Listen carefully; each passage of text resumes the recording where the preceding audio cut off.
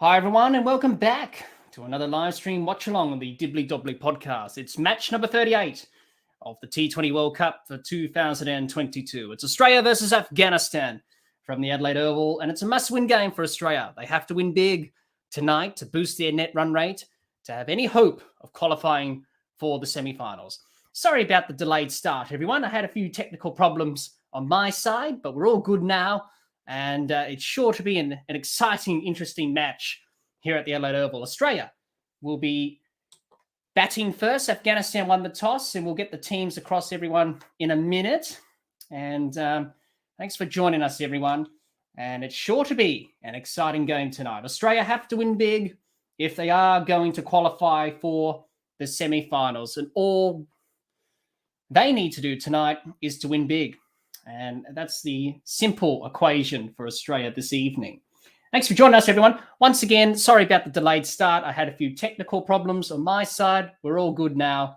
And we're raring to go for this exciting match tonight. Australia will be batting first. We'll get the teams up.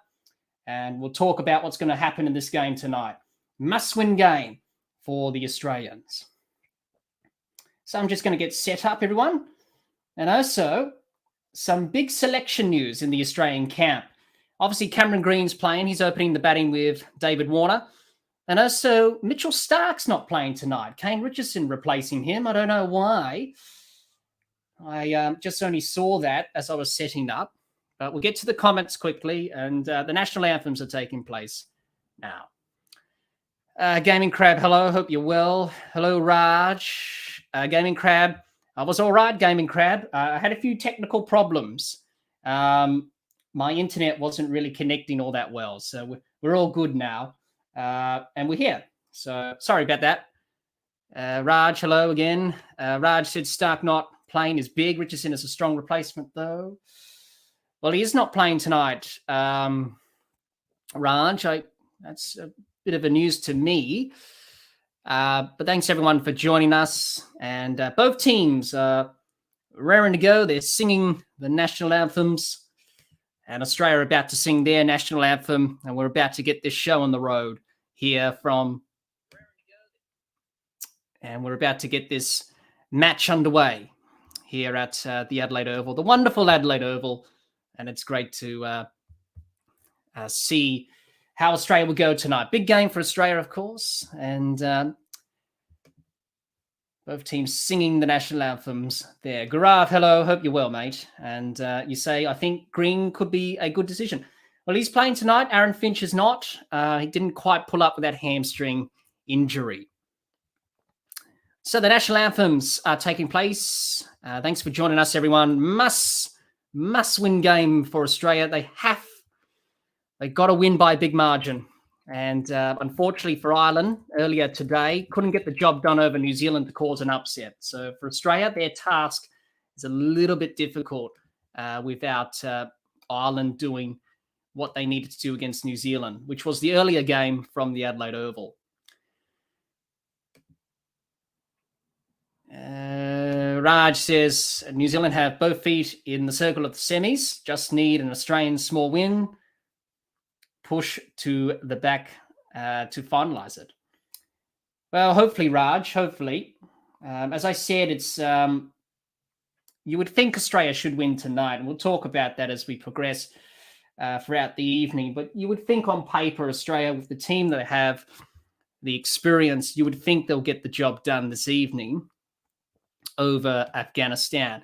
But Afghanistan won the toss, and they chose to bowl first.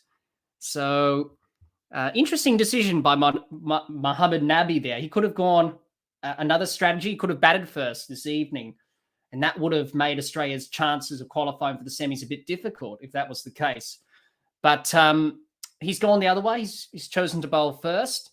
We'll get the teams up in a minute, but we're about to begin. Cameron Green, David Warner at the middle. They're raring to go. And they'll be looking to get Australia off to a good start and hopefully maximise the first 6 overs of the power play. Cameron Green in for Aaron Finch tonight. Also Kane Richardson in for Mitchell Starc. So I'll just get the teams and I'll read them out to everyone. for those who have just joined us, and it's going to be Faruqi. Fazal Haq Faruqi is going to start proceedings with the new ball.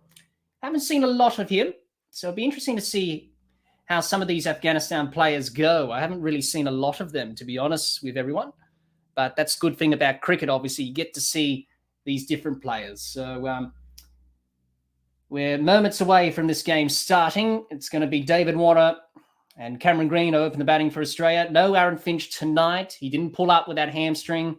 Matthew Wade is captain. And also Mitchell Stark's out, which is a bit surprising. Maybe he picked up a niggle or some sort. That's the only reason I can think of why Mitchell Stark's not playing tonight. But Kane Richardson replaces him. Raj says, I am 85-15 in Australia's favour and hoping that Warner Storness go big. I hope so too, Raj. I really hope so. So here we go. First server, Australia and Afghanistan from the magnificent Adelaide Oval. No sight of rain, which is a good thing. Here we go. It's going to be Faruqi to Warner. Faruqi in, bowls to Warner. This one's short and guided to backward point for no run. Dot ball to begin proceedings from the Adelaide Oval. And David Warner is tonight going to be his night. For Australia, it's got to be his night. He's got to score big. Gaming Crab says, please, can we get a Maxwell 50? Raj says he's a good left-arm swing bowler. Every team has one of these days. They do. Bowls good pace as well. So it'll be interesting to see what he does here. Here we go. Faruqi in again to Warner. Bowls. This one's short. Warner tries to cut this. In the end, doesn't time it. Straight back down the pitch for no run. So 2 dot balls to begin proceedings. Obviously, Australia's team, we've got Cameron Green, David Warner, Mitchell Marsh. Steve Smith is in the side. Obviously, Tim David didn't pull up as well. So he's back, Steve Smith, along with Maxwell, Storness, Wade, captain tonight. Cummins, Mitchell Stark not playing. So Kane Richardson replaces him. Then you've got Hazelwood and Zampa. So interesting selection choices there for Australia. But obviously, Finch and David didn't quite pull up. Faruqi in to Warner. This one's driven through the point region, and that's racing away for the first boundary of the Australian innings. And that's a good way to get off the mark from David Warner. It's just straight off his line there, Fuzzle. And in the end, David Warner glided that nicely through the point region for 4 runs. And he's off the mark in this all-important game for Australia. Good start from Warner. And Australia off to a very good shot there. Nature Lover, hello, hope you're well. You say, how can Australia qualify? Well, it's simple, Nature Lover. They've got to win big tonight against Afghanistan. They do that, boost the net run rate. They've got a chance. And they hope England loses against Sri Lanka tomorrow. Fazal in to Warner. Warner drives this to mid-off for a quick single, and he's looking for 2, and they'll come back for 2. Overthrows from Afghanistan. That's a bit sloppy in the field from the Afghanistan fielders. They'll come back for 3 runs in the end. Well, in the end, it's 2 runs, sorry, because they ran a single originally, but the overthrow, yeah, just poor backing up from the keeper there. And Mohammed Nabi, the captain, not happy about that. And he'll be hoping for better standards from Afghanistan in the field. So good start from Australia, none for 6. First over of the power play, first over of the match. Raj says good shot. Raj says Australia goes big and wins, so net run rate is better than England, and hope England lose to Sri Lanka or win by a small margin. Well, you pretty much got that right there, Raj, as Fazal bowls to Warner. This one's short. Warner tries to pull. In the end, he finds the fielder at mid-on, and there is no run. Afghanistan, their team tonight, they'll be looking to cause an upset if they can. It's going to be a challenge for them tonight, but this experience would put them in good stead, that's for sure. Raj says, this is bad misfielding is a luxury no team should be able to afford. Nature Lover says, what's the margin of runs to win in order to qualify? We'll get back to that. Nature Lover, Fuzzle in to Warner. Warner drives, plays and a miss. It goes straight through to the keeper for no run. End of the over, it's none for 6 after the first over. And Australia off to a very promising start. David Warner doing most of the scoring there. Cameron Green didn't even face a ball. Raj says no margin is decided yet as England plays Sri Lanka tomorrow. Basically, that's what it is, really. Depends what Australia do tonight. And that will be England's benchmark for their game against Sri Lanka tomorrow. Basically, Australia need to win. They need to win by a good margin. And they hope if England do win against Sri Lanka, they don't win too much. And they have the better net run rate. But it would have been a lot easier for Australia today if Ireland caused an upset and won against New Zealand. Unfortunately, that didn't happen. New Zealand qualifying for the semis quite easily in the end. So that would have helped Australia early this afternoon in that game, which was played here at the Adelaide Oval. Unfortunately, that didn't quite go to plan. Mujeeb into the attack. Bit of spin now. No surprise from Afghanistan. Mujeeb in to Green. Bowls. Green gets an outside edge. Glides us down to third man for a couple of runs. And he's off the mark in this T20 World Cup, Cameron Green. And they'll come back for three. Good running from Green and Warner. Put the pressure on the Afghanistan fielders. And that's what they need to do tonight, Australia. They've got to put the bowlers under pressure and they've got to be ruthless. They've got to be aggressive. And that's how Australia play their best cricket. Look to be aggressive. Look to take the game on. And that's good running there. Warner in and out quickly. And Cameron Green was a bit labouring there. He's not as fast as David Warner, but David Warner in and out straight away.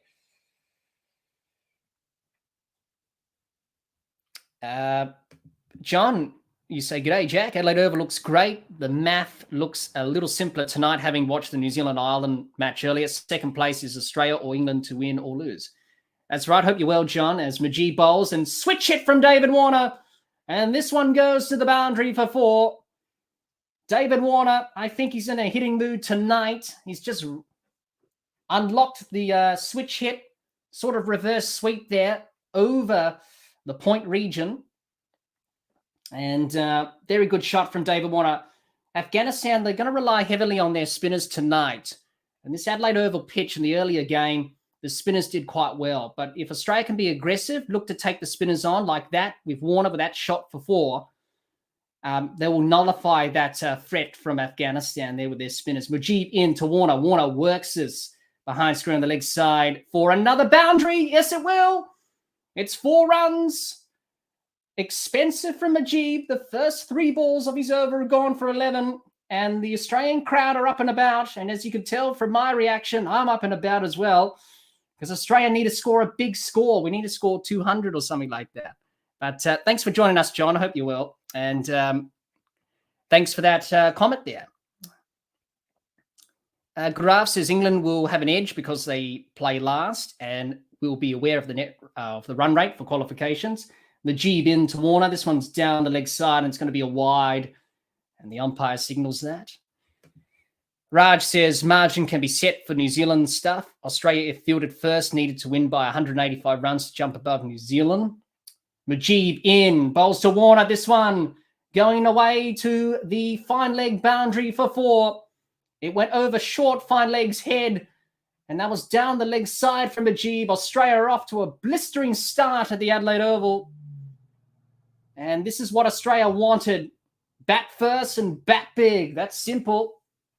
And then England, they'll be under pressure tomorrow because they will know what they need to do. And we'll talk about that as the evening progresses with the different scenarios. Hello, Han. Hope you're well, mate. Thanks for joining us, Han. And Mujeeb in again to Warner. Bowls. Warner pushes this back down to mid-off for a dot ball. It's been a fast start from Australia. 16 off the Mujeeb over. 1 ball left. He's been expensive. This is good from Australia. David Warner plays his best when he's aggressive. Hasn't looked his best in this tournament. Mujeeb bowls to Warner. Warner defends. Back down the pitch. There's a dot ball. It's the end of the over. It's none for 22 after 2. And Australia off to a very good start here in Adelaide. Thanks for joining us, everyone. I do apologise for the late start. We had a few problems on my side with technical stuff, but we're okay, and we're going to have a great evening tonight. Thanks for joining us, Han. Hope you're well. Raj says, I mean batting first. Chris K. Hello, Chris. Hope you're well. Thanks for joining us tonight, and I hope you enjoy the game. And I hope you enjoy what we're doing here on the podcast. But thanks for joining us, Chris. Nature Lover says most of the people are getting the community tab unlocked without 500 subs, including you and me. Do you know the reason? I don't know, Gamey. I don't know, Nature Lover. We've got that, so we'll take it. That's pretty good to unlock that, but I don't know. Maybe YouTube's just doing that. Maybe someone in the chat can tell us that. I don't know why YouTube is doing that. Fazul Faruqi back into the attack. He went for 6 from his first serve. He bowls to Green. This one's short. Green tries to slash this, and he's gone. He's caught at slip. Cameron Green tried to go for a slash over the point region. The angle across from Faruqi, the left armer, has got the wicket of Green. Well, Cameron Green, well, that's not a good start from him in this T20 World Cup. He's gone for 3. And what a good catch from Gulbadin there at slip. And Afghanistan take the first wicket. But for Australia, they've got a lot more firepower to come in the shed. Cameron Green, unfortunately, he's got to go. Didn't really make a big impact tonight. It looks like David Warner will be that main aggressor tonight for Australia. Unfortunately, he's gone. And Australia 1 for 22 after after the first ball of this third over. So Cameron Green, obviously coming into the side for Aaron Finch tonight, didn't quite pull up with a hamstring, and unfortunately didn't quite make the impact that he was hoping for. Young Cameron Green, but obviously he's going to play a big role with the ball tonight. Mitchell Marsh in. We all know what Mitchell Marsh can do. He's a powerful hitter, striker of the ball. He'll be looking to get in and get on with the business, and that is just to get Australia to a big score here.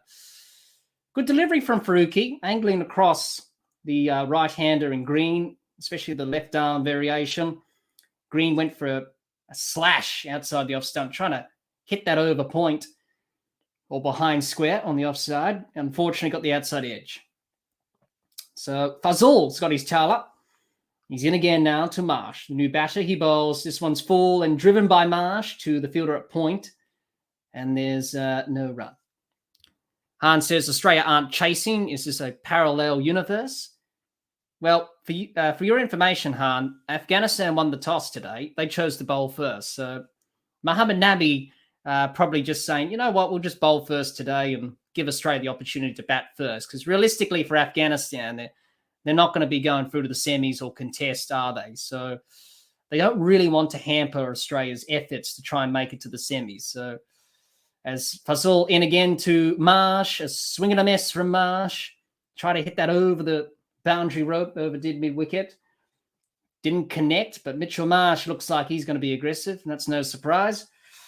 Australia have started well, except for the wicket of Cameron Green, unfortunately. Anyway, that happens in T20 cricket. You either cash in or you don't. Try to pull that through mid-wicket. Marsh did not quite connect with it. He got a bit of the inside edge onto his body. So that leg side field for Mitchell Marsh, there's only one fielder on the leg side, and that's deep backward square leg in the power play. The other fielder they've got is at third man, Afghanistan. Now they're going to push out a fielder to deep mid-wicket, and they've got a deep backward square leg for the 2 out. So they do have protection there now. Seeing that Mitchell Marsh is sort of targeting that area. Anyway, good start from Faruqi. Faruqi in to Marsh bowls. This one's on his pads, Marsh. He whips it through square leg for a single. And he's rotated the strike there, Mitchell Marsh, to get David Warner the strike, and he's off the mark. Raj says, well, they lost the toss. Well, in the end, Afghanistan won the toss. So really, at the end of the day, I think both teams got what they wanted, I suppose. Nature Love says David will rock today because he often rocks in Adelaide. Forget 335. Yes, Nature Lover, David Warner's highest test score was at this ground against Pakistan, day-night test, 335 not out. Oh, he's in the mood tonight. Fazul in to Warner. Warner pulls this in front of square on the leg side. It's racing away to the boundary, and it'll get there for 4 runs. David Warner is off to a flyer here at the Adelaide Oval. The crowd cheering that shot. And Australia have made a good start. John says, simple win won't do. Go big or go home. Backs to the wall. Yes, John. It's pretty much simple for Australia. Just bat big, bat long, get a big total. Bat Afghanistan out of the game, realistically. That's what you want to try to achieve tonight. And Australia could bowl them out for less, which is a possibility. So they've started very well, Australia. But, as most people would say, they've only got themselves to blame for being in this position after what happened in the first game of this tournament. Fazal in, last ball of his over to Warner. Bowls, this one, good length. Up there, full. Warner tried to work that on the leg side. For a dot ball, and that's the end of the over. It's a dot ball to finish. 3 overs done in the book. And we'll update the score in a minute. Didn't quite see what the score was at the end of the over. I was distracted with other things there. Raj says a bit of bounce getting to a tall Aussie is always funny to me. Everyone has issues with a bit of bounce. Yes, especially if you can bowl some pace as well. Han says, wouldn't Smith have been like-for-like replacement for Finch? Well, Han, he's in the team anyway because Tim David's out. So the 3 changes for Australia today. Finch is out, Green in, Smith in for David, and Kane Richardson in for Mitchell Starc for some reason. I don't know, Mitchell Starc may have a niggle, or they decided, well, you know what? We want to go in with Kane Richardson, which is puzzling to me. I thought Stark's pace would have been quite handy tonight, especially to the Afghanistan batters who don't like the pace.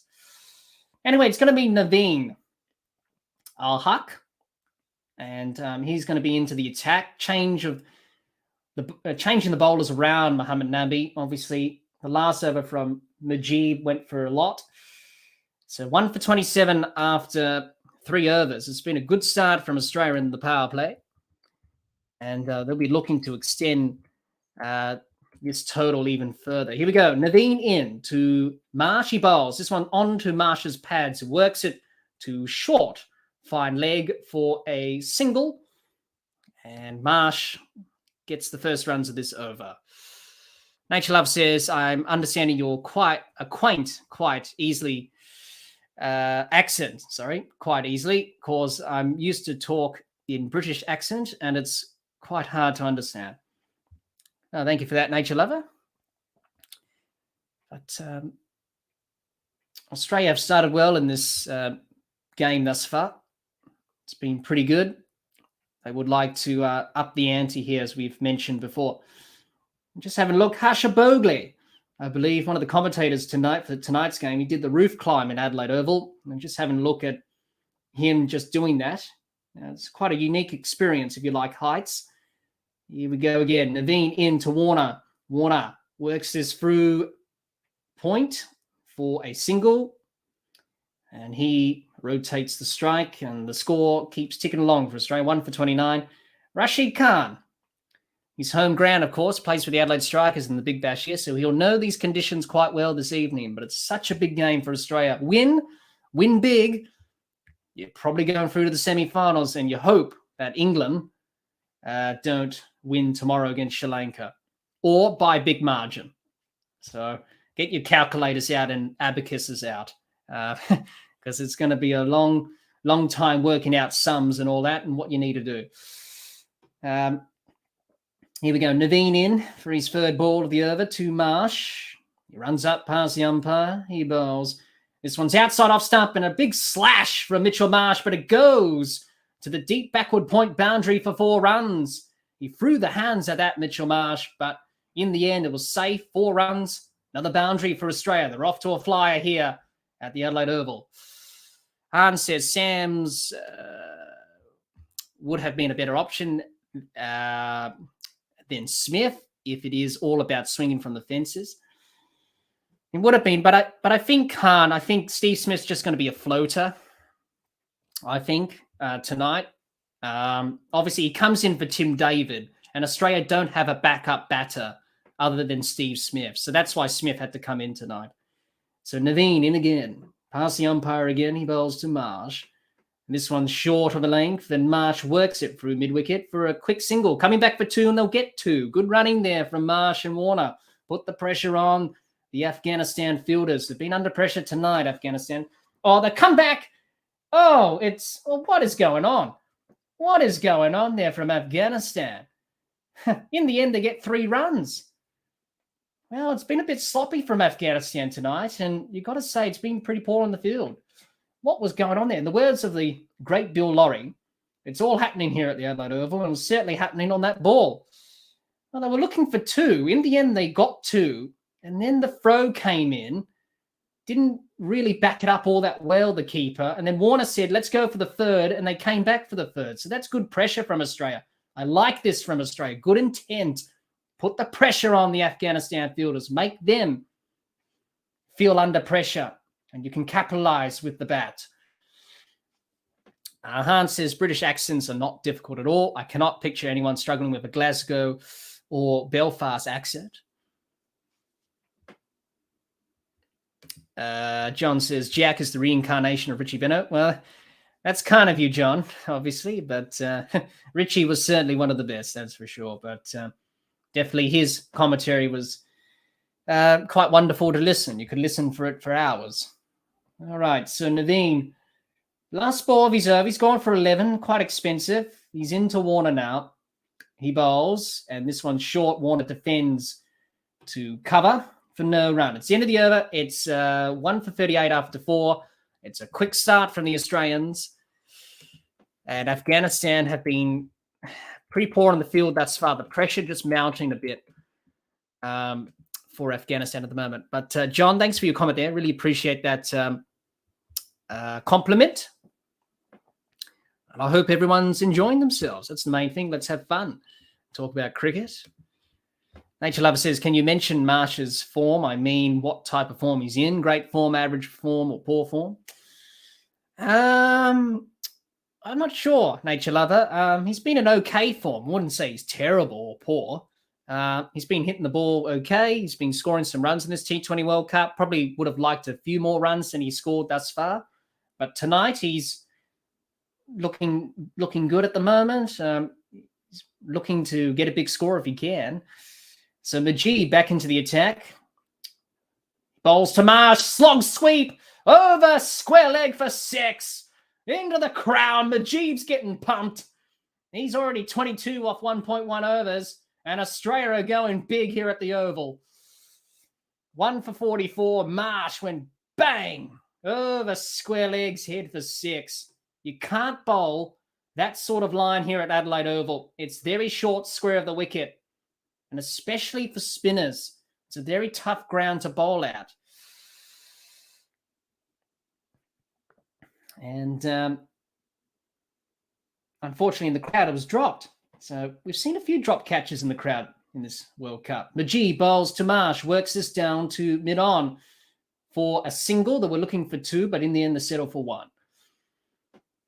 So Nature Love, to go back to your question, he's in okay form. I wouldn't say he's in poor form, Mitchell Marsh.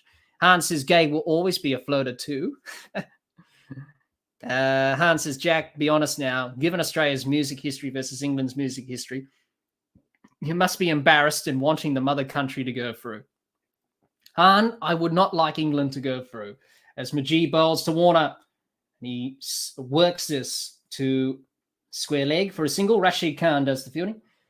I would not like England to go through, Han. The game against New Zealand and England, I was going for, obviously, New Zealand, and quite disappointed that New Zealand could not do Australia one little favour, and that was to beat England. So I'm hoping England, don't go through. As Majid bowls to Marsh, this one's on his pads. He works this through to square leg or mid-wicket for 1. So, I'm hoping England don't win tomorrow, Han. I'll be crossing my fingers and praying that they don't win. Majid bowls to Warner. This one's short, pulled to long on for a single. Warner moves on to 25 of 17. He's scoring at a good clip. Han says, Jack, you are wearing a red hoodie. Perfect England colours. I should have worn my Australian shirt tonight, Han. So I would have had the green and gold on tonight, but decided not to. Majid bowls to Marsh. Last ball, the over. Works it down to mid-on for a single. End of the over. It's 1 for 49 after 5. It's a good start in the power play from the Australians. and they've really maximised his power play. Watching the earlier game against New Zealand and Ireland, I should say, New Zealand, they were struggling in their first 6 overs of the power play against Ireland, and Ireland were bowling well, and New Zealand weren't really firing. But different scenario here with Australia. They've definitely picked up the scoring rate compared to New Zealand earlier today. In that game, Nature Love says, if England and Australia match wasn't washed out, we would got a clear semi-finalist then. We would have, but unfortunately the rain came. So nothing we can do there. As it's going to be... Just having a look at Adelaide, wonderful city, wonderful ground, Adelaide Oval. Naveen back into the attack, went for 11 from his first. He bowls to Marsh. He's in, bowls. This one's full. Marsh works this through mid-wicket. Looking for 2. Rashid Khan does the fielding. They keep it to 1. Afghanistan, and the 50 up for Australia. Half century up in quick time. And it looks like Australia will be going for a big score here. And going to be interesting to see. 177's been predicted for Australia. Australia would like to get 190, I think. 190 minimum. I think they can get that with this start at the moment. They've already nullified Afghanistan's spinners, really, and they haven't really had much of an impact when Mujeeb's come in. Rashid Khan would be the big threat, but really, teams like to sit on Rashid Khan now and just really milk him for singles, and I think Australia will do that in this game here. Because he's really the go-to bowler for Afghanistan. Naveen in again to Warner. Bowls. Warner, switch hit, and bowled him! Knocked him over. I don't know why David Warner played that switch hit. He was in an awful mess, and he's clean bowled for 25. David Warner didn't need to do that, and he's gone. Afghanistan get the second wicket. Warner gone for 25. It's 2 for 50. He went for the switch hit, and unfortunately, he exposed his leg stump. Well, actually, he was a right-hander, so he exposed the off stump and middle stump. But I don't know why he played that shot, David Warner. He was looking good. He got a little bit too fancy there, David Warner. He'll be disappointed with that dismissal. Anyway, he's gone. It's 2 for 50. And Australia off to a fast start. A couple of wickets have been lost now. Green and Warner. Australia just rein it in a little bit. Just look to, do the basics well. No need to go gun blazing, which they have done. By the way, it's been a good start. A couple of wickets have fallen now, but Australia, they've got the platform. Got to build on this. They really got to get 180, 190, I feel. And I think that will bat Afghanistan out of this match, if we're honest. I don't think Afghanistan's batting will have what it takes to face the Australian quicks. Where were we? Steve Smith comes to the crease. Can he play like a Kane Williamson type innings in terms of Williamson was a bit better today in that game against Ireland? He looked to get on with the pace a little bit more, looked to up the ante. Steve Smith's got to do that now. He can't play the way he's been playing. Naveen into Smith, defends back down the pitch for no run. Australia 2 for 50. They've got to score a big score, boost net run rates. Hans says Ireland's problem is that they have a couple of top level bowlers, but that is it. They just can't get enough wickets without bleeding runs. Yeah, well, they bowled okay in the early stages of the match against New Zealand. Unfortunately, New Zealand were able to line them up and they leaked runs towards the end. But Josh Little picked up a hat-trick, which was good for him and for Ireland. And hopefully for him, he will get some confidence from that. But he bowled well today. He was probably the standout bowler for Ireland. Naveen in to Smith, drives to the fielder at cover for no run. Come on, Steve Smith. Got to pick up the rate here. Can't chew up deliveries. This is not the night to be doing that or playing like a Kane Williamson type of innings. Let's be honest, that innings from Kane Williamson cost New Zealand that match. And a lot of people said it was a good innings from Williamson. I don't think it was. He was 40 or 40. You've got to score a lot quicker than that. And Kane Williamson did that today against Ireland. And he scored a lot quickly in today's game. But unfortunately, for him in the last game against England, didn't quite do that. I've just lost my feed for a minute here, and that's a boundary. And 4 runs for Steve Smith, 2 for 54. Nice boundary. Let's have a look at the replay. It was wide outside off stump, and Smith just glided that behind square on the offside for 4 down to the backward point boundary. And Steve Smith's off the mark in a very good boundary there for him. And poor bowling from Naveen, got his line wrong. You can't bowl short and wide here at the Adelaide Oval. You're just going to get dispatched with the short square boundaries. You've got to be careful of that, Afghanistan. Naveen into Smith. Smith trapped in front. And appeal was given LBW. He's given him. Smith will review it. Will he review it? Is it going down leg? He's thinking about it. Australia 3 for 54 after 6. Is he going to review Smith? He doesn't want to, but he's going to go upstairs anyway. So he's reviewed it. So Australia 3 for 54 after 6 overs. Steve Smith's just been trapped in front LBW. Whether or not it was outside the line or was going down leg, it was given out by the umpire on the field. So I think for Australia, look, if Steve Smith gets out here, look, I think most people say, well, let's just get Stoinis and Maxwell in, to be honest.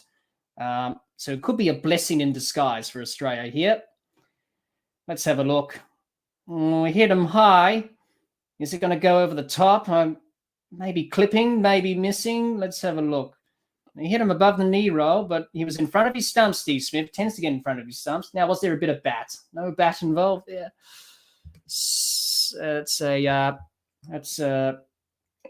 Yeah, that looks pretty out to me. I think he has to go, Steve. Didn't want to review it. And, yeah, that's hitting leg stumps. So he's on his way, Smith. Australia 3 for 54 after 6. Come on, Australia. Let's not stuff this up, to be honest. You know, if we stuff it up, well, that's your own fault. You know, 3 for 56. And I suppose that's a good thing for Australia. Look, obviously, Steve Smith, wonderful test player, wonderful ODI player, but he's not a T20 player, let's be honest. You know, it doesn't matter that Steve Smith got out. I prefer to have Marsh in, and I prefer to have the Stoinis or Maxwell to come in and boost his score up to, 170, 180. At the moment, Australia 3 for 56. Technically, I think they should have been 2 down, not 3 down. Obviously, David Warner didn't need to play that shot he played.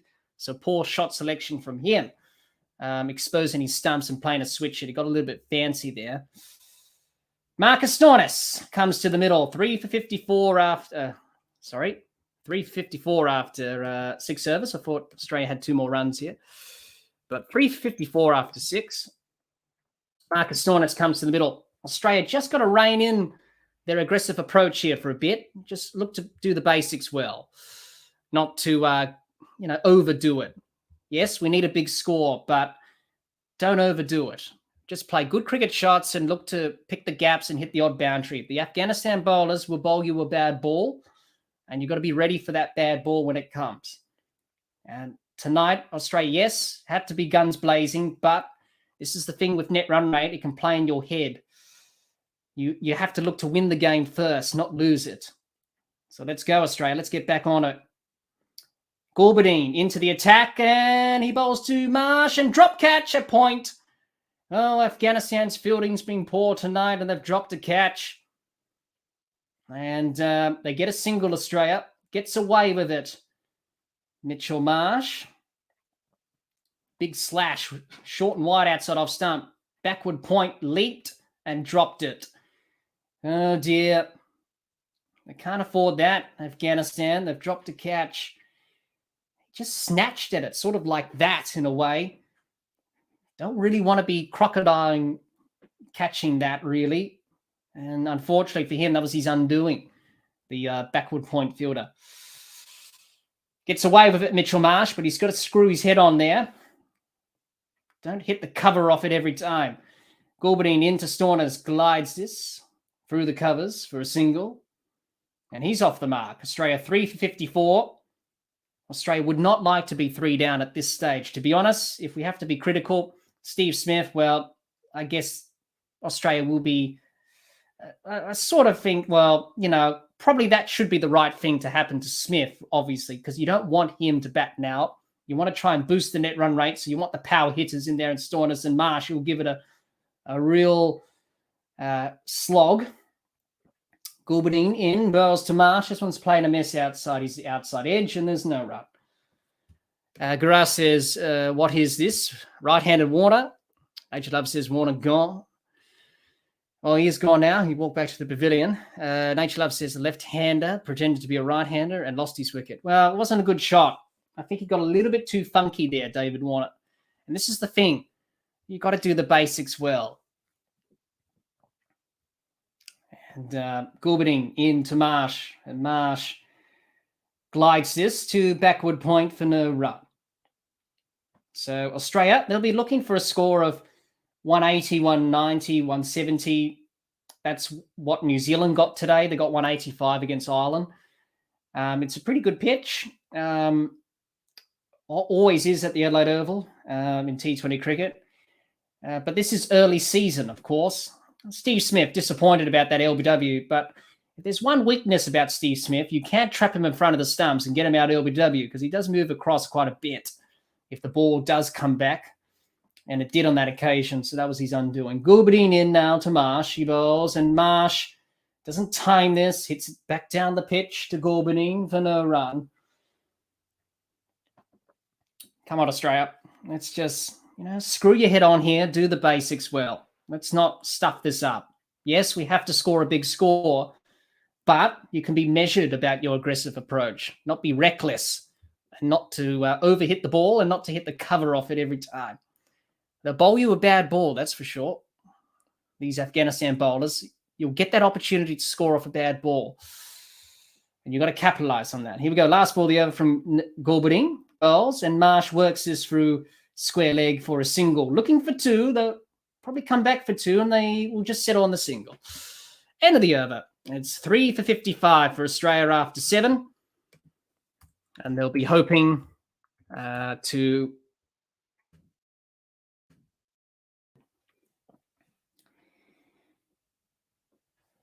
get some more runs here if they can.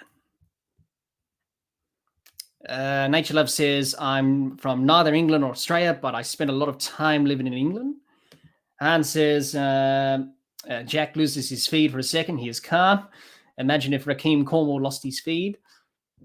Han says, clutch of smudge in T20 cricket there. John says, sorry, smudge, that's out. It was out. Nature Lover says, I think it was Smith's T20 career decider. Nature Love says, I would be glad to become a moderator. That's the criteria, by the way.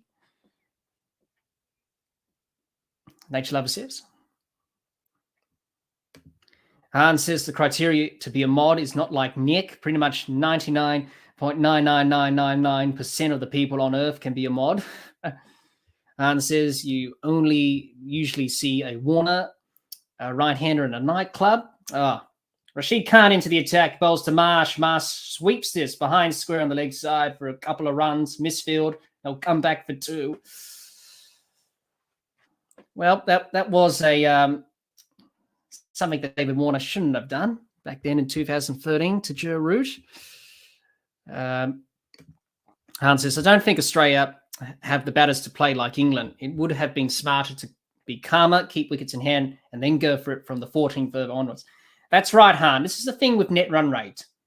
It can play on your mind. Reverse sweep from Mitchell Marsh. Gets it past the fielder at backward point for a single. Rashid Khan brought into the attack for Afghanistan. Pretty much for Australia, they have to sit on him and milk him for singles. That's how you play Rashid Khan. I'm pretty sure Australia can get to a good score here. 3 for 50 odd. They've set the platform. Unfortunately, they wouldn't have liked to lose 3 wickets. They would have liked to lose 1 wicket at this stage, obviously. We have to say David Warner's shot was poor. Steve Smith was just trapped on the crease to a ball that came back in. And you get that sort of delivery, I suppose, as a batter. As Rashid Khan in again to Stoinis, bowls. This one's on his pads. Stoinis works it through square leg for a single, looking for 2. And they'll just settle on the single. That's the right way to go, Australia. Look to milk Rashid Khan for singles here. That's how teams are playing him now. And that will be the plan for Australia here. Rashid Khan, raring to go, at the top of his mark. He bowls to Marsh. Marsh pulls this through square leg for a single again. And that's the right thing to do for Australia. Just look to milk the singles and look to rotate the strike. And that's what you got to do to Rashid Khan.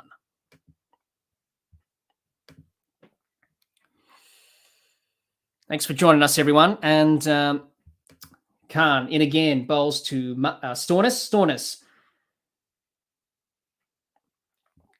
And Storness works this down the pitch to a single to mid-on. Australia 3 for 61. It's a good start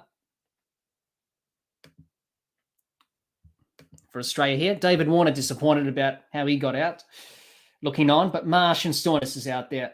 Khan bowls to Marsh, and he works this down to wide mid-on for a single again. End of the over. Good over from Australia. That's the way to play Rashid Khan. It's 3 for 62 after 8. We're nearly halfway. Australia much need to win big, need to boost net run rate, and need to rely on the other results tomorrow, preferably if the weather comes, or if England lose to Sri Lanka, which is a possibility. I wouldn't rule that out. I don't think England are safe. They don't think they are safe. T20 cricket's a funny game. It's whoever turns up on the day, whoever wins, whoever plays the best cricket on the day will win. And Sri Lanka, they're coming off a good win against Afghanistan. So I'll be having my fingers crossed. But if Australia get bombed out, that's their problem after what happened in the first game. Aaron Finch looking on. He's probably potentially played his last T20 international for Australia. If Australia don't progress, Gulberding in to Marsh. He bowls. This one's dispatched by Marsh to the square leg boundary for a single. He didn't quite time that to get that over the rope. He picks up a single nonetheless. Han says, I don't think... sorry, I've already read that question. Sorry. Nature Lover says, you're a classic, Richie. Well, thank you, Nature Lover. I appreciate that compliment, but I can never match the great man, Richie Benaud himself. But listening to his commentary for many summers, as I did growing up, and as many people did, it was a wonderful privilege to listen to him. As Gulberding bowls to Marsh, this one short outside off stump, and Storness, works this to the fielder in the deep on the offside in the covers, picks up a single. John says the win gives us a chance, but we have to rely on tomorrow's results, so be it. Yes, yep. Win by big margin tonight, and hope England don't win by a bigger margin against Sri Lanka. Gulberding bowls to Marsh, and he's been dispatched over long off for 6. Mitchell Marsh flexing his muscles, and the crowd go ballistic. Even I'm going ballistic here. The atmosphere is electric at the Adelaide Oval. Big crowd in. They want to see Australia do well. Gulberding. That's not the delivery to be bowling to Marsh in the slot. It's a big hit down the ground at the Adelaide Oval. You got to hit it well, and Marsh timed it well. That went 84 metres. Well, that's his first 6 tonight, I'm pretty sure, Mitchell Marsh, from memory. I think that's his first 6. The Australian supporters going crazy. 6 runs onto the turtle. Australia looking to continue on the onslaught. Nature Love says, what if rain interrupts today? I'm pretty sure you won't want that. And no, Nature Lover, no, because Australia won't go through if that's the case. They need to win tonight. Look, I can tell you, Nature Lover, the weather is good. Absolutely fine, clear as day. Gulberding bowls to Marsh. This one's carved over the covers for 4. Australia continuing on the onslaught. Poor delivery from Gulberding Nabib. You can't be bowling short and wide outside the Adelaide Oval here on this pitch at the Adelaide Oval, because he's just going to get cast into the square boundaries. And Marsh latched on that whip from Gulberding and hit that in front of square on the offside in the cover region. Good boundary. Mitchell Marsh has capitalised in this over. Gulberding bowls. That one's short. Down leg side. Misfielded a deep backward square leg by Majib for 4. Oh, Afghanistan, the fielding's been poor tonight, and that was poor. And that one went through the hands of Majib. Oh, dear. In the words of Bill Laurie, dear, oh, dear, oh, dear. It was a poor delivery. You got to be honest about that. That was a poor delivery, and that was got the treatment. And Marsh dispatched that to the boundary. Oh, he stuck out the leg there, Majib. Use the hands. Get your body and your hands behind there. Anyway, last ball, the 9th.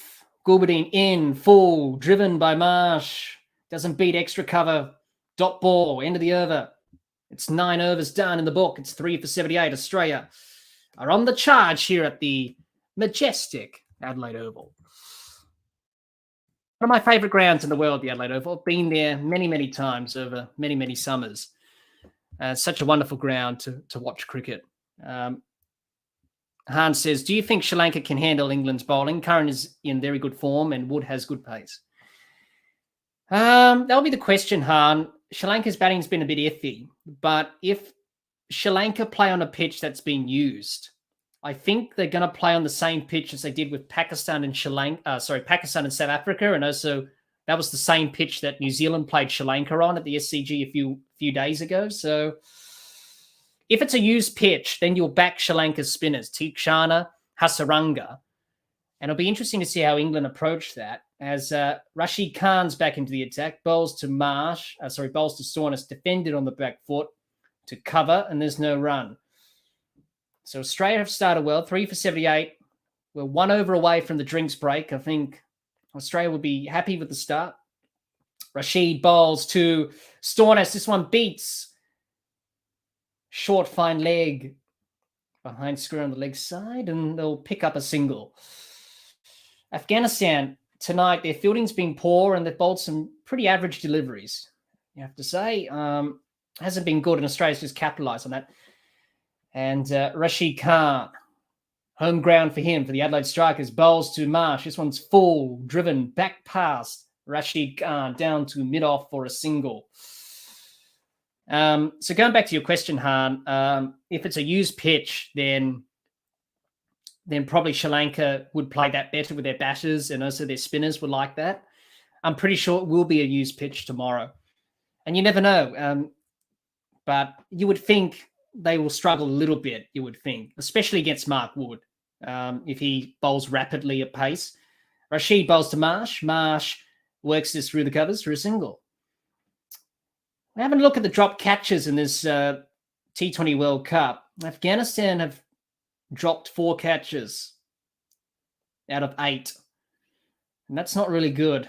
As Rashid bowls to Marsh. Marsh defends to the fielder at cover for no run. Dot ball again. John says, Jack, you have to wear the bone, the camel, the beige to be the real Richie. Yeah, I probably do. Rashid bowls to Marsh. This one short, pulled away. Good fielding from the fielder at deep mid-wicket. They'll come back for 2, though. That's the end of the over. It's 3 for 83 after 10, and we're going to have a drinks break here at the Adelaide Oval. And Australia looking to get a big score here. Simple. That's what they got to do tonight. And if they can do that, they will be pretty happy about that. Net run rate will definitely help them.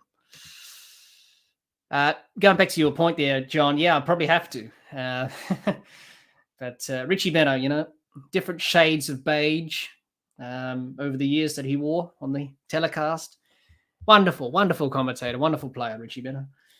And it's sad that he's no longer with us. But his memory lives on in his commentary and the way he went about things on the cricket field, and also as a commentator, one of the best in the business. Hans says, I can't even remember a game in Adelaide being affected by rain.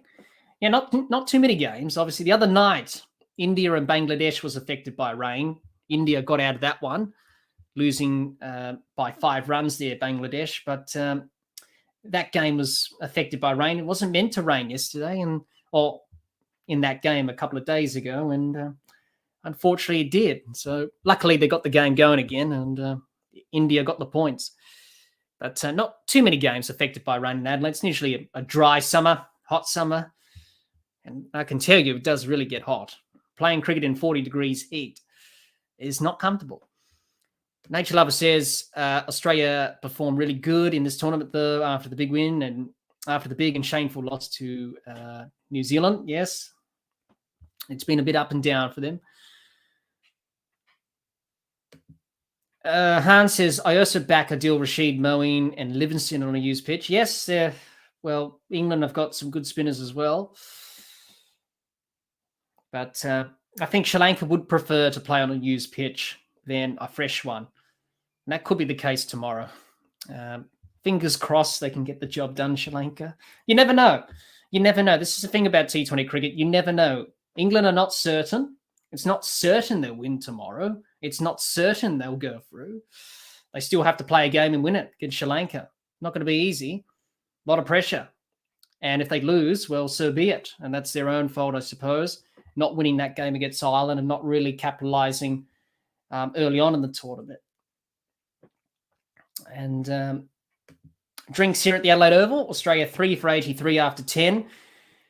And a good partnership being formed by Stoinis and Marsh. And Majid back into the attack. Bowls to Stoinis, who sweeps this in front of square. On the leg side, down to mid-wicket for a single. Naturelove says, will you allow me to be one of those 0.00001% lucky people who became a moderator of your channel? I'll think about it, Nature Lover, as Majid bowls to Marsh. This one's worked to deep point for a single. Australia going along nicely, looking to get a big score on the board here. I'll think about it, Nature Lover. I'll think about it. You could be one of those lucky people to be a moderator on the channel.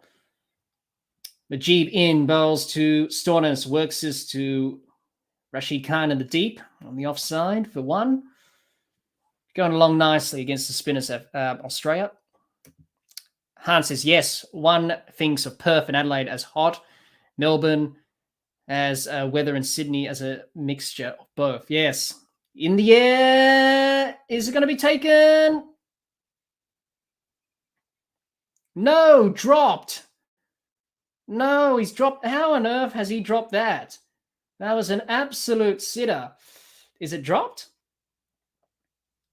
Did he take it or not? I'm not sure if he dropped it. No, he took it. That's the end of Marsh. Oh, come on, Australia. For crying out loud. What are you doing, Mitchell Marsh, playing a slog sweep with a top edge and straight into the hands of Gurbaz? I don't think that was... Well, he's out. He caught that. He caught that easily. Oh, come on, Australia. Please just bat properly and get a big score. Glenn Maxwell, do something useful for once. Oh, to be honest, I'm pretty much over this T20 World Cup as an Australian supporter. Look, if Australia get knocked out tomorrow, so be it. And I don't have to worry about Australia trying to win the whole tournament. What are you doing, Mitchell Marsh? You had a good start and then you just threw it away. Anyway, 4 for 86 Australia. Not good enough. I think Australia just worried about the net run rate a little bit too much. Well, that will take care of itself. Just play some good cricket shots and do the basics well. You didn't have to do that, Mitchell Marsh, to be honest. Jeez. Frustrating. Glenn Maxwell. What can you do? Majid bowls to Maxwell, traps him on the pads, tries to work it through the leg side, and there's no run. That's not what we needed there. And in the end, it was a good catch from Gurbaz. They're fielding tonight, Afghanistan. It's been a bit mixed bag. Here we go. Majid bowls to Maxwell. Maxwell gets it past extra cover, looking for 2 runs, and they'll come back for 2. Maxwell's quite quick. End of the 11th, it's 4 for 88 Australia. This is the thing with net run rates, and I'm not just saying it because Australia's in this position. This is the thing with net run rate, where teams have to really go for it. This is what can happen. And, you know, it just puts pressure on you that you don't really need, really. And I think Australia's just overzealous, and I think just overdoing it a bit. Let's just get on with it and play some good cricket and do the basics well. Not be reckless, not to hit the cover off every ball every time. You pick the gap, they'll bowl you a bad ball, you'll cash in on it. You need to be doing the basics right, not overhitting the ball, losing your shape. I would like to get up to 180, 190 minimum, Australia. New Zealand got that against Ireland today. I think we should get that with Afghanistan's bowlers, to be honest, if we're going to be hypercritical. Nabby in, the captain to Stoinis bowls. Stoinis works this to cover, and there's no run.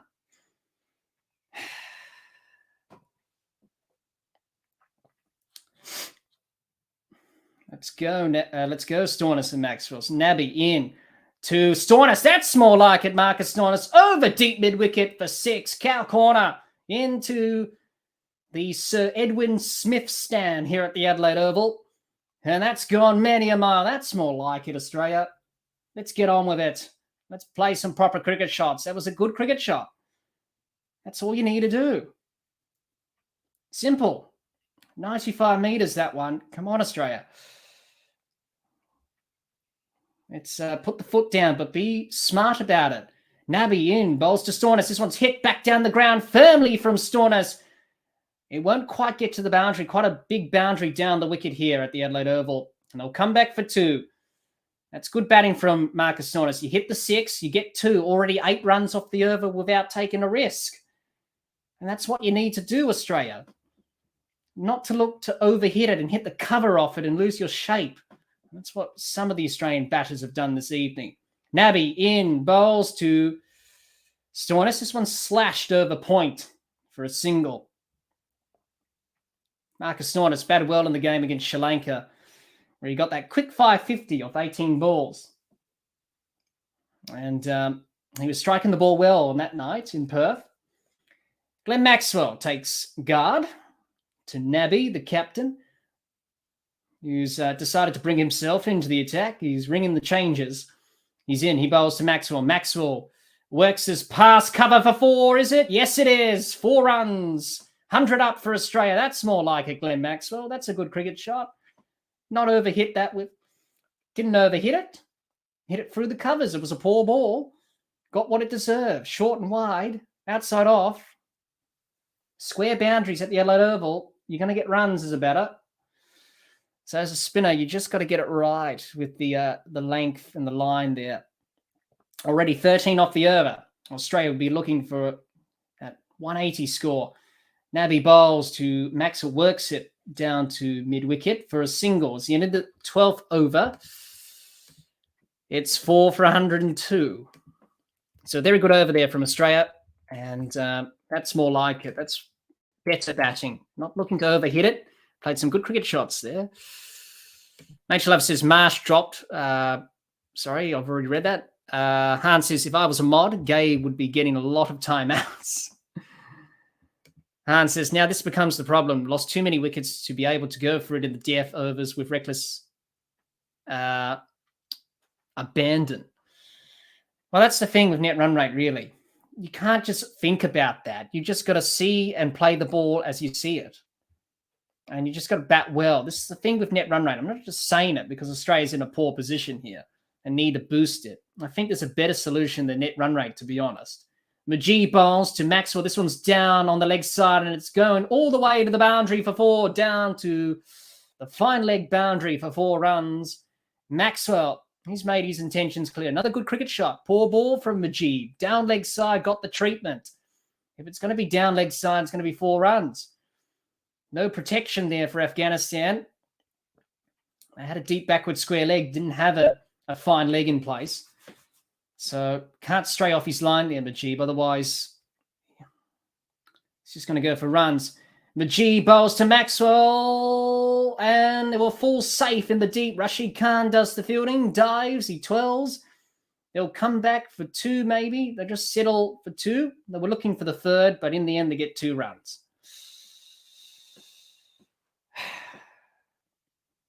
Glenn Maxwell there. Just didn't quite time that one.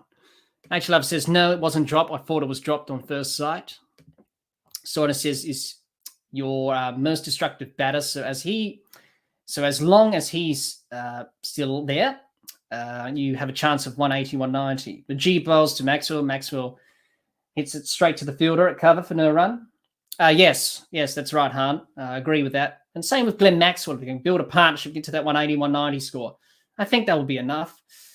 Majib into Maxwell bowls. Maxwell down to long off for a single, 1 bounce. in front of the long off fielder for one. Go on, Glenn. Rein it in. This thing about Glenn Maxwell, he can be great one game and then poor the next.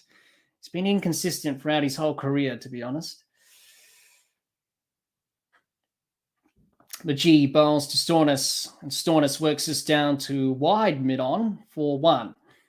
That's good batting. Hit the boundary in the over. Already 6, 7, now 8 with one ball left, so that's good. Matarajan? I hope I said that right. Have some water. Well, yeah, it does dry your throat out a little bit. McGee bowls to Maxwell. This one's racing away to the long off boundary. They'll pick up a couple of runs there to end the over. And a very good over from Australia there. Just looking to build a partnership, looking to get back on track. John says, worst thing we can do now is not bat out the overs. Yes. And that's the thing with Australia. I think Australia just got a little bit too overzealous at the start of this innings. Yes, you have to make a big score, but that will take care of itself. Still do some basics with the bat, really. And that's what you need to do. It's 4 for 112 after 13 overs. Australia looking for a big score, as we've kept talking about in this stream since the start. It's fairly obvious for net run rate. And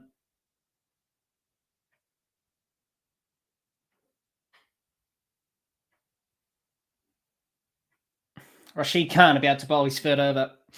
And Australia looking to get to that 180, 190. I think they can still get there with 7 overs with Stoinis and Maxwell in the crease if they just do some smart batting for a change. It does frustrate you when batters don't really play smart and play recklessly. But here we go. Rashid into Stoinis, bowls. A reverse sweep there from Stoinis. An appeal for LBW, but I think Stoinis got a bit of bat on that. The umpire was uninterested. He walks away, nods his head, says not out. Nabby thinking about a review. I don't think you should review it. It could be a waste of a review here.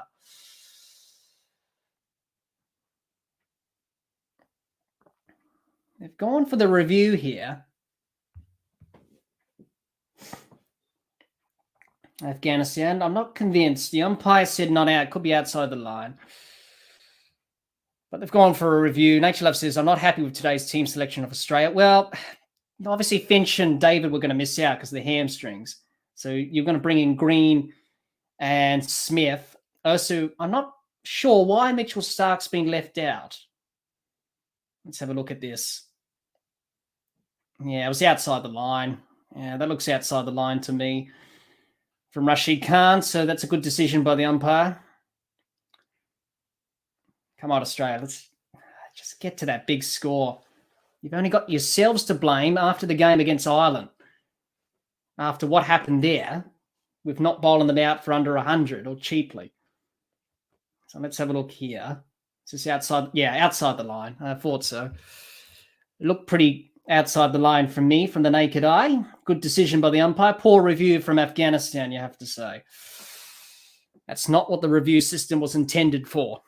And that was not a howler. That was a good decision by Langdon Raser, umpire from Zimbabwe. Rashid Khan. And in the end, they get a leg bye from that. To Maxwell. Maxwell bowls. This one's down the leg side. It's a wide. And extra run for Australia. Australia looking to get to a score of some significance of 180. That's how many New Zealand got today. They got 185 against Ireland today in that earlier match here from Adelaide. Rashid in again to Maxwell. Reverse sweep. Is that going to go to the boundary? You better believe it. It's going for 4. And that's a good shot from Glenn Maxwell. And that's a very good shot to play. Plays out well, the reverse sweep. Hits it over cover in the end for 4 runs. Nature Love says, how did you get the idea of starting commentary of cricket matches? It's pretty simple, Nature Lover, really, because I love cricket and I tend to commentate cricket anyway when I'm not, when I'm watching it anyway. So I just thought, well, I've got the podcast. We might as well do some live streams and commentate. Rashid bowls to Maxwell. This one's pushed down the ground to mid-on for a single. And they pick up a single. 4 for 119 for Australia. Han says, I just decided to measure how far I am from Adelaide Oval. 16,350 kilometres. Not exactly around the corner. Rashid bowls to Stornes, tries to sweep this through square leg. In the end, it's another poor fielding effort from Afghanistan. And they concede a single. Well, Afghanistan's fielding's been poor. Just had a look here. This one's swept behind square on the leg side. It hit the stumps and it ricocheted. And Rashid Khan not happy with that. He's saying, what are you doing there? Don't throw it. He was well in his ground. In the end, they got the ricochet for a leg bye in the end. So Australia getting those extra runs, good game awareness. Rashid bowls to Maxwell. This one's wrapped Maxwell on the body, an appeal for LBW, but they hit him on the waist. Rashid Khan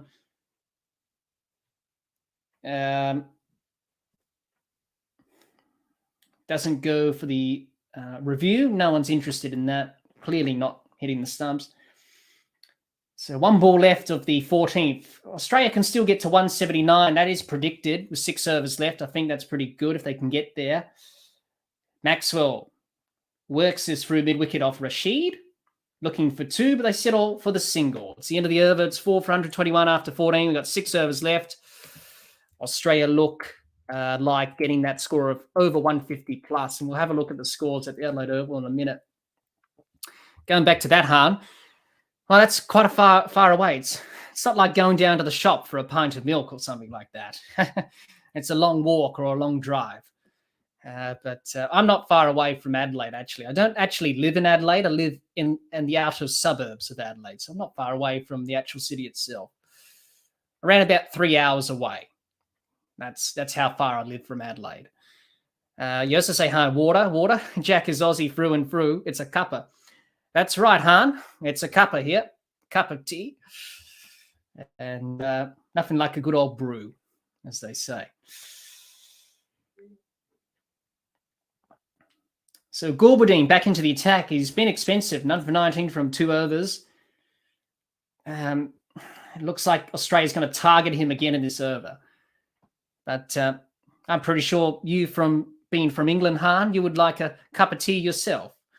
A nice brew. Watching the cricket, just sipping the tea. Here we go. Gulbadine Nabeeb into Maxwell. Now he bowls. This one short. Maxwell pulls it over square leg for 6. What a shot. And Australia up in the ante now. Centre half forward. Hello. Hello again, centre half forward. Hope you're well. I'm guessing you're from Australia, centre half forward. But great to see you again, and I hope you're enjoying tonight's game. Australia looking to bat big and get a big score on the board. But thanks for joining us.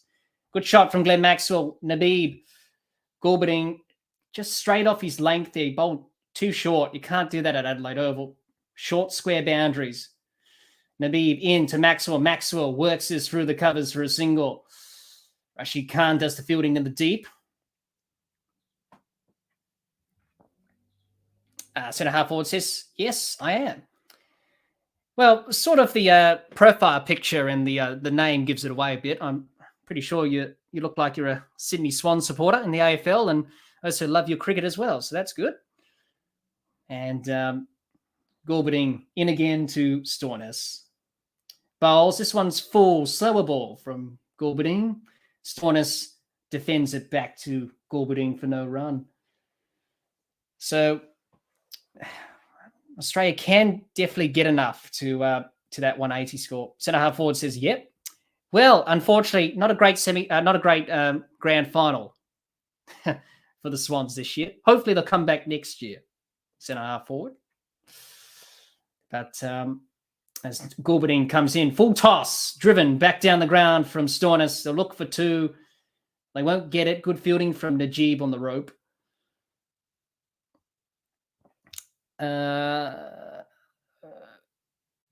Jay says, what happened? I am just here. A lot of things have happened, Jay. It's been an interesting start, but Australia just starting to get back on track again.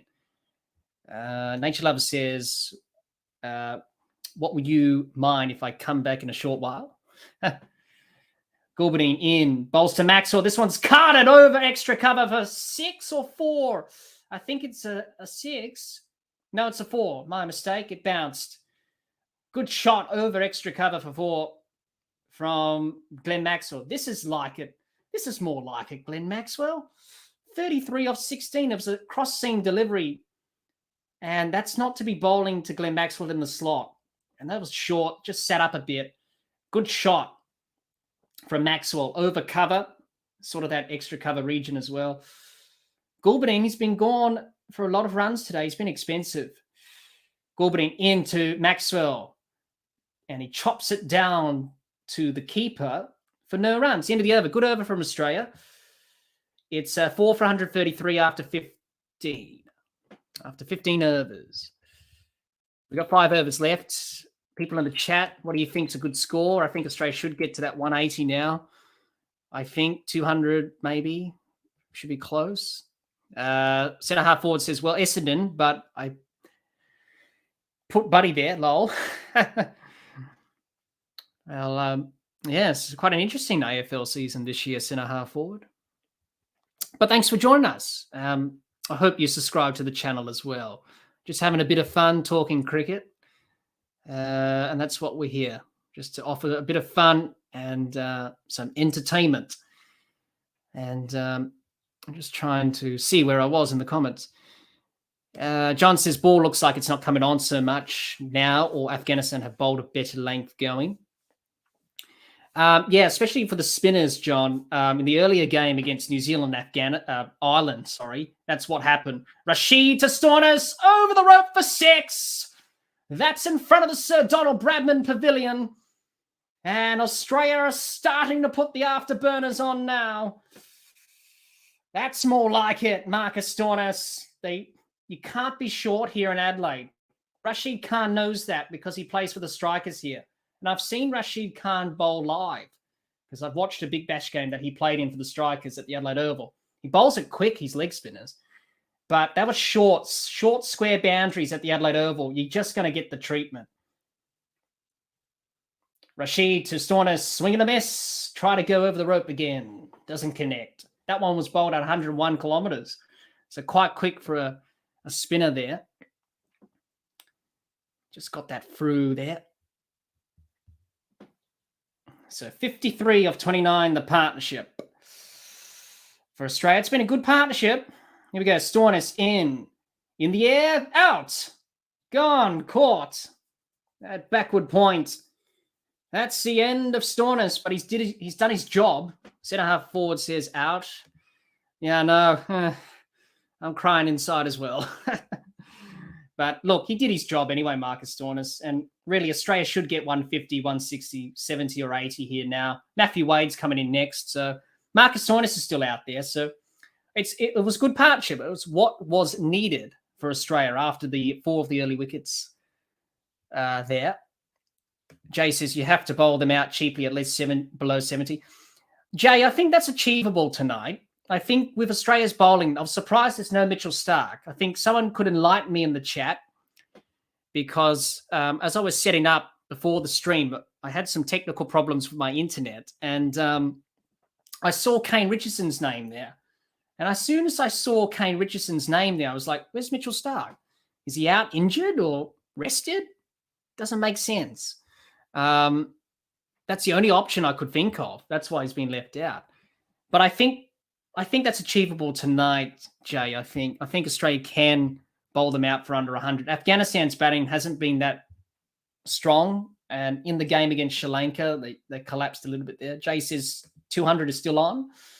Well, Australia can definitely get there. It's been a good partnership from Maxwell and Stornus. But Glenn Maxwell's still out there, and he's striking the ball well.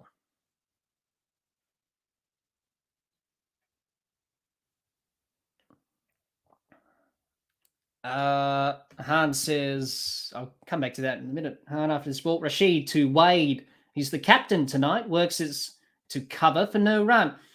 And Matthew Wade deserves to be captain tonight. He's really deserve it, really.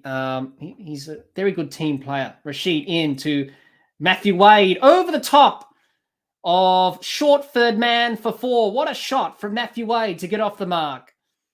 And that was a very good shot from Matthew Wade. Very clever. And using his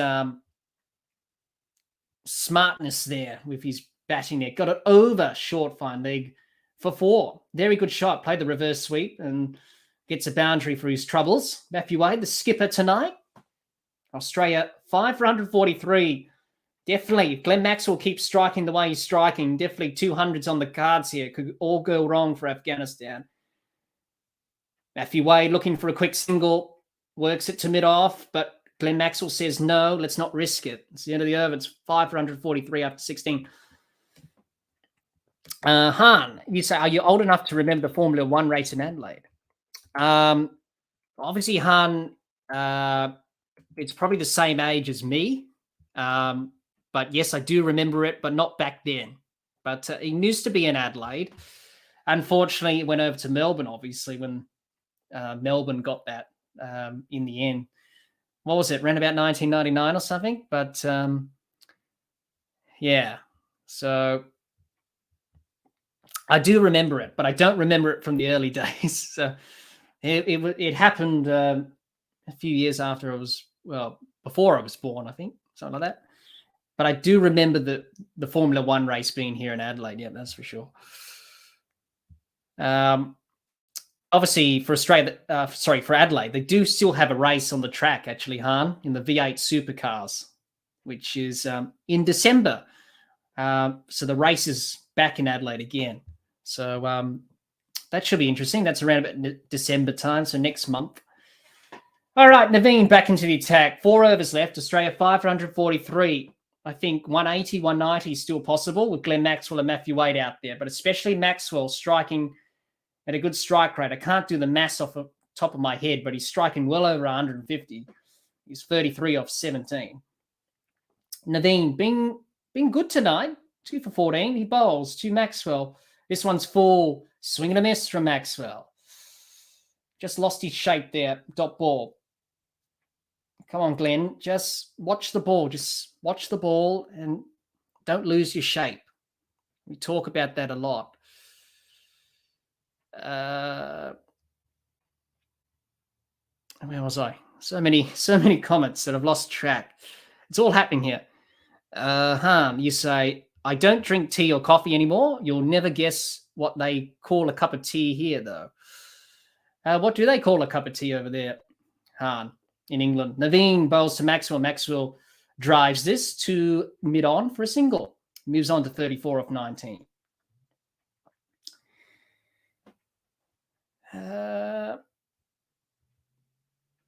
Grass is over cover. Han says 200 is doable here. Yeah, I think it is now.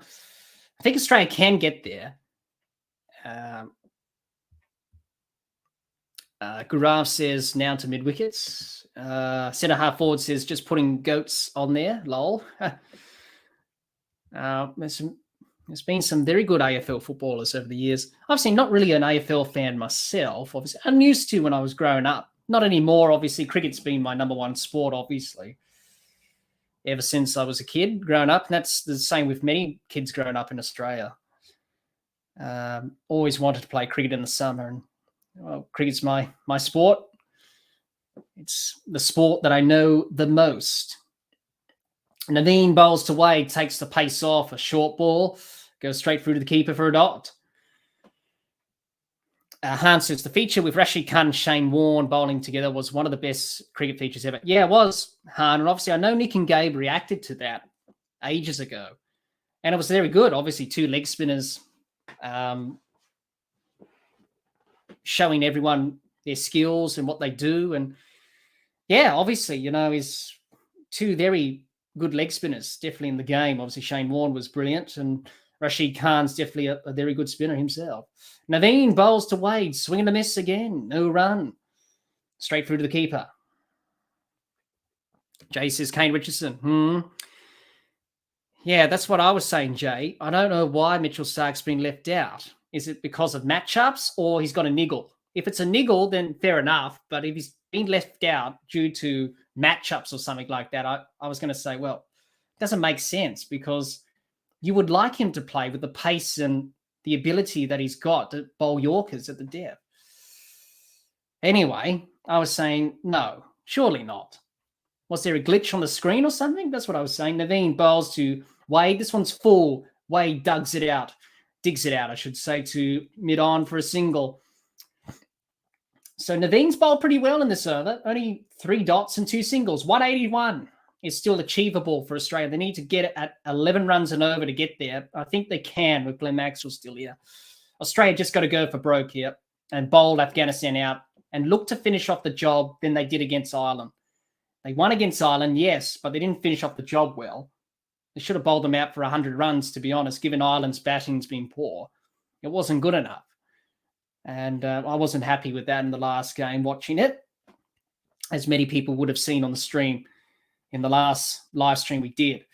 I was not happy at all, especially when Mitchell Stark was bowling rubbish. He should have been bowling full and straight at the stumps and Yorkers hit the toes. Anyway, he's not playing tonight, so let's hope Kane Richardson can just bowl well tonight. I know he's played here at the Adelaide Oval. It's his home ground. He's not here in South Australia anymore. Naveen bowls to Maxwell. Reverse sweep, and Maxwell gets it past. Sorry, I thought that went behind square. In the end, it went in front of square to the point fielder and Rashid Khan for a single in the end, in the over. Where was I? Jay says, if Kane is bowling, good luck. Yeah, I think he needs all the luck he can get. But, you know, he's been brought into the side, so he's a part of the squad. So, you know, gets his opportunity. But hopefully he can be a bit better than he has been in the past. Hans says Kane Richardson is primed to get the wicket that gets Australia through an easy run out, and he misses the stumps from 40 centimetres away. Yes. As Fazal comes back into the attack, pace on for Afghanistan now. Jihan says, how big a win do Australia need to make it hard for England? Anything over 80 runs, Jihan, or anything above 50 plus, maybe. Yeah, I'm just trying to work out if Australia need to win by 60 or more runs tonight. That's what I read in one of the things. Fazil bowls to Maxwell. It's over the rope for 6 in front of the dugout. Oh, Glenn Maxwell now. This is the time where he's going to go off. Rashid Khan hits the fence, but he's okay. Good effort to try and catch that, but that was way over his head for a maximum. And Fazil, he got short there. You can't be short here in Adelaide. I keep saying it. You can't be short with the square boundaries. Oh, he took the catch, Rashid Khan, but he just took it over the rope. That's a magnificent piece of fielding. Look at that.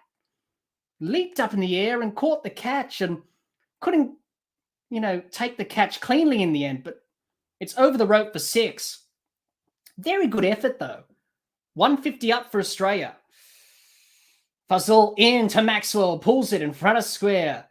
On the leg side, the fielder in the deep will cut it off for a single. So going back to your question, Jihan, a big as possible win. I think Australia can do it tonight. They've got a good score. I think they'll get 180, 190, I think. They'll definitely get 180 plus like New Zealand did in the early game. I think that's going to be enough. And given Afghanistan's batting, it does look a bit frail. So if they can take early wickets, Australia, which you think they will, then I think they can do it. But for England, the pressure will be on them, really, because you don't know how well Sri Lanka's going to play, are they? So 5 for 153. Fazil bowls onto the pads of Wade. This goes out to deep mid-wicket for a single. And we'll pick up a single. Wade goes to 6. It's 5 for 154. Australia looking to 2 overs left. Definitely 180 is achievable here now. Maybe even 190. We shall see. Here we go. Fazal to Maxwell. Glenn Maxwell. This is what we want to see from Glenn Maxwell. We could have saw it earlier on in the tournament. Not right now, but anyway, it's a good thing that he's doing it now, I suppose. Better late than never, as they say. 5 for 154 Australia. Fazal in to Maxwell. Maxwell whips this behind square on the leg side. It's racing away to the boundary. It won't get there. They had protection there at deep backward square leg. They'll cut it off for a single. Hans says, I think 1995 was the last Adelaide F1 race. Yeah, that was just before my time, Han. I was born in the 90s, somewhere around there. So a little bit before my time.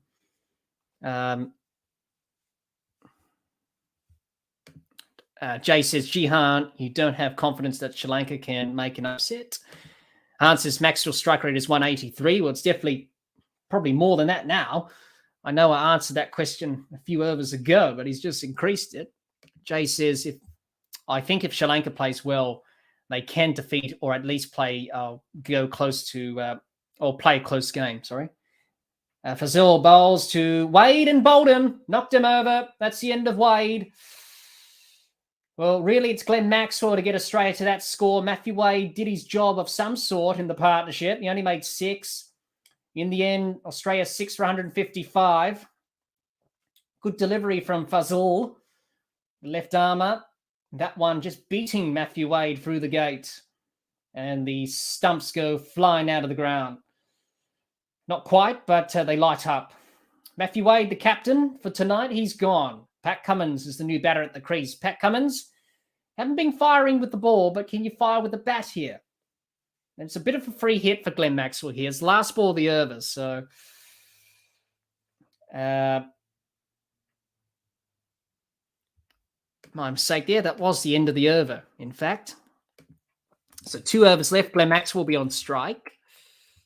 Australia 6 down at the moment.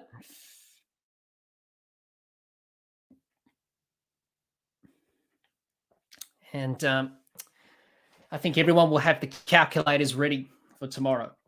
And no doubt I will be watching tomorrow's match, hoping that Sri Lanka can do an upset. You never know. Look, you never know whether or not it could happen or not. But nothing's certain in cricket. That's the thing I'll say. Nothing is certain. England are not certain to win tomorrow. You're not guaranteed anything in this game, and we all know that. It does come back to bite you in a very hard way, this game. As we know, cricket can be a cruel game. Fazal in to Cummins. Last ball, the 18th. Plays in a miss. Tries to glide it past the keeper down to third man. Doesn't do it.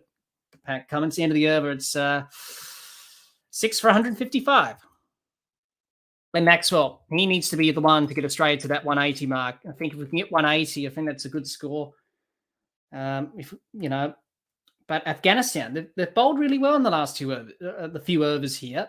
I haven't seen a lot of their these bowlers before in Fazal and Naveen. They've done okay. But this is going to be the telling point, the last 2 overs here. Hans says they call a cup of tea a cuppa. Well, I guess they would. Jay says, is AFL rugby and American football same? Pretty much, Jay, but you don't wear protection. It's all about, trying to defend for yourself when playing AFL. So it's pretty much like rugby and American football, but on steroids, if I can say that. Naveen in to Maxwell, pulls it away for his square leg. He'll get a single to the fielder in the deep. And that will bring Pat Cummins on strike.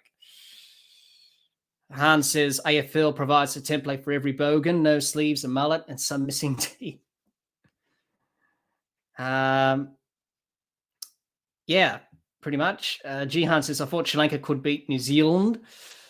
Well, unfortunately, that didn't happen. Just a few things that Sri Lanka didn't do well in that game. Jay says, I like short football. I don't know what it's called. Football, player in a small ground. Naveen into Cummins. Pat Cummins. This one's up and over the top. And it's going to be taken. Good catch from Rashid Khan. That's the end of Pat Cummins. Well, he didn't do much, Pat Cummins. He's gone for a duck. But anyway, it's either hit out or get out, really. Get Glenn Maxwell back on strike, but he won't be on strike because it's the new batter.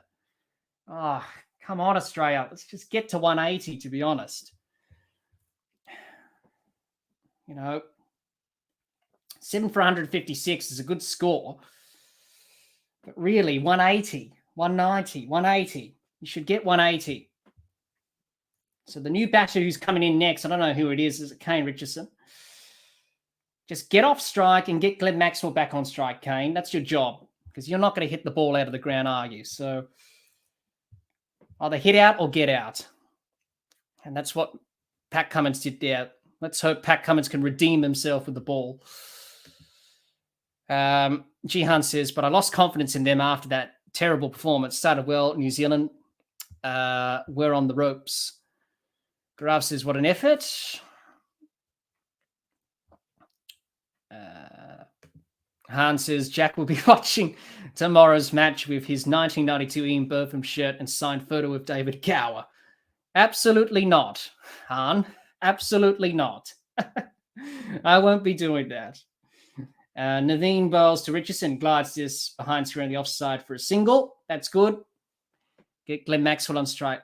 Let's get 170, 180 Australia, somewhere around there, and look to bowl Afghanistan out for less, I think. It's been frustrating in this innings at times, really, and this just sums up Australia's tournament. It's been a bit up and down, and it's a bit frustrating. Jihan says, for all those people calling to drop Warner and bring back Green and Smith, yeah, good call.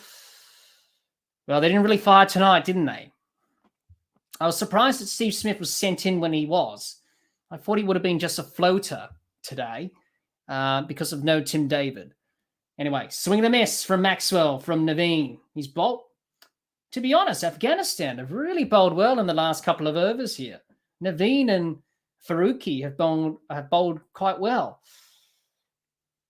Glenn Maxwell, he'll be looking to get a boundary and then get the strike. 3 for 19. He's bowled okay, Naveen.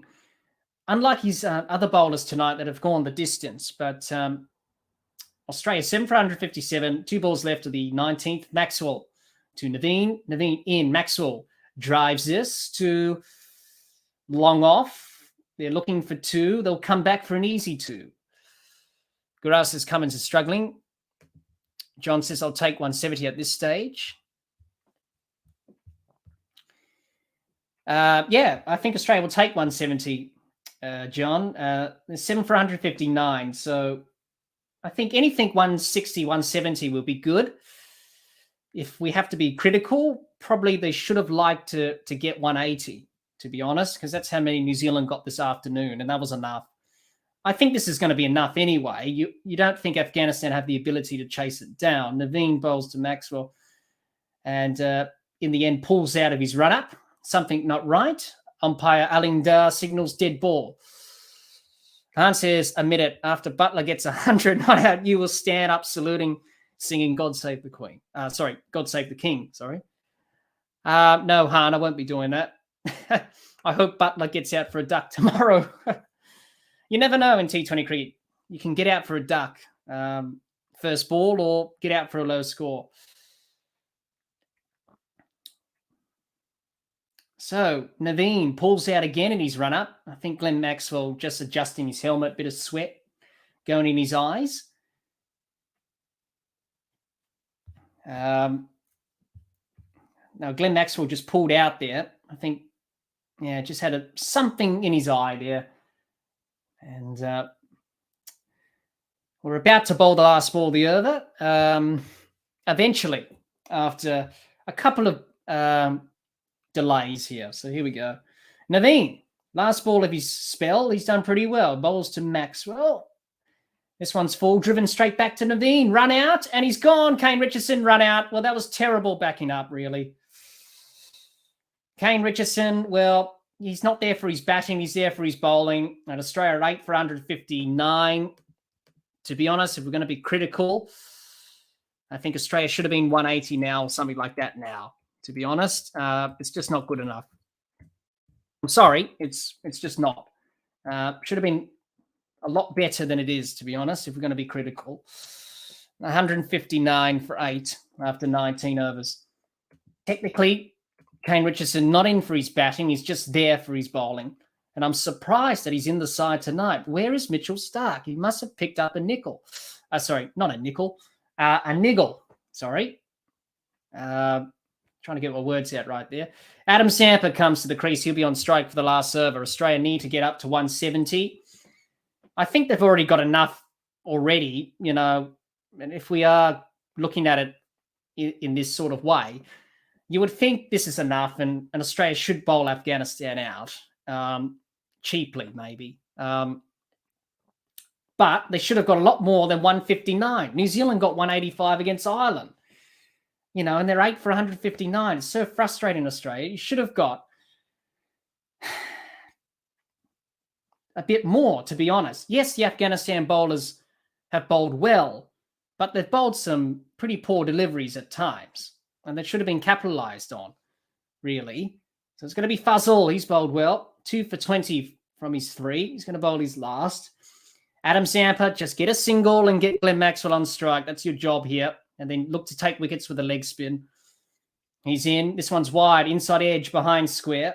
Goes on to the leg side instead of the offside. Picks up a single. 160 up for Australia. Can definitely get to that 170 mark, and I'll take that. And Australia will take that. I think that's good enough. Kane Richardson just backing up too far and he got run out. So that's the end of him. Glenn Maxwell not happy about that run out. Anyway, well, really, it's Kane Richardson's fault, really. He shouldn't have been backing up that far because there was never a run there. He hit it straight back to the bowler. So here we go. Maxwell facing Fazal. He's in now. Fazal bowls. Maxwell guides this to mid-off. They don't take the single. Glenn Maxwell saying, leave it to me. Jihan says, Afghanistan bowlers have showed Australia quicks how to bowl in T20. Yes, they've bowled quite well. You can't take that away from Afghanistan, but really for Australia, they should have got, you know, probably 190 by now if we're going to be critical about how they batted. This is the thing with net run rate. When it affects your head, you can't let it dwell in your mind.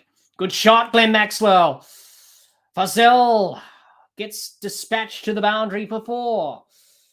Much needed boundary and a 50 for Glenn Maxwell of 29 balls.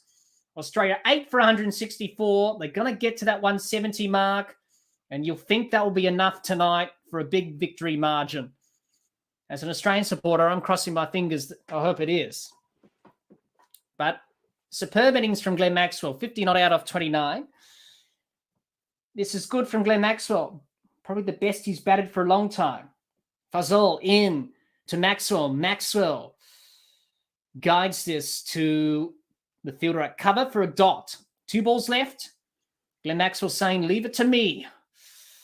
Yeah, that was a good shot. Hit that through square leg for a boundary. Han says Australia collapsed in these last couple of overs. Yes, and yes to say Han, they have left 20 to 30 runs on the park with this awful collapse. Yes. Jihan says Mitchell Starc is looking for nickels.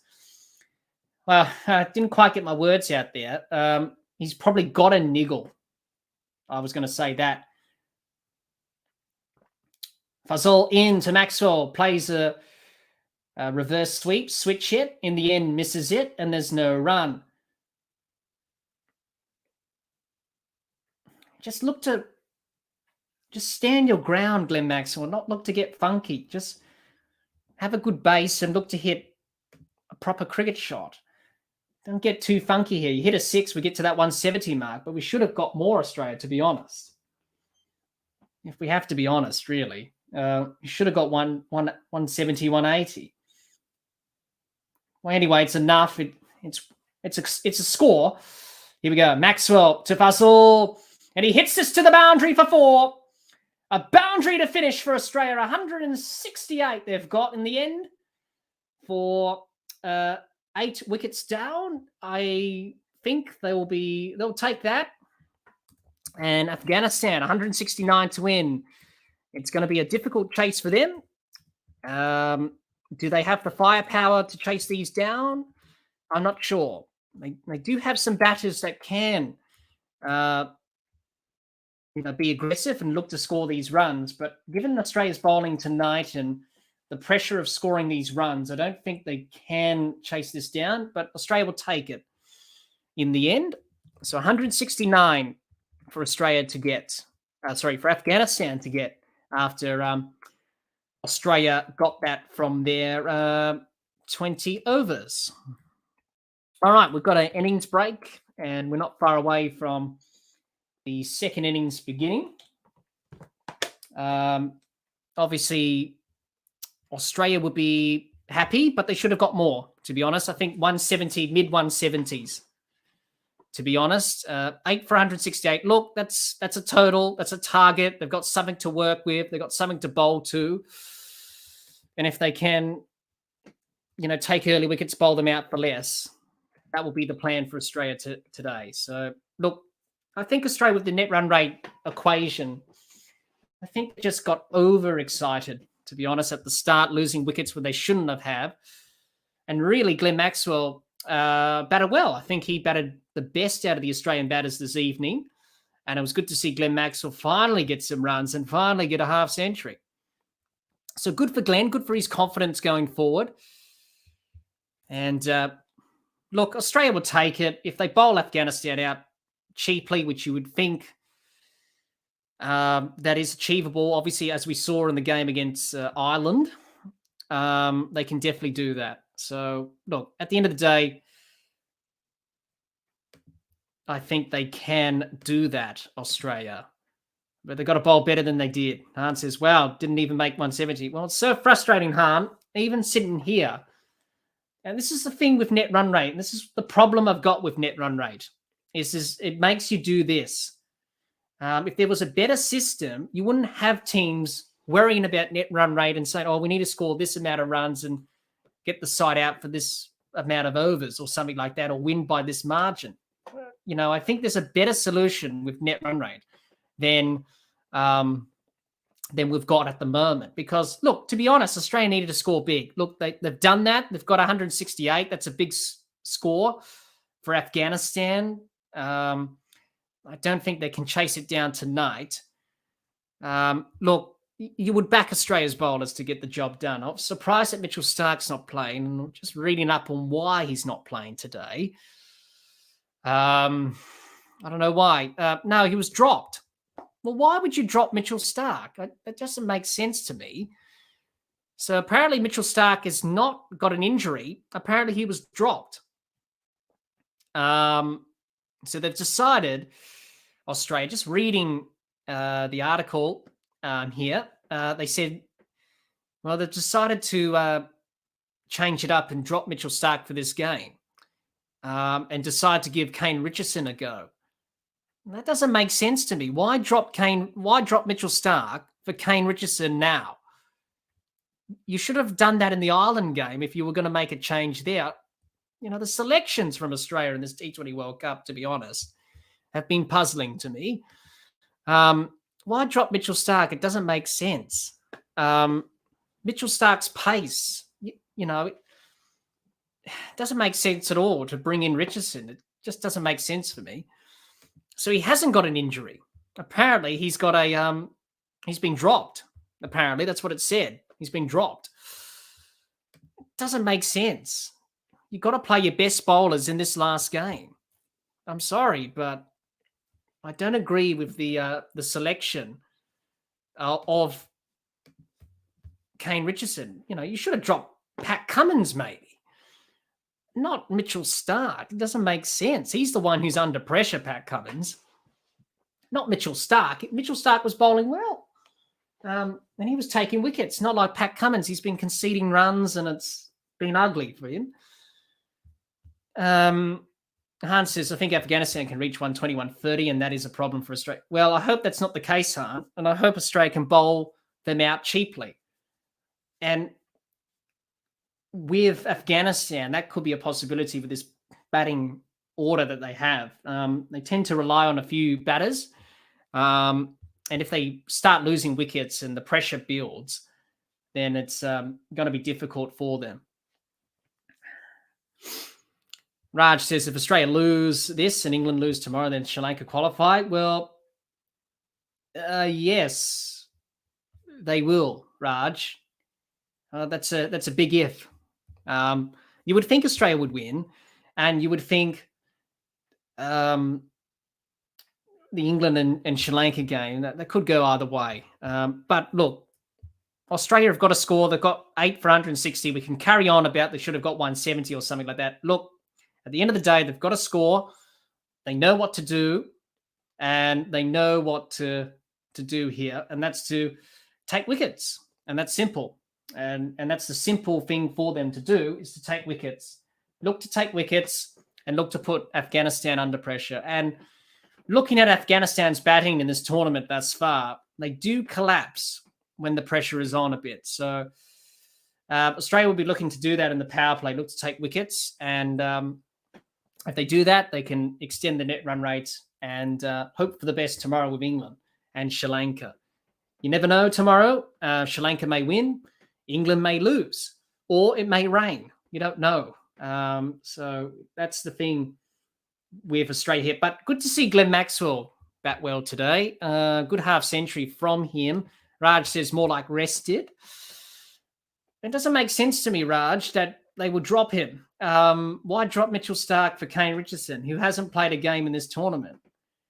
You know, it doesn't make sense. He hasn't got an injury. He hasn't got a niggle. That was the reasoning I was thinking. But why drop him? It doesn't make sense. He's your best bowler, and he's been bowling well. He's been taking wickets. It just doesn't make sense to me. Why would you go into a game that you have to win by X amount of runs or wickets or whatever, boost net run rate, and you have the pace and you have the variations of Starc, and you decide to leave him out? It doesn't make sense. You've got to play your best bowlers in these crunch games. It just doesn't make sense. And as I said before, Australia's selections have been criticised in this tournament, really. And I think Australia was stuck in their ways a little bit. I think they're a little bit complacent in terms that we're going to pick the same squad for this tournament that worked in the UAE, but it's not working in Australia. We should have brought in bowlers like Nathan Ellis, for example. He's on the sidelines, and he's been one of the best T20 bowlers in the Big Bash for some time. And he's done well for Australia, and he's not even in the squad. He's not playing. So it just doesn't make sense why they will drop Mitchell Starc tonight. It just doesn't make sense, Australia. And look, you know, if Australia get bombed out of this tournament, it's their own fault because of what happened in the game against New Zealand. So as you can tell, I'm not really happy with how Australia's performance has gone in this tournament, but I would like to see them go through the semis and at least make it to a home semi-final. But I don't know why they dropped him. It's just puzzling to me there. Jay says, I think they have Kane Richardson might be a weakness. Well, he hasn't bowled well. Raj says, Kane should have come in for Cummins. John says, drop Cummins first. John says, can't see our bowling attack doing a lot unless Afghanistan choke. Well, that's a possibility, John. Their batting can be susceptible in terms of being put under pressure, and if Australia take a few early wickets, which you think could happen now, then I think Afghanistan will struggle a bit there. So I'm backing the Australian bowlers to get the job done, and what they've done here, and that is to do it. So and get the job done, and I think they can. You know, I don't think Afghanistan's batting is going to be good enough to chase down the runs first and foremost. I think it's a little bit too far for them, but we shall see. All right, so we're ready for the second innings. Matthew Wade's given the talk. He's the captain tonight. Let's get out there and just get some wickets. Get early wickets, bowl them out for less. Let's do let's do it, as they say, and let's get the job done. Australia, that's what they'll be saying. Let's get the job done. Do the basics with the ball, build pressure with dots, and don't bowl rubbish. Look to bowl a good line and length here in Adelaide. You can't afford to get short and wide. Afghanistan sort of did that in their innings. They got a little bit short and wide. You can't be able to do that in Adelaide with the short square boundaries. You've got to look to make the batters hit straight. That's the longest hit down the ground here in Adelaide. So we're raring to go for the second innings of this match. Australia, they know what they need to do. They've set the target, 169 for Afghanistan, and they need to bowl them out cheaply here or keep them to a low score. So Afghanistan, what can they do? Their last game of this T20 World Cup, and you have to say they bowled pretty well towards the end of the innings, but their bowling was a little bit of a mixed bag today. But they started to get it right towards the end. And they've got some good bowlers who can do the job. And Gurbaz and Gandhi at the crease for Afghanistan. Hazelwood with the new ball. Mitchell Starc, as we mentioned before, not playing tonight. He's been dropped. Doesn't make sense to me. Why would you drop him for Kane Richardson? Purely based on matchups or probably conditions, I think. But really, you have to play your best bowlers right now. And it's just not making any sense to me. Why would you drop Mitchell Starc? Anyway, that's what they've done. Anyway, let's hope Kane Richardson can take wickets. He's capable. All righty then. So Afghanistan need 169 runs from 8 runs per over, 8.4 runs per over. And Australia will be looking for an early wicket here. If you think they'll get an early wicket here, you think a batting collapse could be on the cards here. But Australia know what they need to do. They need to bowl Afghanistan out, and that's the job at hand. Here we go. Hazelwood into Gurbaz. He bowls. Good length, good ball, dot ball to begin proceedings. And that's where you want to be. Hit that top of off stump, outside off stump. Just keep hitting that spot, build pressure with dots. Josh Hazelwood. John says, you think Starc might get some swing in Adelaide under lights? Well, you would think under lights, he does tend to shape the ball early on, Starc, but I think it's purely just conditions, I think. That's why they brought in Richardson. And Australia did hint it before that at the tournament that we'll pick a team based on conditions at all the major grounds. Hazelwood into Gurbaz, bowls. This one's a play and a miss outside his outside edge. Good start from Hazelwood. The first 2 balls have been in the good areas. And that's a good start there from Hazelwood. That's where you want to be, outside that off stump, challenging the outside edge. And if Australia can bowl 6 out of 6 balls there, back of a length, outside off stump, then they can easily get a wicket here. Good start from Hazelwood and Afghanistan. They'll be a little bit tense and a little bit under the pressure here. Oh, good ball from Hazelwood. This one, a short ball, past the outside edge again of Gurbaz. And his bat straight through the keeper, no runs. Good start from Hazelwood, good start from Australia. Back of a length again, that rising bounce. Hazelwood, he tends to bowl that in Test cricket, that back of a length, that extra bounce, just catching Gurbaz unawares. They've got to slip in. Steve Smith at slip. Mitchell Starc on the sideline, not playing tonight, being dropped apparently. Here we go. Hazelwood into Gurbaz, bowls. This one's high in the air. It's over the top. Will it race away to the boundary for 4? It will, over point. Gurbaz, that was not convincing. There was a swing and a miss there from him for the first few balls. And then this one, he just threw the kitchen sink at it and hoped for the best. And in the end, he got 4 runs, but not convincing from Gurbaz. Dr. Jihan says, if Australia go ahead of England's net run rate after this game, keep them less than 116. Doesn't that mean all England have to do is win no matter how close the game? I'm not sure, Jihan. It depends what Sri Lanka do as well. As Hazelwood bowls to Gurbaz, this one's a dot ball, defended for no run. Depends what... if Australia win this game by 50 plus runs or something, that will improve the net run rate. So for England, they can't afford to win by a slim margin over Sri Lanka or something like that, or they can't afford to for that to happen. I'm not sure. There's different scenarios to be played. It depends what Australia do here. Then we have to go off that, and that will give the clear idea for England what they need to do tomorrow. Hazlewood bowls to Grabaz, and that's over the rope for 6. That's a poor bowl, Josh Hazlewood. What are you doing? Do not bowl there in that area.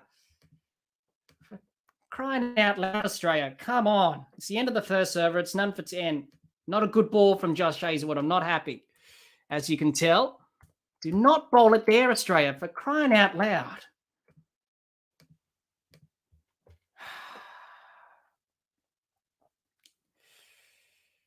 That is not the area to be bowling, Josh Hazlewood. Challenge the stumps. For crying out loud.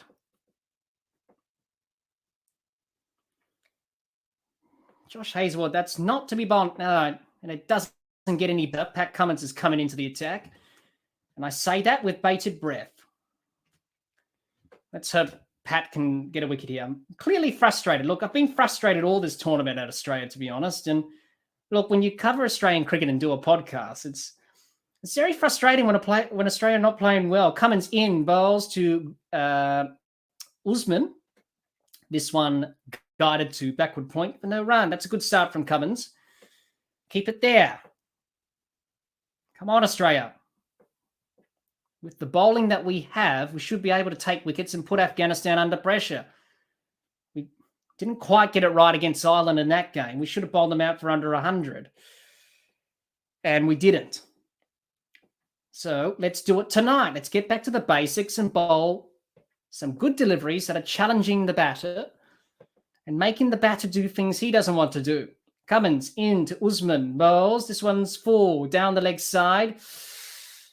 Run out. I think he's out. Is he out? Oh, Pat Cummins sort of did a soccer-style kick towards the stumps. Is he out? Run out. Well, it was close.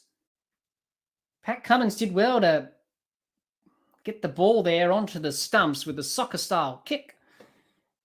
I think he was safe, but in the end, good fielding. Put pressure on Afghanistan, Australia. We have to bowl them out for less. It's a no-brainer. And let's hope that Sri Lanka can do a miracle tomorrow, which, well, you never know. Oh, now then. In the end, he's safe. He just got the bat down in time, but a good effort from Pat Cummins there. John says abacus work in overtime. Well, it will be. It will be. And as we've seen tonight with Australia, that will play on England's mind tomorrow, net run rate. If they get carried away with net run rate tomorrow, England, they could lose that match against Sri Lanka because you have to think about winning the game first. Then net run rate will come into the equation. This is the thing with net run rate.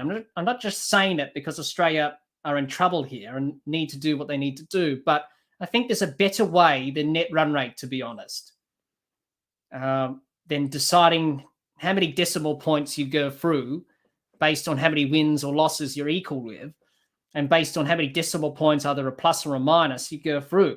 And that's the potential of missing out on a semi-final. Cummins bowls to Grabaz. This one's wide outside off stump. Good delivery from Cummins. Swing and a miss from Grabaz. Dr. Jihan says, Australia continuing their great bowling this tournament. It's so frustrating, Jihan. It's not that hard to bowl a good line and length and being, consistent. You would have seen that from the games you've played thus far, Australia, looking at the performances that have gone before. It's not that hard as a bowling group to just really look at what you've done before and look to improve that. It's not that hard to make that adjustment and recognize what's the good length, what's a good line to bowl on this pitch. Well, for starters, you can't be short here at the Adelaide Oval because of the square boundaries, and you can't be wide outside off stump, otherwise the square boundaries, you're going to get carded for runs. That's the important thing. So it's just frustrating sometimes with Australia there.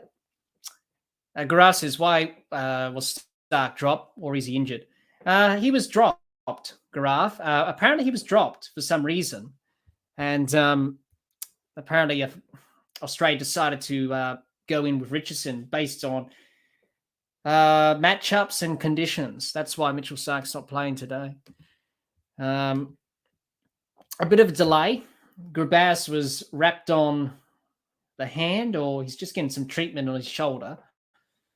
And Afghanistan none for 11. Australia need to bowl them out for less to boost the net run rate. It is no simple option than that. They have to do that if they are to qualify for the semi-finals. It's a no-brainer.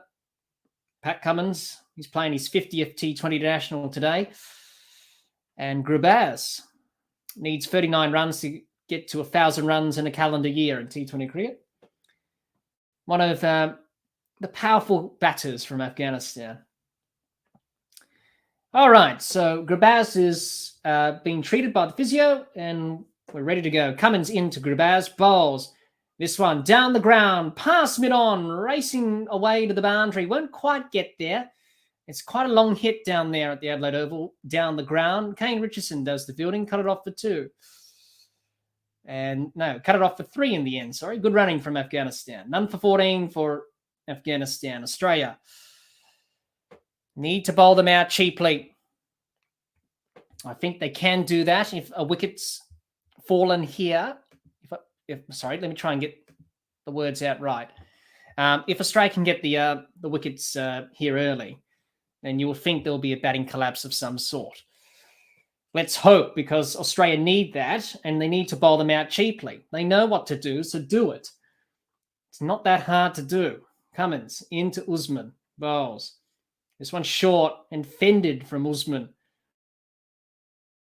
Backward point, though. Well, Australia, you would think they're favourites to win with this score of 168, 169 for Afghanistan to chase.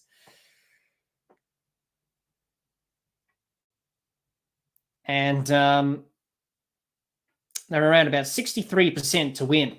So if they can take a wicket here, that will be nice. Pat Cummins, he's in again. Bowls to Usman. This one's an inside edge, and it goes out to mid-on for a single. Good running there from Grabaz and Usman. It's the end of the over. It's done 15 after 2. Australia would like to get the wicket now. And I would like to get them a wicket now. We've got to bowl them out for less. It's a no-brainer, really. It's so frustrating in this tournament. And if Australia do go out, they have only got themselves to blame. The New Zealand match, but also the game against Ireland, because they didn't finish the job off there, and that was pretty poor bowling in the end there. They should have bowled a lot better than they did. And they conceded too many runs. And look, they could have had a better net run rate than they do now. Could have been a positive instead of a negative. But anyway, I'm pretty much over this T20 World Cup, to be honest, everyone. I'd be glad if Australia get knocked out or go to the semi-finals and then get knocked out in the semi-finals. Then I'll be okay with that. But, it's been frustrating, that's for sure. Hazelwood into Usman. Bowls. This one defended to mid-on for no run. That's more like it, Josh Hazelwood. Good line, good length. Get the batter defending. John says, I have a lot to say about Australia's preparation and performance in this tournament, but only 200 characters to do it in. Well, yes, but I think many people have been questioning Australia's form. Look, the T20 World Cup, the pattern of it is that the home nation and most teams don't win back-to-back titles because of T20 cricket, the unpredictability about it. So as Hazelwood in, bowls to Usman. This one's guided to mid-wicket for no run. So 2 dot balls from Hazelwood. Good start to the over. Looking to build the pressure. Jihan says brainless preparation, John. Yeah, people will be questioning about the preparation that Australia have. But look, let's be honest, Australia haven't really played well in this tournament. And you've got to play well, otherwise you're not going to go through or have success. So as Hazelwood's into Usman, bowls high in the air. This should be the first wicket. Somebody get underneath it. Taken by Cameron Green. Nope, it's Pat Cummins. He takes a very good catch. First wicket down, and that's going to be the wicket to get us Australia bowling in this innings. Good catch from Pat Cummins, was high in the air for all eternity. And Pat Cummins got underneath it, and Hazlewood gets the first wicket of the innings. Unfortunately for Usman there, didn't quite time that. And very good catch from Pat Cummins, and takes it easily in the end. David Warner happy with that effort. That's the end of Gandhi. He's gone for 2. It's 1 for 15. And first wicket down for Afghanistan in the run chase. Not a good start from them to lose a wicket. Good start from Australia. Hopefully they can get motoring here and start to get the wickets if you're an Australian supporter, because they need them. They need to bowl them out. Simple as that. Gaurav says Sri Lanka can beat England tomorrow. Why underestimate shorter format? You never know. Yeah, exactly right, Gaurav. You make a good point there. It's not certain, isn't it? A lot of people say England are through, but it's not certain. They're not through yet. They have to win tomorrow against Sri Lanka. If they lose against Sri Lanka, then that's their own fault. And, Sri Lanka, they're coming off a good win against Afghanistan. It's been a bit of an up and down tournament for Sri Lanka, but I think, for them, it's going to be a very important match, because obviously you've got to think about qualification for the next T20 World Cup. If you finish in the top 4 in both groups of the Super 12, the top 8 teams from both groups, you finish in the top 4, you qualify automatically for the next T20 World Cup. So there was a lot to play for Sri Lanka in that game tomorrow against England, because they want to qualify automatically for the tournament in 2 years' time, the West Indies and USA. And Josh Hazlewood is about to bowl to Ibrahim. And Hazlewood into Ibrahim, bowls this one short, pulled away behind square, but it's down to fine leg. And they'll pick up a single. Ibrahim's off the mark, and he's off strike. Dr. Jihan says, I think it's time for Cummins, Hazlewood, Smith, and maybe even Stark to stop playing T20 and concentrate on ODIs and tests. You would think that will be the way to go, Jihan. I think if we're looking forward into the crystal ball, and I think Australia may do that, and I think all teams around the world would do that, because T20 cricket's quite a specialist format, and you're either suited to it or you're not. And obviously Smith and maybe Cummins, Hazlewood, he's been pretty good, in T20 cricket over the last few years with his bowling. He's really improved. But obviously when you look to go further into the future, especially those players, you would like to have more years out of Cummins, Hazlewood, Stark, and even Steve Smith. And we'll see that over the years from all the teams, with the amount of cricket being played. By the way, dot ball there from Hazlewood to Gurbaz. There's no run. If you do that, then you'll make sure that Cummins and Hazlewood, Smith and Stark will play more years. Hazlewood into Gurbaz, and that's over the rope, over square leg for 6. Hazlewood just getting the line and the length wrong there. You can't be short. You can't be wide here at the Adelaide Oval. End of the over. It's 1 for 22 after 3. Josh Hazlewood, it's a good over, and then you can see the boundary. And it's 6 runs too. Come on, Josh. That's not the length. That's not the length to be bowling. Get it up there. Get it on that good length. Build pressure with dots. Not short and wide outside off stump. Anyway, good over from Hazlewood. Got the wicket of Usman. And Afghanistan 1 for 22, but if they lose another wicket here and then another wicket, it can pretty much go one way after that. As we know in T20 cricket, obviously, if you start losing wickets at regular intervals, it doesn't get any easier. Dr. Jihan says, use T20 talent spot from now on, like David Warner, Tim David, etc. Well, yes, it's becoming a specialist format, isn't it? As Cummins into Ibrahim bowls, Ibrahim drives to cut a short extra cover, and there's no run.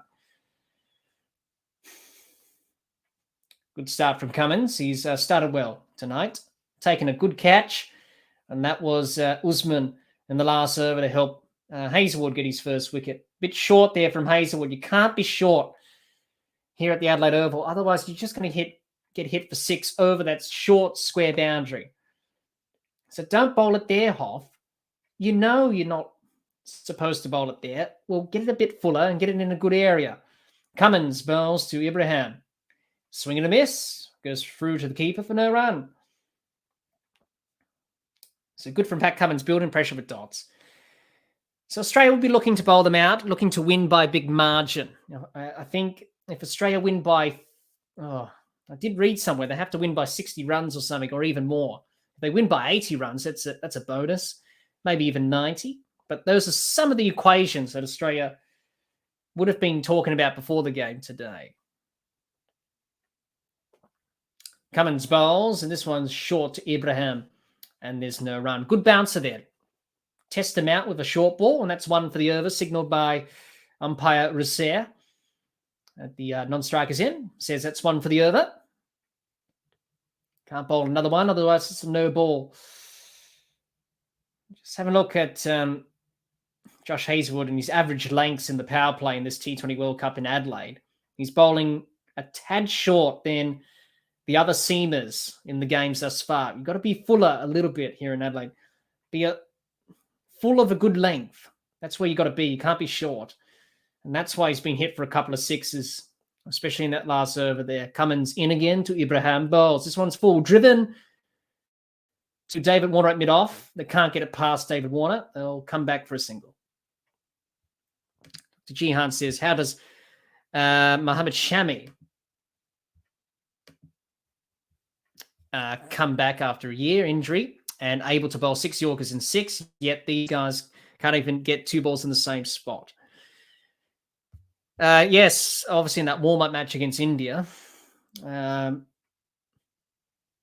pretty well there, Mohammad Shami, but, sort of like what happened in the last game with Mitchell Starc, he didn't bowl the Yorkers, and that's how he got the wickets. Bowl full and straight at the block hole, toes.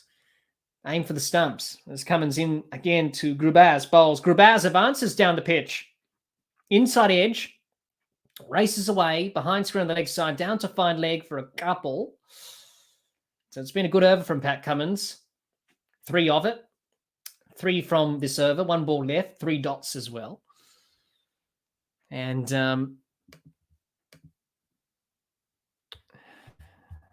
Australia got the early wicket, and that was Usman, caught by Cameron Green, bowled by, caught by Pat Cummins, I should say, not Cameron Green, and caught by, obviously, Pat Cummins and bowled by Josh Hazlewood. Cummins, he bowls to Grubaz, outside edge, and it beats. Short third man for 4, where I got to say that's pretty poor fielding, to be honest. Cut that off. That should not be a boundary. It's 1 for 29 after 4 overs. That should have been stopped. That shouldn't have been a boundary, to be honest. There. As we have a look at the replay, I think the short man fielder could have done a bit better, to be honest. Look to cut off those runs, Australia. This is no time to be mucking around. This is the time to get on with the business and know what you need to do. There's a semi-final spot on the line here. Let's not throw it away. We know what to do, and that's to bowl Afghanistan out cheaply. Or bowl them out for some sort of score and win the game first and foremost. There was an outside edge, and Marcus Stoinis is going to come into the attack. Batted well tonight. He'll be looking to get a few wickets. He's got 18 wickets in his career thus far. He's played over 51 matches now, Marcus Stoinis. It's been a long time. It's been a very long career for him over the years. Marcus Stoinis will be bowling to Ibrahim, who's on 2. New batter, replaced Usman, who was the dismissed batter. Adelaide Oval looking nice under the lights. A reminder, a semi-final will be played here. That will be the second semi-final. And Stoinis bowls to Ibrahim. Ibrahim drives through the covers. Warner cuts it off. They'll come back for 2. And he moves on to 4. Dr. Jihan says, I find Ishigua's commentary very annoying. It's very anti-Australian.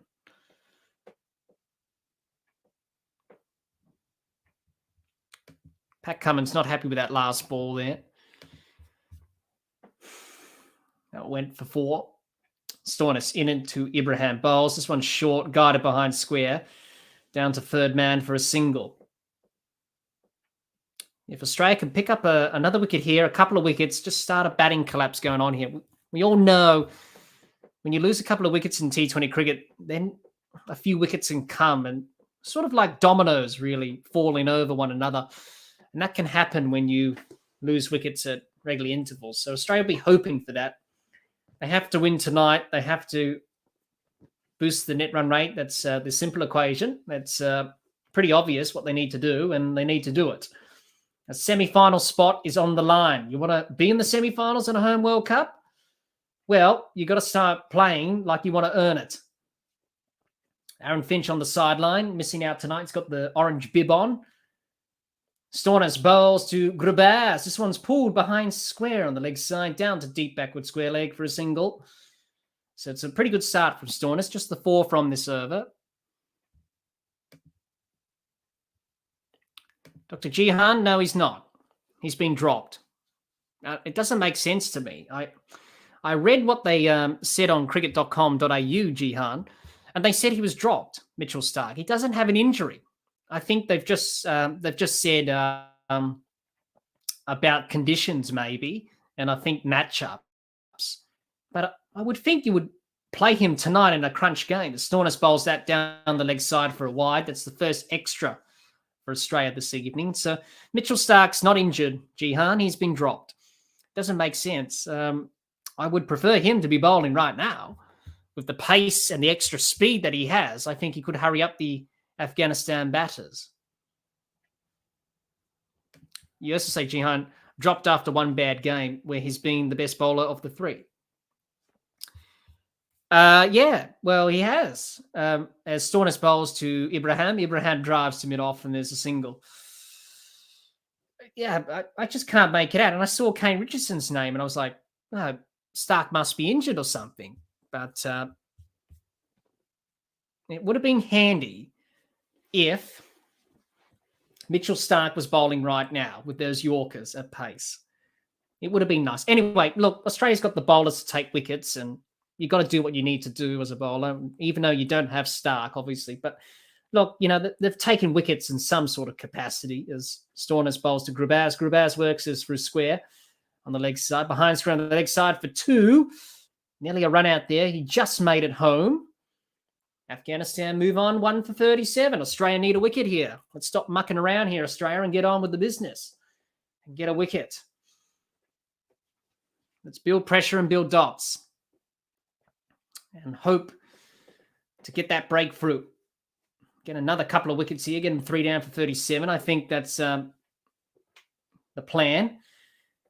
Kane Richardson there. He'll be looking to bowl very shortly. Stoinis in, last ball of the over, bowls to Grubaz. Grubaz slashes this through point, and he'll get a single to deep point. Cameron Green out there. It's the end of the over. It's 1 for 38 after 5.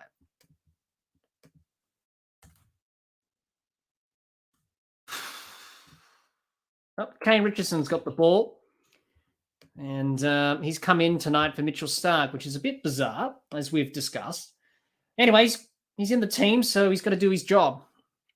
Gaurav says, with respect to Afghanistan, I think Starc incoming would have been very handy. Yes, it would have been, Gaurav, and it would have been nice to have Mitchell Starc in now because he's got the extra pace and they will hurry up the Afghanistan batters. I don't know why you would replace him with Kane Richardson.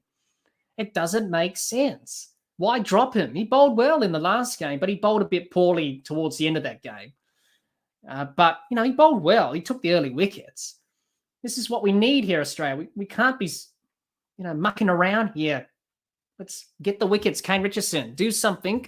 Get a wicket. He's in now to Grubaz. He bowls. High in the air from Grubaz. He may get the wicket this ball, and he will. And he does.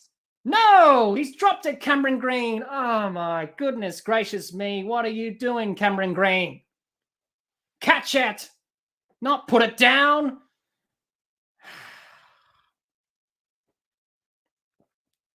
You had it as well, Cameron Green, and you dropped it. It was high in the air from Grabaz. It should have been taken from Green in the deep. Oh, through his hands. Come on, Cameron Green. Now I'm really frustrated. That should have been taken. Can't be mucking around here, Australia. We've got to get the wickets. Come on, Kane Richardson. Bowls. Grabaz works this. Or Ibrahim. Sorry, they ran a single in the end. He's on strike. Works it to Cameron Green in the deep on the leg side for 1.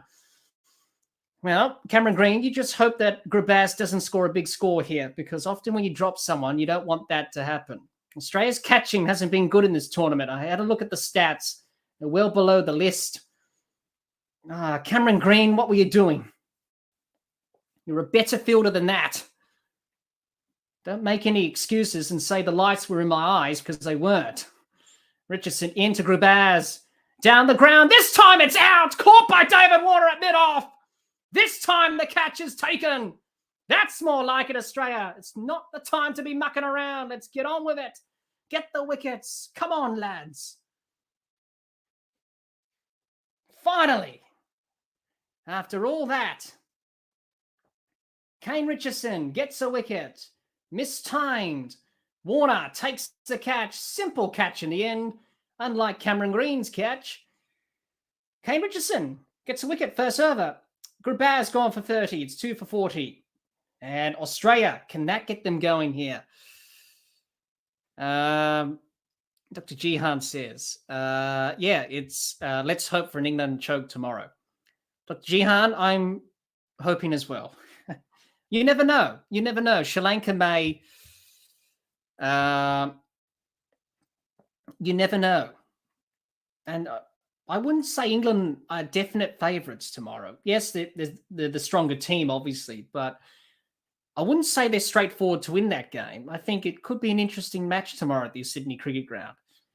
And let's hope it rains as well, because last night it was raining during the Pakistan and South Africa match. It could rain tomorrow in Sydney. So obviously it's not raining tonight in Adelaide, which is fantastic. But I'm hoping it buckets down in Sydney tomorrow with the rain. Please, let's hope it rains tomorrow. Because if that happens, England get a point and Australia go through. But if we're brutally honest, even if Australia go through to the semis, I don't think they probably deserve to be there, to be honest. But it is what it is if it does come out with that. Centre half forward, hello. Hi again. I hope you're well. Finally, a catch being taken by Australia. Richardson into Gulbadine, who's the new batter. Defends it out to the leg side for no run. And Dr. Jihan says, what Australia needs is 3 hat-tricks. Well, I hope that's the case. But look, they got a wicket there. Good catch from David Warner. Cameron Green, look, you don't mean to drop a catch, but that was pretty standard, if you ask me, in the deep there. Richardson in, bowls to Gulbadine. Outside edge or race away for 4. A reminder, we're still in the power play, so there was no third man there for Australia. Yep. And a boundary there for Gulbadine. He's off the mark with 4 runs. Afghanistan, 2 for 44. Cummins, Hans says, Cummins does the TV ads. Do you think that makes him commercially undroppable? I'm not sure about that, Han. Well, I think because he's Pat Cummins, and you're always going to select Pat Cummins in the team, obviously. But you should be, as a selector, you should do your job. And your job is to pick players who are in form. And I'm surprised that Australia were complacent about picking the same squad as they picked in the UAE. That squad that won the T20 World Cup last year worked in the UAE. It's not going to work here in Australia. You need different players. And that's the end of the over. It's 2 for 47. They ran a single down to mid-off for us to end the over there, 2 for 47. So I felt like they should have made some changes and probably dropped Kane Richardson for Nathan Ellis. And that's also the end of the power play as well, because he's been bowling well. And as a selector, I don't know what George Bailey's doing as a selector, because he is the head selector. You've got to pick players not based on reputation and their names. You've got to pick them if they're in form or not. And this is the thing with Australia, is that the selections in this T20 World Cup, many people have been criticising them. Even tonight, why is Mitchell Starc not playing instead of, you're playing him instead of him. You're playing Kane Richardson. So it doesn't make sense. Graf says, oh no, Green. That's with the drop catch. Adam Sampers back into the attack. Into the attack. Bowls, traps Gulbadine on the pads. Try to go for a run and there's no run. Dot ball.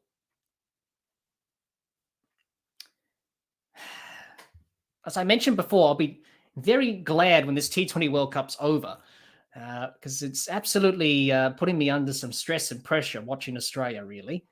So I do apologize if I did sound a little bit aggravated.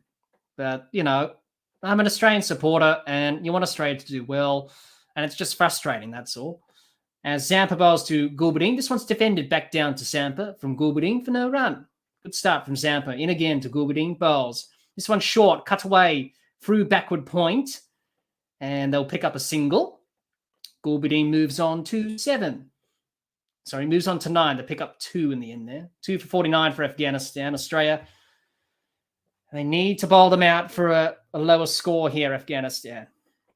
If they can do that, they boost the net run rate. And at the moment, it's negative 0.3 from the top of my head for Australia. So they'll need to get it into the positive. Zampa in, bowls to Gulbadine, traps him on the pad in front. An appeal from Zampa for LBW, but in the end, the umpire says no, not out. Allingdar says not out, and they go about their merry way. Jihan says, continuing their excellent catching this World Cup. Zampa into Gulbadine bowls. Gulbadine hits it to mid-off for a single. 50 up for Afghanistan for 2 wickets down.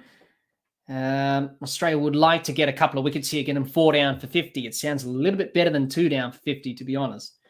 If they can do that, get a couple of wickets here, Adam Zampa or Kane Richardson, that will be good. Zampa in, bowls to Ibrahim. Ibrahim defends back down the pitch for no run. End of the 7th, 2 for 50. And Afghanistan losing a couple of wickets after 7 overs for 50 runs. Need 169. You would think that's going to be a tall order for them. Australia looking just to get the wickets, looking to win this game first and foremost, and looking to get the job done. That's the equation here for them. Gaurav says, finally, the catch was taken by Warner. John says, our catching and ground fielding has been rubbish. Well, it has. Usually Australia pride themselves on their fielding. Cameron Green into the attack today.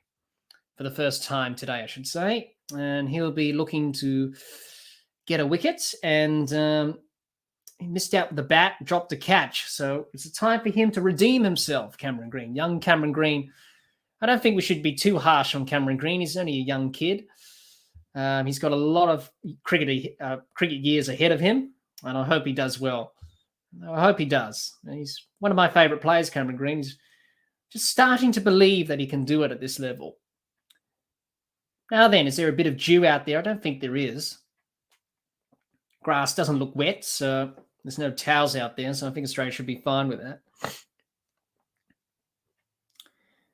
2 for 50 after 7, Afghanistan. Australia need a couple of wickets here, get them 4 down.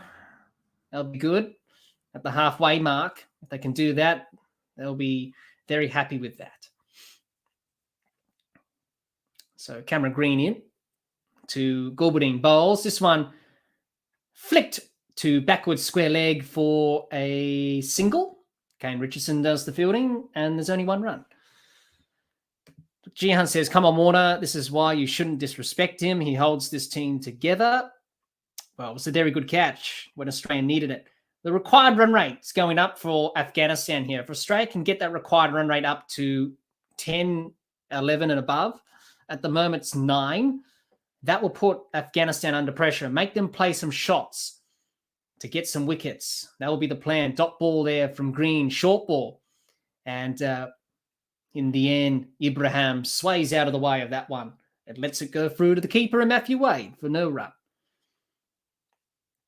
John says, I'm in Sydney and we've had our fair of rain, and I hate to say it, just rained on the SCG and leave the rest of the East Coast alone. Well, let's hope it rains tomorrow, John. Green to Ibrahim bowls. This one's a plain miss from Ibrahim. Passes outside edge for no run. Good pressure from Green. A single and 2 dots. This is more like it. Good line and lane. Good bowling. Keep it simple. Don't overcomplicate it. And I think Australia's overcomplicated a few things with the ball in this tournament. And we always keep saying that, keep it simple. Simplicity is the key. That one was back of a length. And that's where you want to be bowling. Back of a length here in Adelaide. Extra bounce there. Green bowls to Ibrahim. Ibrahim defends onto the leg side for no run. In front of square on the leg side to mid-wicket for no run. And he's still on 7 off 13.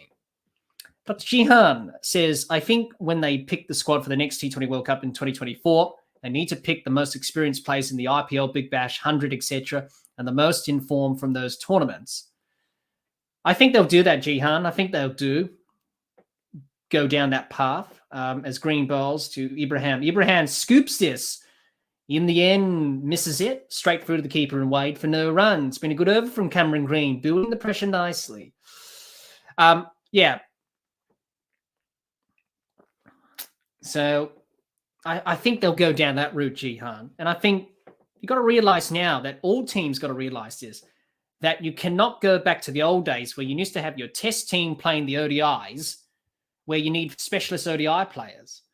As Green bowls to Ibrahim, playing a miss again, passes outside edge. Good over from Green. One from it. Brilliant over. That's what Australia needed. Build the pressure. It's the end of the over. It's 2:51 after 8. More like it, Cameron Green. You've redeemed yourself after that drop catch. As I said, we shouldn't be too harsh on Cameron Green. You know, he's a promising talent, and I do wish him all the best in his career. He's going to be a very good player. So the required run rate building for Afghanistan, it's up to 9. If that gets up to 10 and 11, I think that's going to be too much for them. And then they'll start to lose wickets as well. Going back to your point there, Jihan, I think you need to pick specialist players now in T20 cricket. You can't pick like a Steve Smith or a Williamson, who are good in Test cricket, but T20 cricket doesn't suit them.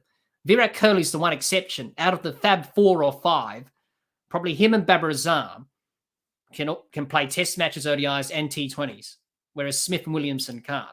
As Zampa bowls to Gulbadine, this one's on his pads, works it behind square on the leg side for a single, and he moves on to 12.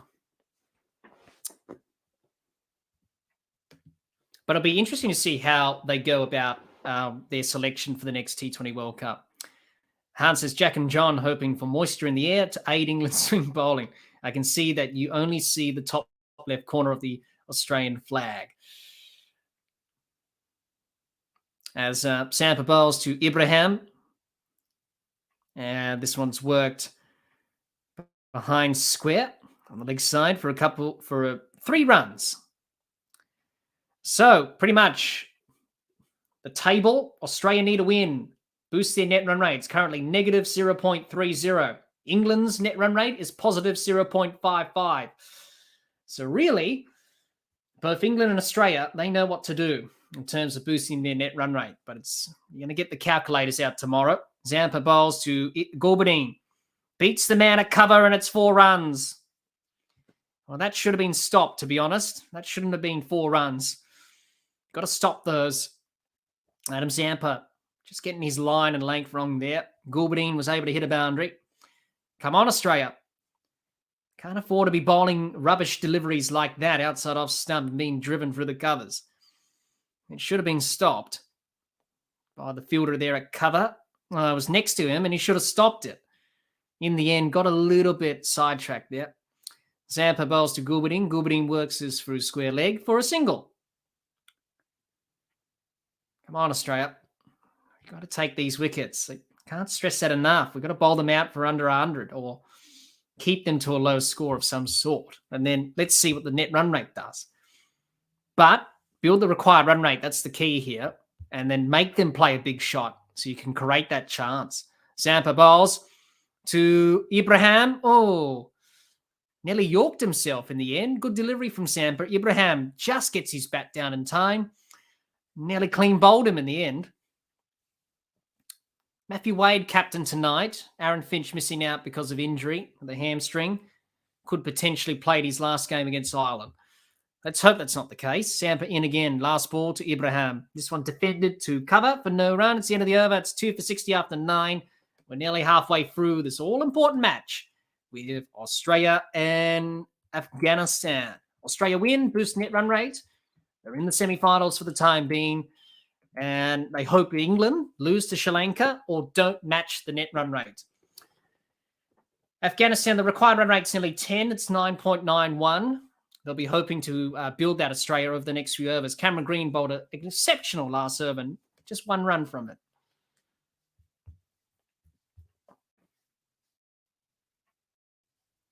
Two for 60.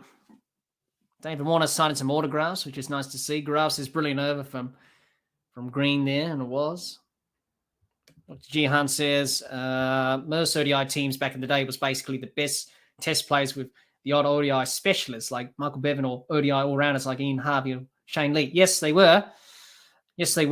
But I don't think you can do that in T20 cricket these days. It's got to be a specialist team from top to bottom, really. Green into Gulbadine. Wraps him on the pads, tries to pull it behind square. It's a dot ball. Good delivery from Green. He's got the extra pace and bounce. He'll hurry on to the Afghanistan batters. Dot ball. Cameron Green's bowled pretty well. He's 1 and a bit overs. Siddharth says, at this point, Australia should just try and win and hope Sri Lanka beat England. Well, yes. Well, that's the main thing. Just try and win the game and net run rate will take care of itself. I think if they can build the required run rate up, make Afghanistan play a rash shot or something, they can get a bit of a batting collapse here. And Green bowls to Gulbadine. This one short and pulled away over deep mid-wicket for 6. Cameron Green was bowling well up until that boundary. You can't get short here at the Adelaide Oval. Unfortunately, otherwise you're going to get carted. Cameron Green just getting off his line and length there. Don't bowl short, Cameron Green. Get it up there. If you're a tad short, batters can sit on you here at the Adelaide Oval. Ooh, I believe someone got hit in the head with the ball there, trying to catch the ball. I hope he's okay. That looked nasty. Green in to Gulbadine bowls. Gulbadine works this through mid-wicket for a single. Ball in the end. Good fielding there.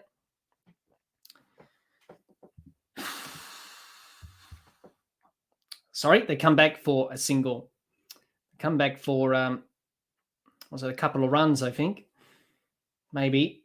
I believe there's a review for a run out maybe here. Just didn't see what happened there. Yeah, there is. Okay, so a review for a run out. Could be close. It's going upstairs. The umpire said, we'll have a look. Is he gone? He's safe. Just got the bat down in time. If the throw was a little bit quicker, he would have got the run out there. But he was safe in the end. As the third umpire was saying, not out on the big screen.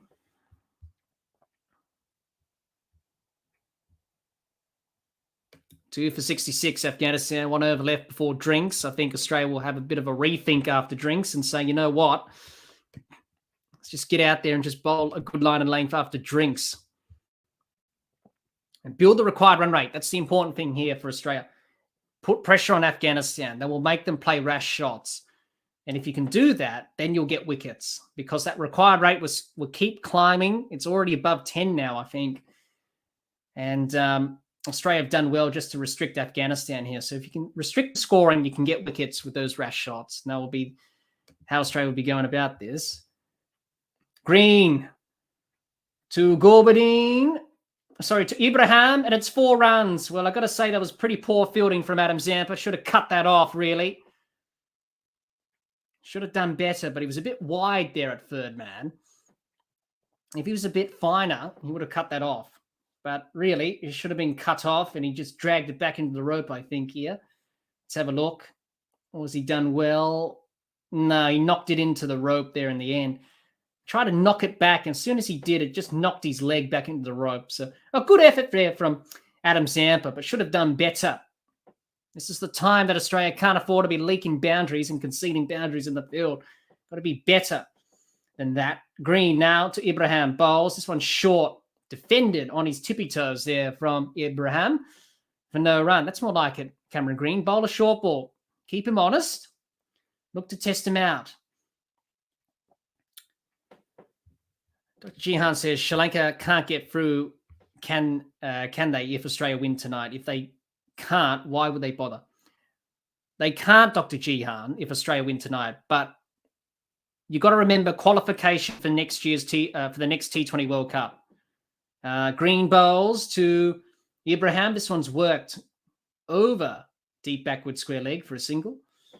And that's the end of the over. It's 2 for 72 after 10. We've got a drinks break, and it's a good time for us to take a little bit of a breather ourselves and time for trivia. But going back to your question, Dr. Jihan, whoever finishes in the top 4 of the groups, so if you finish in the top 4 of each group, you automatically qualify for the next World Cup in 2024. So Ireland, they had an opportunity to win against New Zealand today to jump into automatic qualification. So, because you've got to remember the next year's T20 World Cup, so the next T20 World Cup is going to have more teams.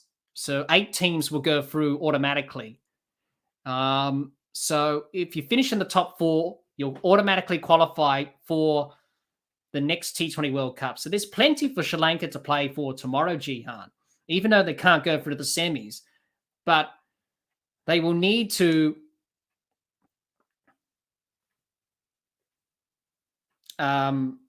win tomorrow's game to book that automatic qualification, because you would think they'll probably leapfrog Ireland, you would think, if they win tomorrow. So that is the case. So there's plenty for Sri Lanka to play for. I wouldn't say, don't bother about it. There's always something writing on a game.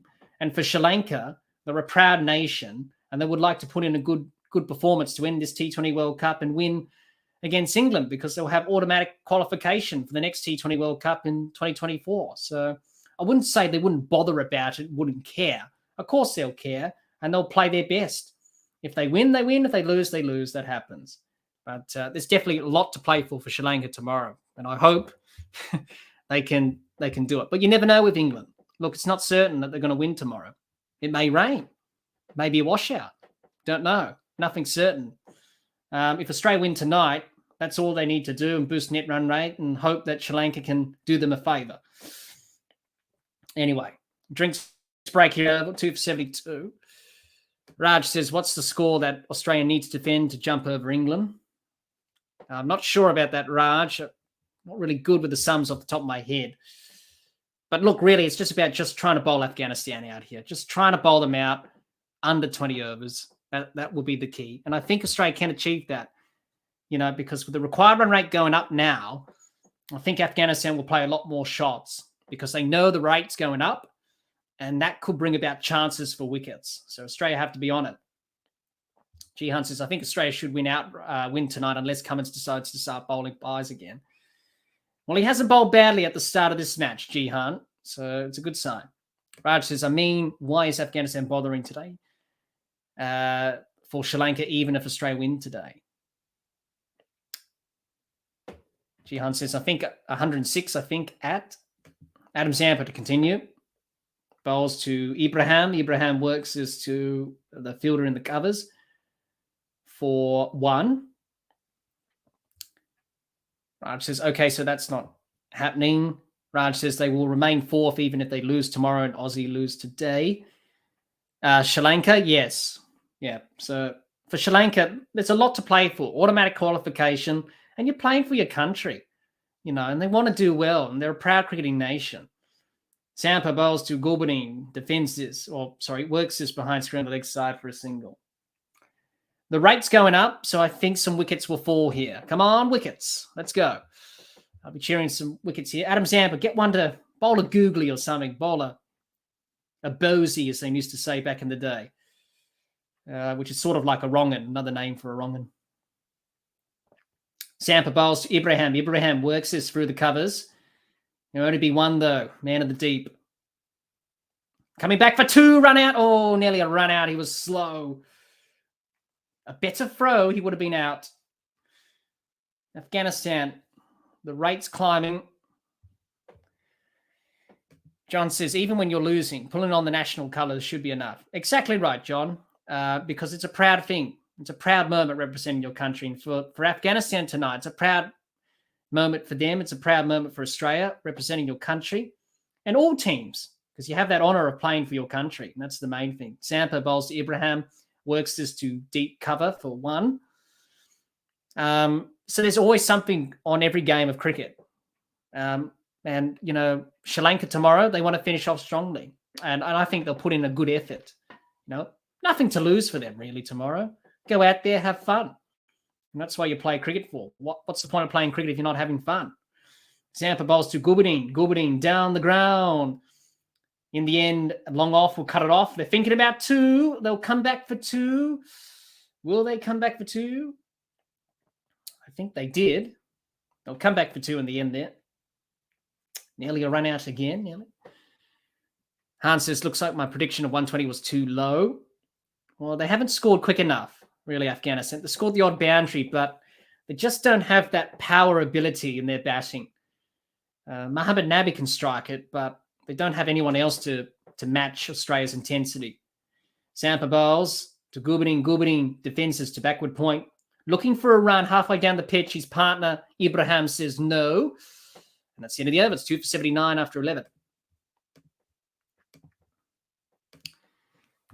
So 2 for 79 after 11. And hasn't really gone to plan for Australia in terms of a batting collapse. But look, you know, that happens in cricket, obviously.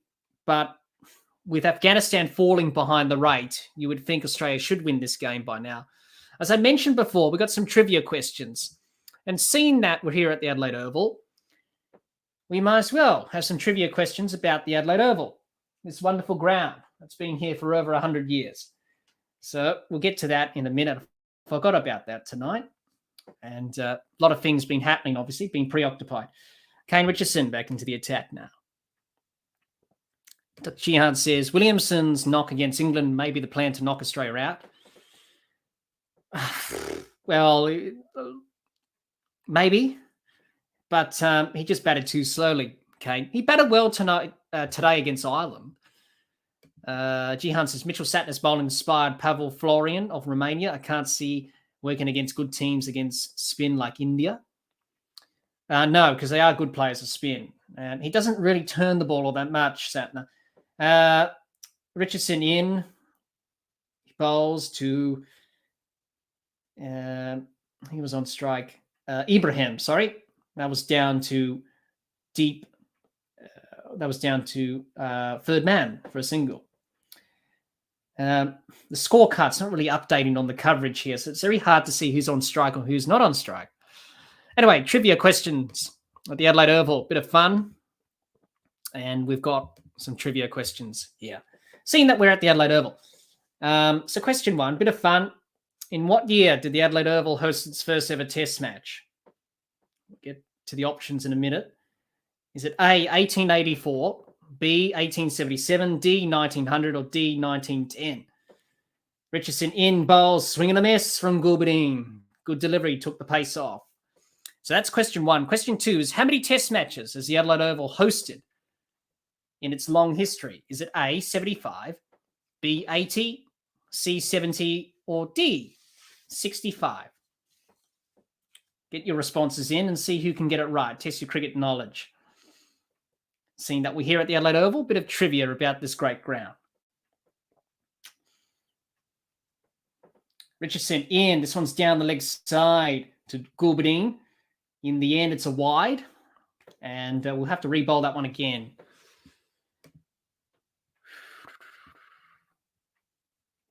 Raj says, my point is they wish to bring in Smiles back home. Raj says 1910, I don't know. 70, all guesses. Well, that's fine, Raj. Have a guess. Have a guess. We'll come with the answers after this over. Richardson in, bowls to Gulbadine. This is high and long into the leg side and over the rope for 6. At deep mid-wicket. Steve Smith, good effort to try and stop the 6, but it was just way over his head. So Kane Richardson, that's not the area to be bowling at. Come on, Australia. Crying out loud. Just bowl a good line and length and build pressure. Not bowl deliveries like that. And Gulbin was able just to hit that over deep mid wicket for 6. Cow corner. Steve Smith nearly got there and nearly got a hand to it. Would have been a very good catch if he connected with it. But, you either got to be a robot to take that. Richardson bowls to Gulbin. Bowls outside edge, and it's racing away to the fine leg boundary for 4 runs. What are you doing, Kane Richardson? Stop bowling that line and length. For crying out loud. You've just been hit for a 6 over deep mid-wicket, and now an outside edge down to third man. Third man was up. This partnership is 51 off 38 for the third wicket. For crying out loud, Australia. Let's get the wickets here. Let's stop mucking around here. And Richardson, stop bowling that line back of a length. Because you don't have the pace, and it's just sitting up. I don't know why we played you tonight instead of Mitchell Starc. I don't know why. Richardson bowls to Gulbin, who glides this through in front of point on the offside for a single. Good fielding from Cameron Green in the deep out there. An expensive over from Kane Richardson. A 6 and a 4 and a 1.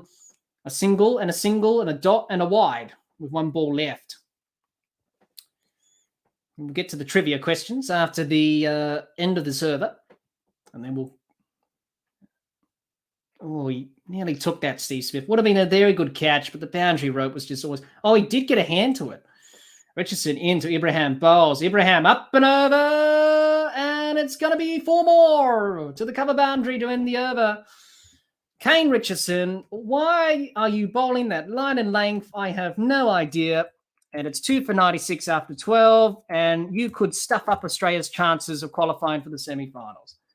I'm sorry, but why play you instead of Mitchell Starc? I do not get that. Mitchell Starc, with his pace, could have been handy. Instead, he just bowled that rubbish outside off stump, and you get carded for 4 and 6 in this over. For crying out loud, Kane Richardson, you've got to be better than that. Come on, Australia. I'm so frustrating in this T20 World Cup. As you can tell, I'm frustrated. Stop bowling the rubbish. I'm sorry, but if I was down there on the boundary line, I'll be saying that, and I'll be getting a message out to the 12th man and saying, right, just bowl a good line and length and just hit that spot. Don't give too much width for too much areas for them to hit and cut boundaries. Can't do that at Adelaide Oval. Bowl short and outside off stump with a short square leg, with a short square boundaries. Because that will happen. You're going to get carded for 4s and 6s. Kane Richardson, why are you in the team tonight instead of Mitchell Starc? I have no idea. And what are you doing, George Bailey? You've got to be firm with the selections. Don't just pick players based on name. Pick them on form. It's not that bloody hard to do as a selector. It's not that hard. And that's why people are criticizing him as a selector. Cummins in, bowls. This is high in the air, down to Glenn Maxwell, who does very well there. Didn't quite carry, bounced. And it's a single. Come on, Australia. You need wickets. Do you want to be in the semi-finals or not? Because at the moment, you're not bowling that well. And I'm sorry, everyone. I'm just a little bit frustrated here because Australia just not making things easier for themselves.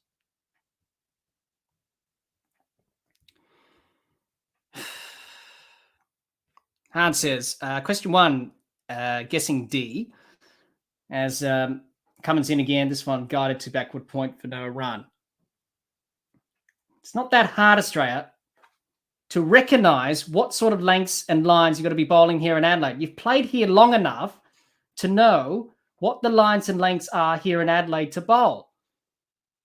It's not that hard to realise that. So bowl a better line and length. Stop bowling this rubbish short and wide outside off stump because you get carded for boundaries. It's just not good enough. That's more like it, Pat Cummins. Bang it into the pitch. Played a mess to the keeper. Raj says 1910 and 70 are my answers. Hans says question 2, A, guessing. John says A for question 1. Question 2, no idea. Yeah, sorry about that, everyone. Just a little bit frustrated with Australia's bowling here because it's such a big game and they're just stuffing it up. You've got to bowl them out. It's not that hard to do. And you should bowl them out, really. Cummins bowls to Ibrahim. Tries to lap it over the top for no run. Straight through to the keeper. Going back to the trivia questions. It was 1884 for question 1. And that was Australia versus England. And England won that test match by 8 wickets. That was the first test to be played here at Adelaide Oval. Question 2 is 80. And over that amount of time, 80 test matches have been played at the Oval. Because Adelaide Oval, back in the day, used to have 2 test matches. Now it just has 1, obviously, because the other venues. Cummins in again. This one's short. That's more like it, Pat Cummins. Test them out. Short ball. Make them play the hook and pull shot. Be aggressive with the ball. Don't bowl short and wide and all that rubbish. It's so frustrating.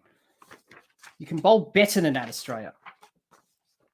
It's such a big game. You're hurting the net run rate and you're relying on other results.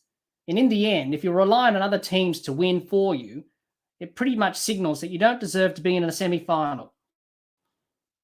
And you don't deserve to win, actually. Cummins bowls to Ibrahim. And this one's guided through the covers for a single. It's not that hard to realise what you need to do on these surfaces and adapt. You're professional cricketers, and it's not that hard to work that out. I'm sorry, but it's just not good enough. It doesn't take a genius to work out what you need to bowl, what lines, what lengths here at the Adelaide Oval. And really, you just haven't got it right, and you're just shooting yourselves in the foot. 7 overs left. There's still 2 for 98. There should have been 4 down by now, or 5 or 6. I don't know. I'm sorry, everyone, but I'm just frustrated tonight. I'll be glad when this T20 World Cup's over, I can tell you. I'm just sick of Australia's performances in this. It's just not good enough. And same with the selectors as well. It's not that hard to select players who are in form or get players into the squad that are doing well in other tournaments around the world or for Australia or Big Bash or whatever. It's not that hard to do. But all you care about is just your name and reputation and picking players based on their name and what they've done before. Well, you've got to judge them on what they're doing now, and they haven't been doing well in this tournament. As Zampa continues to Ibrahim. And this one's a single down to, it's a run out. Direct hit. I think he's gone. That's more like it, Australia. He's gone. Yes, run out. Thank goodness for that. Glenn Maxwell, good throw. He's out by miles.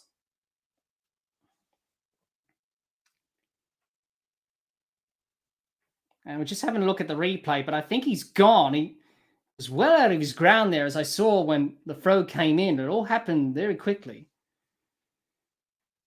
Oh, yeah, he's gone by miles. That's it, Australia. That's it. And he's gone. Yep, not even in the frame there. That is the end of Gulbading. He's gone. Run out for 39 by Maxwell. It's 3 for 99. And that's more like it from Australia. Keep picking up wickets, even if it's a run out. Good piece of fielding. Fielding hasn't been good today. There's some drop catches there. But I do apologize, everyone, with the rant there. But I just felt like I needed to get that off my chest. It's, when you support a team and I think everyone knows that you care. And you just want them to do well. And it's just frustrating, that's all. Because you know they can do better. And it's not that hard from sitting on the other side of the fence. But, you just need to adapt and you need to do all those things. And Australia just haven't done that. And it's just so frustrating to hear. So I do apologize for that, everyone. I don't really go off like that. Obviously, I'm not worse than Gabe, obviously. When Gabe gets going on a round, that's pretty good to watch. But as Adam Zampa continues, he bowls. This one's a top edge to Ibrahim and taken. Yes, Adam Zampa, 2 in 2. That's more like it. Hat trick. Come on, Australia. This is where we start reining it back. Top edge, he tried to sweep behind square on the leg side, and it's a top edge, and it's straight into the hands of the fielder. And at short, fine leg, Mitchell Marsh takes a very good catch. That's more like it, Australia. Come on, now we can start getting wickets here. And that's pretty good. So Ibrahim gone for 26. It's 4 for 99. Hans says Australia are destroying their own net run rate here. Jihan says great selection of Kane Richardson. Jihan says I think the bowling plans were to bowl short and wide. Well, it looked like it. That's not what you do in Adelaide, especially with the short square boundaries. You got to bowl straight and look to make the batters hit straight down the ground because there's a long boundary. Make them drive down the ground. That's where you want them to be playing. Hans says Australia saw how well Chris Woakes was doing versus New Zealand and said, let's copy that. Gaurav says, forget about the net run rate. Now just win the game first. That's right, Gaurav. But if you're in a good position to capitalize on the net run rate, you should take it. And Australia should take that opportunity. They didn't do that against Ireland. And that was frustrating. If they did well and bowled Ireland out cheaply in that game, then the pressure coming into this game would be a lot less. But it's good to see some wickets being picked up here. Sampa into Najib bowls. This one's defended back down the pitch for no run. But obviously net run rate. This is the thing with net run rate. It can get into your head. And when you start thinking about it, you go off what you need to do about winning the game. So that's a good point you make there, Gaurav. And that could happen to England tomorrow. Sampa bowls to Najib. This is high in the air. And taken at long off by Glenn Maxwell. The batting collapse is happening now. And Australia are finally getting the job done after some inordinary bowling early on. Finally, Australia are getting it done. Flighted from Zampa. He went for the shot there, Najib. And unfortunately, didn't quite time it. He didn't quite get it over Glenn Maxwell's head. In the end, Glenn Maxwell takes a simple catch. Let's see. End of Najib.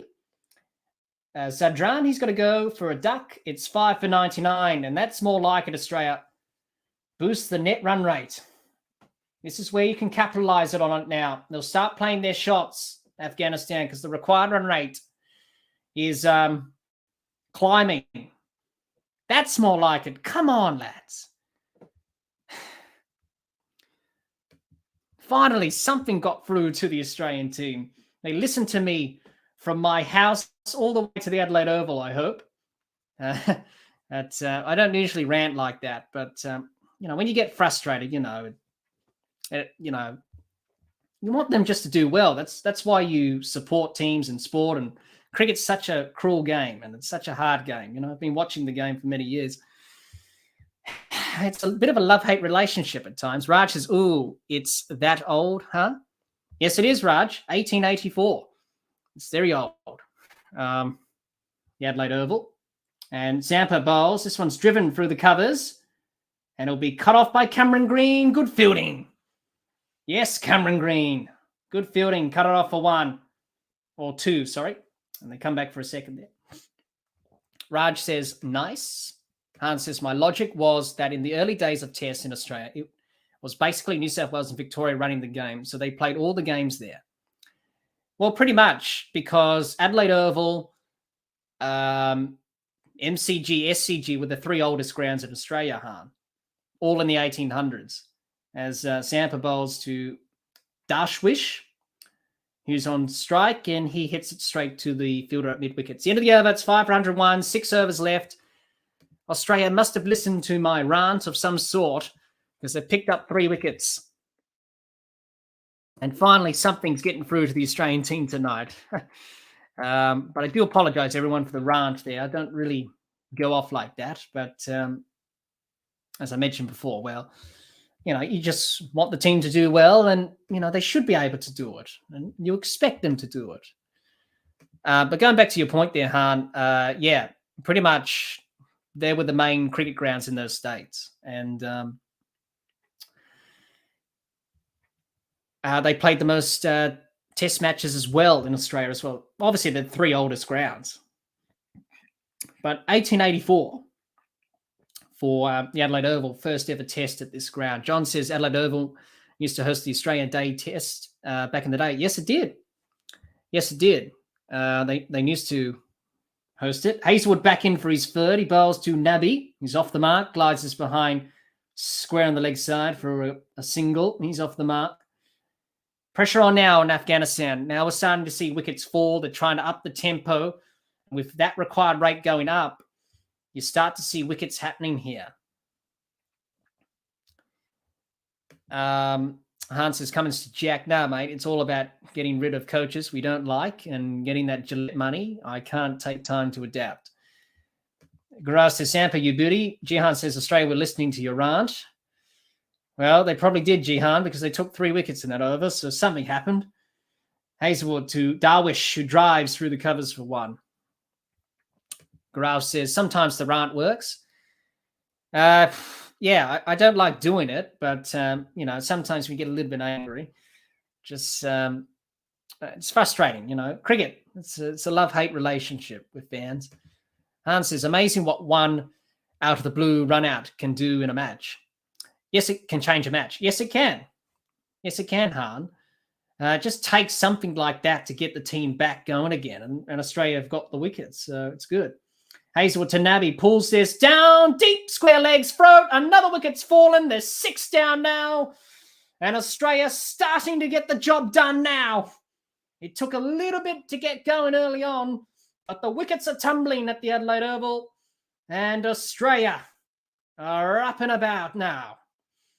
Well, Nabby tried to pull that. It was a bit short from Hazelwood, but he hit it straight to David Warner at deep square leg. It takes a simple catch. Jay says Afghanistan were never going to win it. It was only about how close they can get it. Yeah, it was. It was going to be too much for them. Nabby out for 1. It's 6 for 103. Yeah, it was always going to be difficult for them, Jay. It's just how much Australia can reduce the target or the total that they make. 6 for 103 is pretty good. That's good. And if they can finish it off now, it would be very good. John says, no one is worse than Gabe. You haven't pulled in conspiracy and match-fixing nonsense. You're not an unbiased commentary. Show a little emotion. My language is a little more colourful. Well, thanks, John. It's all about the passion because you care. And, I care about Australian cricket because I want them to do well. And it's just frustrating in this T20 World Cup where you're just sitting here watching the game and you're just saying, well, you should have done that. And they don't do it. So Rashid Khanian glides this straight to backward point for no run. Rashid Khan, 1 or 2 ways he can go about this, either hit out or get out and hit big. I think he'll go down with that option. Good catch from David Warner. But obviously Gabe's quite passionate when it comes to his runs, obviously. He's had a few that he's done on the Cricket for Americans channel. Hans is looking at the map. Adelaide is not far from Melbourne in terms of how far apart things in Australia, so it makes sense. Yes. 66 or 32 for Afghanistan.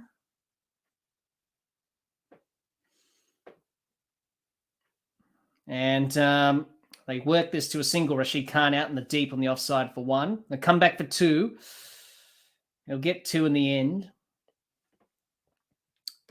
Raj says, that reminds me, India used to host a Pongal test on 14th of January in Chennai. It was kind of short-lived, but it was a thing. That's interesting to hear, Raj. Hans says, I think at this point we need to be checking what Australia's lead is for net run rate. Lead is 63 right now, 65. Yeah, I think it's now 64. So that's pretty good. So they'll need to finish it off now, Australia. Look to get these wickets quickly. We're getting towards the end now. Afghanistan ain't going to chase it down. So it's just about trying to get the 4 wickets cheaply there. But at the moment, so far, so good. Now then, we're just checking for a short run. And I think it is a short run. Is it? No, he just got the bat over the line. Would have been quite interesting for the umpire just to signal short run. That's the short run signal there. They were checking for a short run, but he was fine. In the end, the batter made his ground and tapped in behind the popping crease. But for those who didn't know, that is the short run signal. A tap of the shoulder there to signal short run if a batter's run short. So in the end, they didn't run short, so it was 2 runs. Hazelwood into Rashid. He bowls. Rashid swats this through mid-wicket for a single. We'll go back to our trivia questions. We've got 2 more questions for everyone. So question 3. In what year was the famous scoreboard built at the Adelaide Oval? Was it A, 1911, B, 1920, B, 1915, C, 1920, D, 1930? It's quite an old scoreboard. It's been there for a long time. And question 4, which country has the highest ever Test team total at the Adelaide Oval? Is it A, Australia, B, England, C, the West Indies, or D, South Africa? Let me know your responses. We'll get back to those questions to finish off our trivia questions for this evening. Han says short run equals the run doesn't count. Yes. So they ran 2 there when they were checking the short run, as Kane Richardson continues. Up in the air from Rashid Khan, down the ground. Won't be enough. Will be cut off for a couple of runs. Glenn Maxwell does the fielding. So if you run 2, Han, and you run short 1, then it's only 1 run. The second run doesn't count because the batter didn't make their ground. So they were checking for a short run there, but in the end he was safe. So as an umpire, you've got to really be careful about that. When you're umpiring games at club level, something like that, as an umpire, you will miss the odd short run.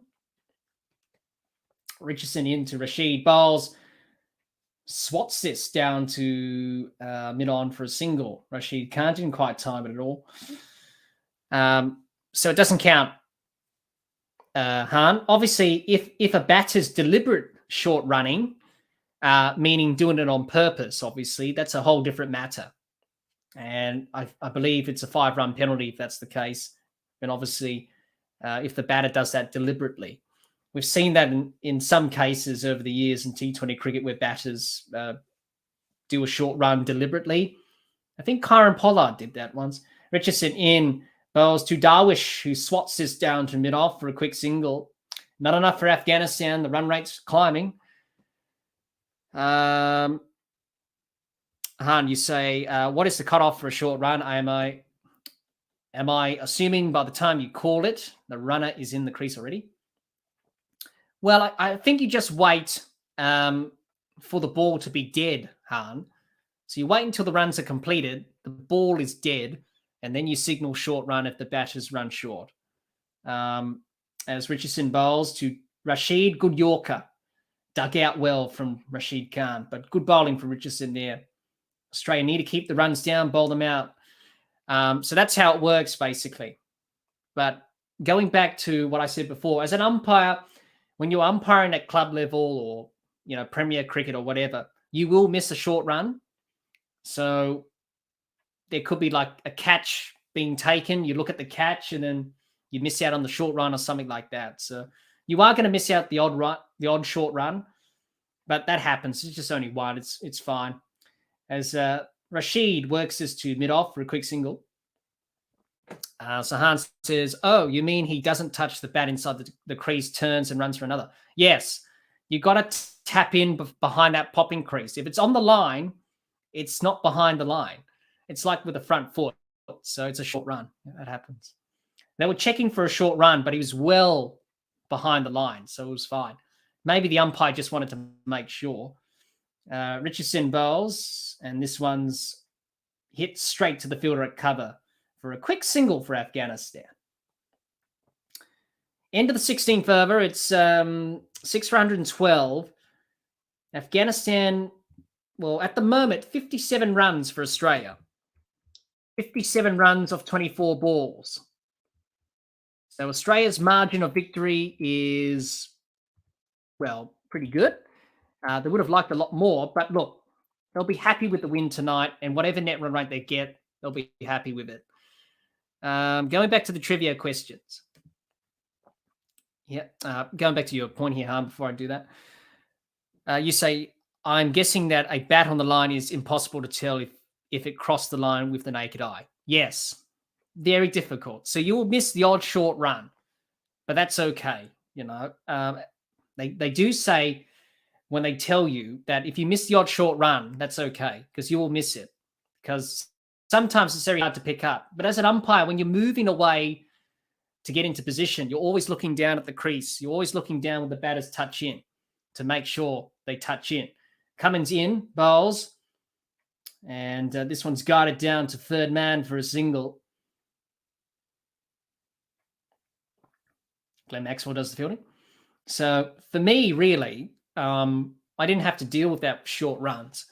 But look, umpires at international level, the third umpire will tell the on-field umpires, yeah, he ran short there. He went 1 run short of the over there.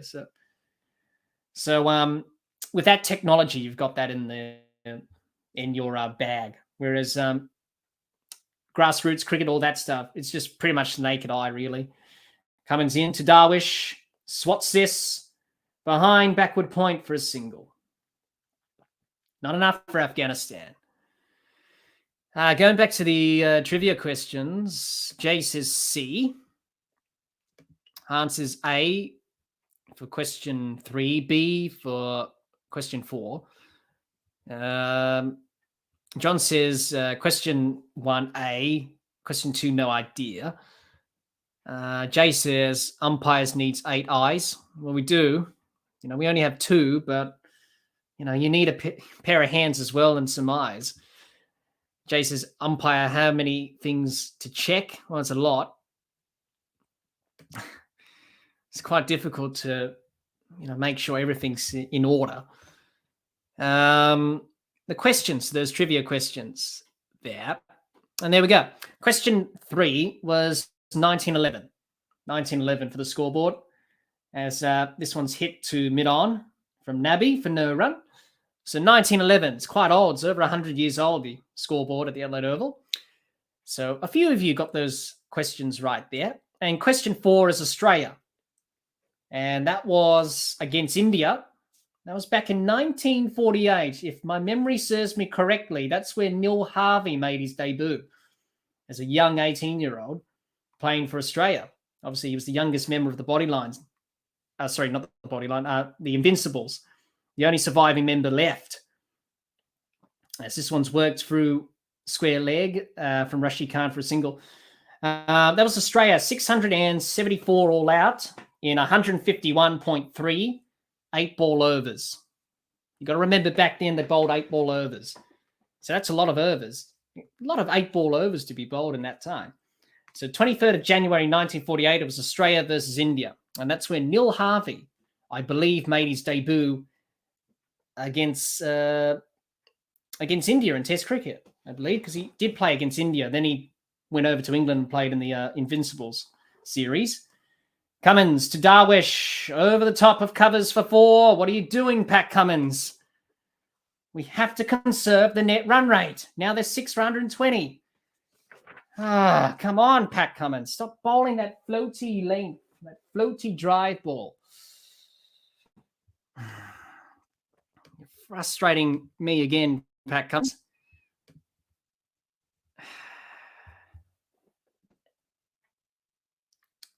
$49 off 19.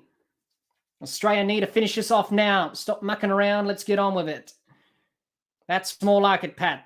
Short ball, outside off stump. Bowl it there. Don't bowl that drive length, floaty length outside the off stump. Crying out loud. It's probably a bit better length than that, to be honest, Pat Cummins. Australia, Afghanistan, 6 for 120. Going back here to Han. 1915 was World War One, so I'm guessing that building a new scoreboard would have looked bad. It probably would.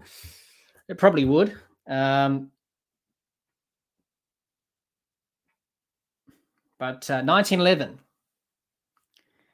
So 16 runs and over for Afghanistan. They're not going to get that in 3 overs. Australia need to finish it off now. Bowl them out or keep them under in the 120s. It's already 49 they need. So look, it's not a it's a win. They won this match, but it's not a big win. It should have been a big win, over 100 runs or something like that, to be honest.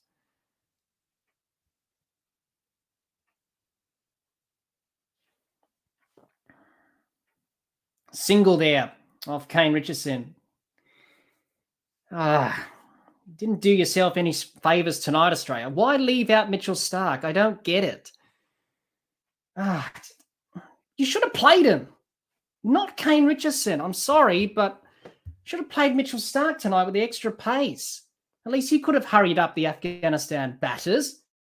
Everyone else has not hurried them up. It's been poor. Again, like it was against Ireland.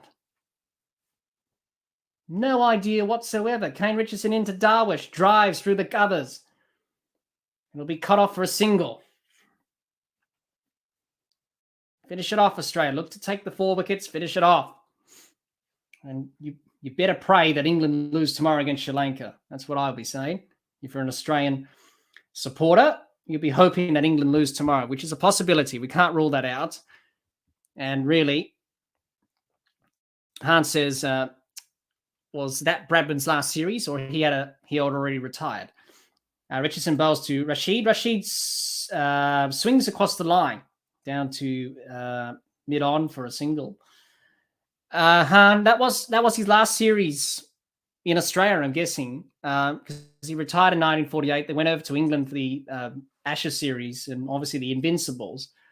So that was his last series in Australia, I'm guessing, against India, because he only played against India once. Obviously, Australia didn't play India all that often back in those days. As Richardson bowls to Darwish. And this one's up and over the top, but I think it's going to be out in the deep. It's going to be falling safely. They'll come back for just a single. David Warner does well there. Hart says there's 120. Jay says Pat Cummins was laughing and then smashed for 4. Well, he didn't bowl a good ball. That's poor. Graf says, so the run rate debate is over now almost. If England wins, they are through, or it's Australia. Well, look, they still got to win tomorrow, England. And yes, they do have the advantage, but they can get carried away or not. That's over the rope for 6, for crying out loud, Kane Richardson. Stop bowling that rubbish. Stop bowling it halfway down the pitch. And that's gone for 6. What are you doing, Kane Richardson? Stop bowling that length. Not to Rashid Khan here in Adelaide. He knows these conditions. He's played for the Adelaide Strikers. For crying out loud, Kane Richardson. And that's over the top. Oh, for crying out loud, Kane Richardson. What are you doing? Bowling that line and length. What are you doing? That's it, Australia. I'm calling it right now. You can forget about the semi-finals tomorrow. I have no faith in Sri Lanka whatsoever. We're out of this tournament. I hope you're happy, Australia, because tonight's bowling has been pathetic, to be honest. And I'll use that word tonight because it was pathetic. The batting was pathetic. For crying out loud, not Jai Richardson. He's not playing. Kane Richardson. For crying out loud, why play him instead of Mitchell Starc? That's the end of the over at 6 for 136. For crying out loud, Australia. And many people in Australia will be absolutely fuming at this performance right now.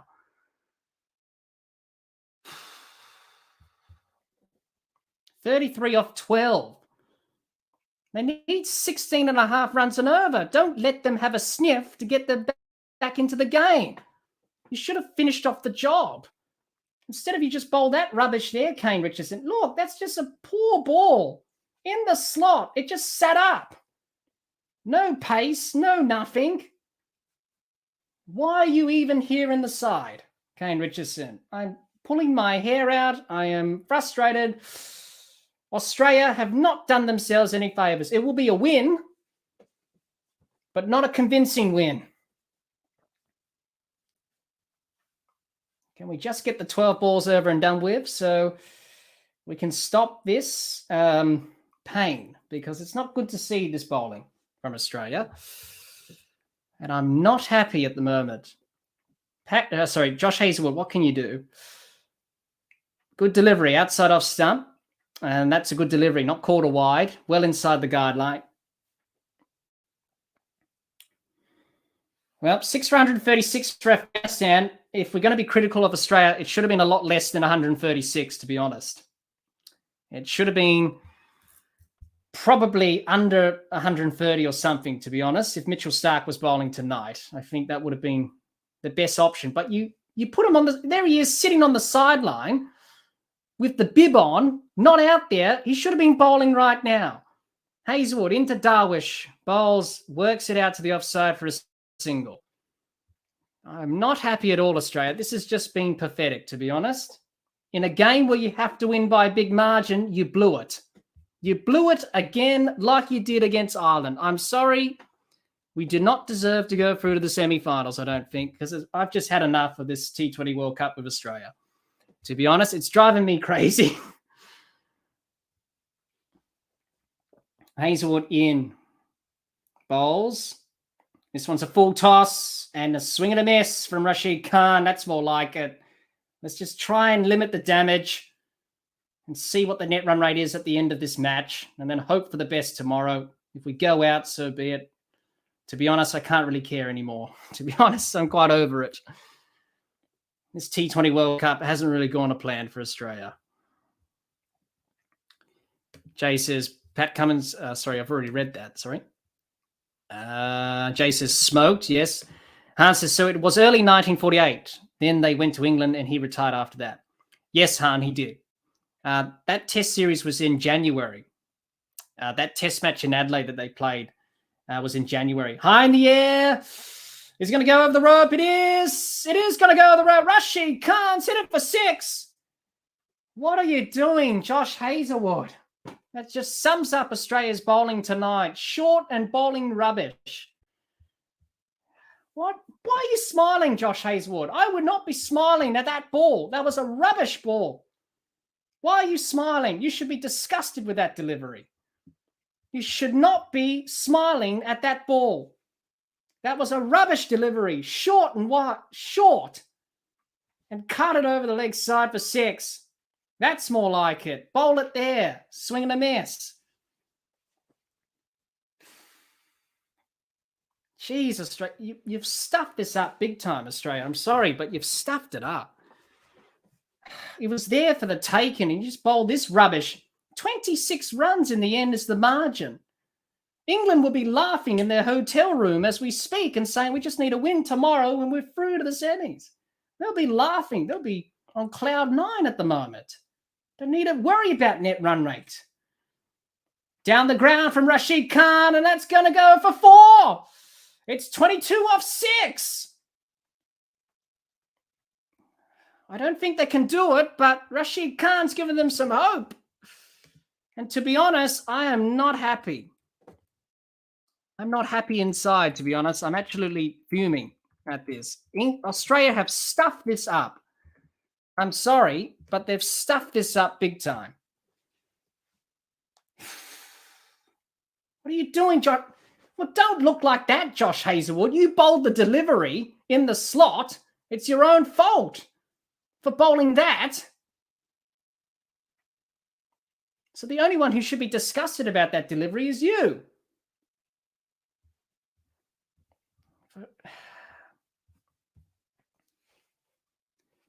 22 off 6. Australia, you have stuffed this up. I'm sorry, but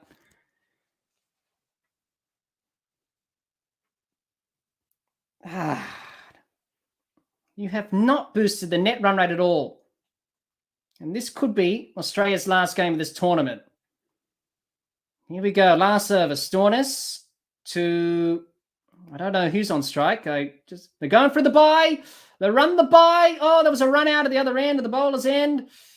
I think he's gone. And I think that's it. They're going to go upstairs, but I think he's gone. Rashid Khan there. Not happy with the run out, but I think he's gone.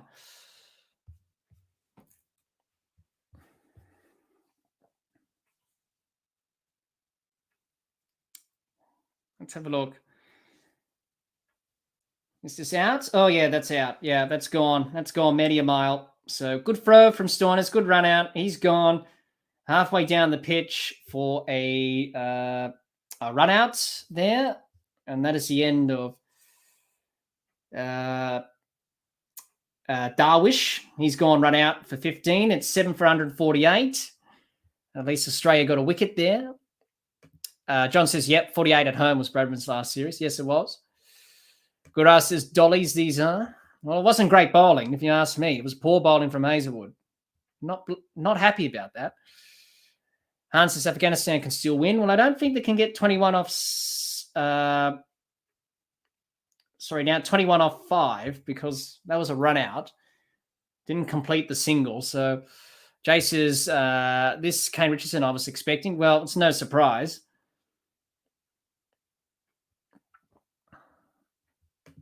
Hans says Sams would have at least given something with the bat. Richardson is a rotation option to play against the Dross. Not must win games.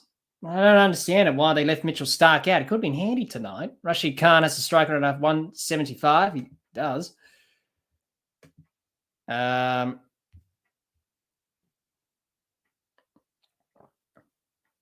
Here we go. Stoinis in for the second ball of the over. Over the top. Is it going to the boundary? It is. It is going to the boundary for 4. Afghanistan. 17 off 4. It shouldn't have been this close if you ask me. It should have been done a lot earlier. Australia have stuffed this up, to be honest. This game, they've stuffed it up. You can forget about the semi-finals. It looks like probably England are going to win tomorrow, and that's probably going to be the case. And Australia have stuffed this up big time. And that's a single there down to Glenn Maxwell. It's 17 off 3. They've stuffed this up big time. Australia, it's been poor bowling. I don't know why you leave Mitchell Starc out now. He should have been bowling right now instead of Marcus Stoinis at the death. Marcus Stoinis is not a good option at the death. Well, you haven't got anyone else. You haven't got Starc because he's not playing. You've already bowled Richardson. Here we go. Stoinis in. Rashid Khan over the top. It's 6. It's 6. Oh, my goodness me. It's 6. It's 11 off 2. Ah, Stoinis, what are you doing? Bowl Yorkers, not short. Yeah, you should be worried, Mitchell Marsh. You should have a worried look at this game. Shouldn't have been this close. It should have been done. And Australia, like against Ireland, couldn't finish off the job. This is not what Australia needed. This game shouldn't have gotten this close. And I am absolutely fuming right now. That is just a poor delivery. I've run out of words to say, really. And look, really, England, can you win tomorrow against Sri Lanka? I hope you do. We don't deserve to go for a high in the air. Someone take the catch.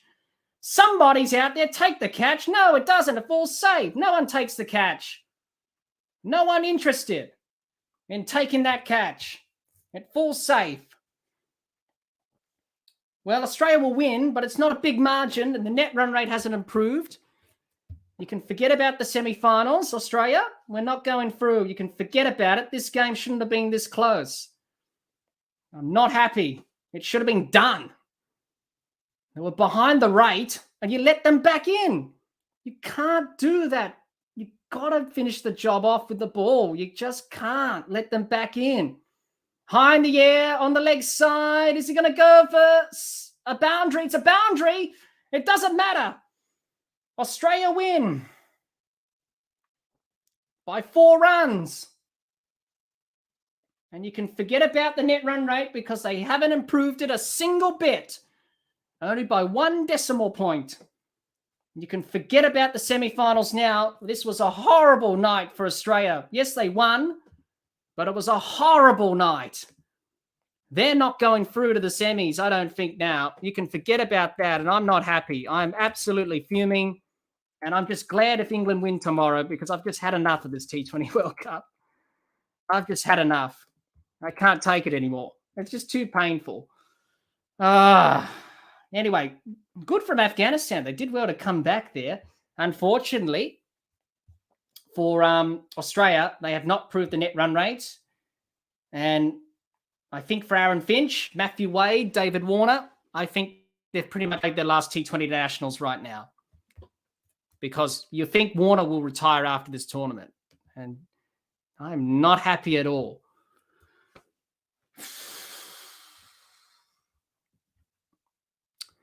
Well, Australia's won by 4 runs, but you can forget about the net run rate because they have not improved it by a single bit. I'm not happy at all. I'm absolutely fuming. An opportunity missed tonight, Australia. It shouldn't have gotten this close. It shouldn't have gotten this close. Now, I understand we want this for cricket, of course, and we want teams like Afghanistan and Ireland and Netherlands to be competitive. But really, Australia let themselves down with the awful rubbish bowling. Too short, too wide, not here at the Adelaide Oval, on short square boundaries. If England are watching this match, they'll be jumping up and down, dancing in the streets of London and saying, we're going through to the semis. And we're either going to verse India and then probably get out. But just so frustrated. I don't have any words to say. It's been a bit of a... I can't care anymore, really. This game of cricket, it comes back to bite you where it hurts, and it has. So, well, Australia's won. It's a win. That's all they've done. They can only hope now. Raj is hearing about the new rule for semi-finals and finals. Minimum 10 overs each innings to have a result. Is that the case, Raj? I didn't check the playing conditions, but I'm pretty sure that could be the case. Obviously, you do have a reserve day in the finals and semi-finals there. So in the end, it wasn't a big win that Australia needed. In the end, it was a quite embarrassing win, to be honest. 4 runs is not good enough. You had the game and you blew it. You blew it and you cost Australia a semi-final place. Right. Well, I'm glad that's over. Australia won by 4 runs. Let's try and debrief. Glenn Maxwell's the player of the match, but to be honest, that could be his last innings of this tournament. And I'm actually not going to watch the presentation. I'm going to answer all your questions here, everyone, because I can't be bothered watching what Glenn Maxwell has to say or Matthew Wade, because I can't really take any more. It was just so poor. So Ahan says 6 boundaries off the last and they will win it. Well, they nearly did. In the end, it was just a little bit too much in the end. Jihan says great bowling from Hazelwood. Don't remind me, Jihan. It was pretty poor bowling from Hazelwood. I don't know what he was doing there. Raz says 22 needed off the last over and everyone was after the run rate. That's why in shorter format, Sri Lanka can beat England. Yeah, look, you never know. Look, you never know what's going to happen. But look, it's just so frustrating. A big game and Australia should have done better and at least they just didn't. And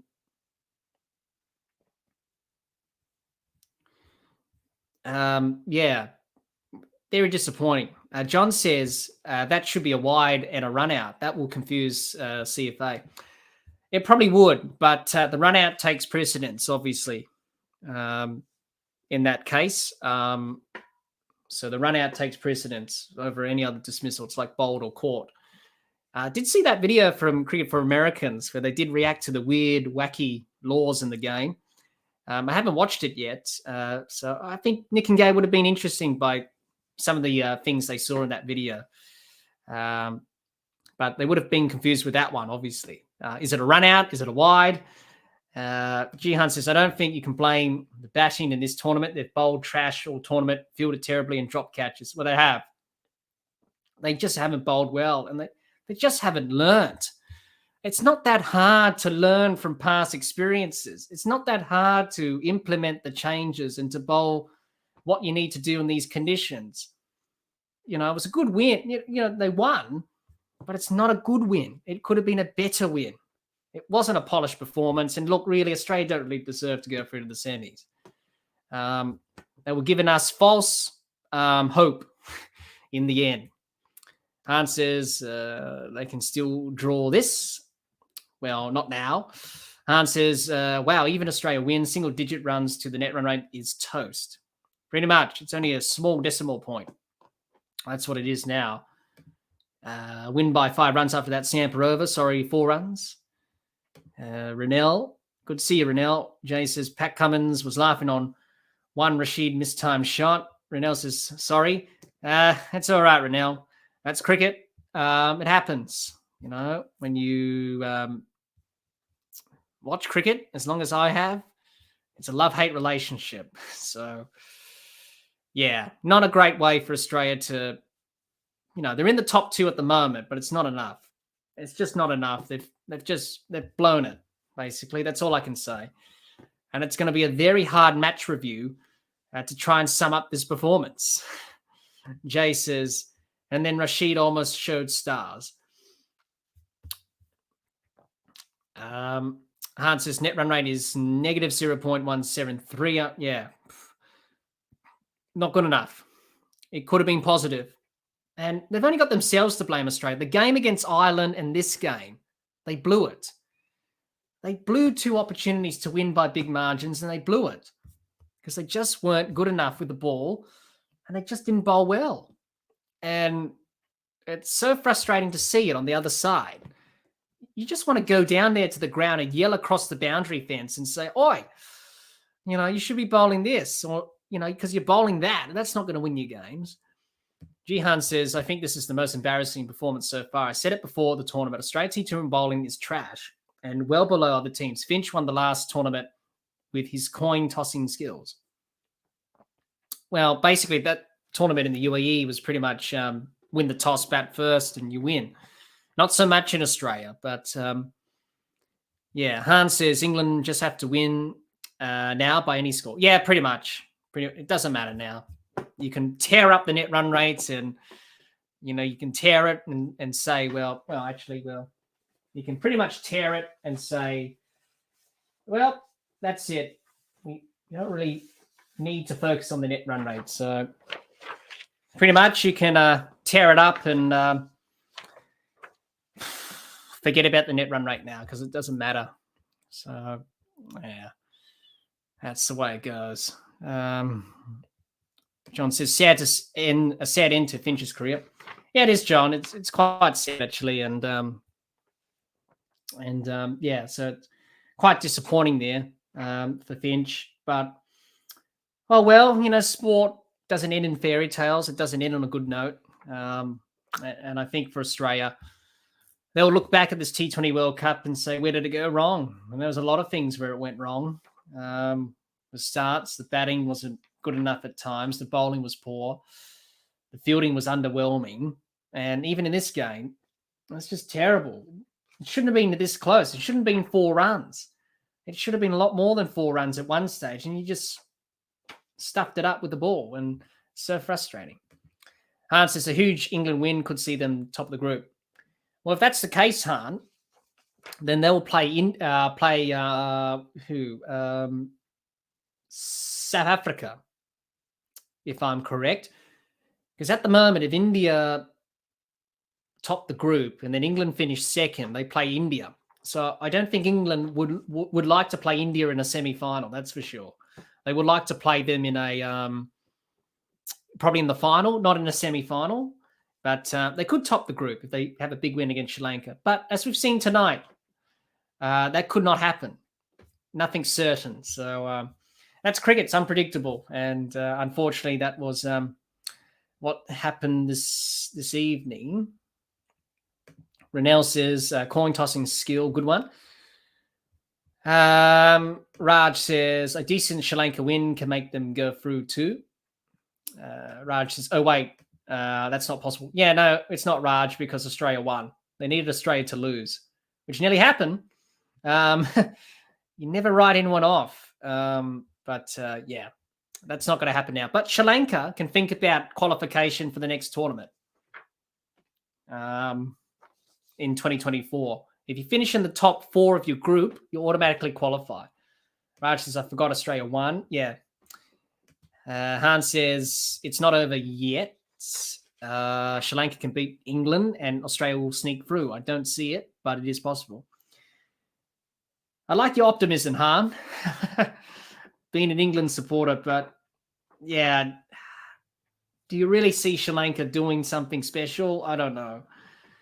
And really, if you're Australia, you're relying on that result. And if you're relying on other teams' results, and it just shows that you haven't played well and Australia haven't played well. And it's so frustrating. But look, that's cricket. We're all passionate and we care and we want them to do well. But that's sport, and time to move on to the next game, next tournament, and hopefully we can do well in that, which is the WTC. In fact, Raj says, with Jack's frustration for a second, I forgot Australia actually won. I was quite disappointed with the performance, Raj. It should have been a lot better than it was. Han says, regarding a run out on a no ball or wide, does a stumping also count? Han, you can be stumped out on a wide. You can't be stumped on a no ball. You can be run out on a no ball because the ball is still alive. So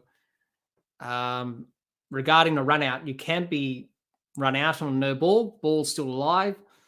You can be stumped off a wide, but you can't be stumped if it's a no ball because it has to be a fair delivery. Doesn't really matter for a no ball if it's a run out because it's a live ball, it's not dead.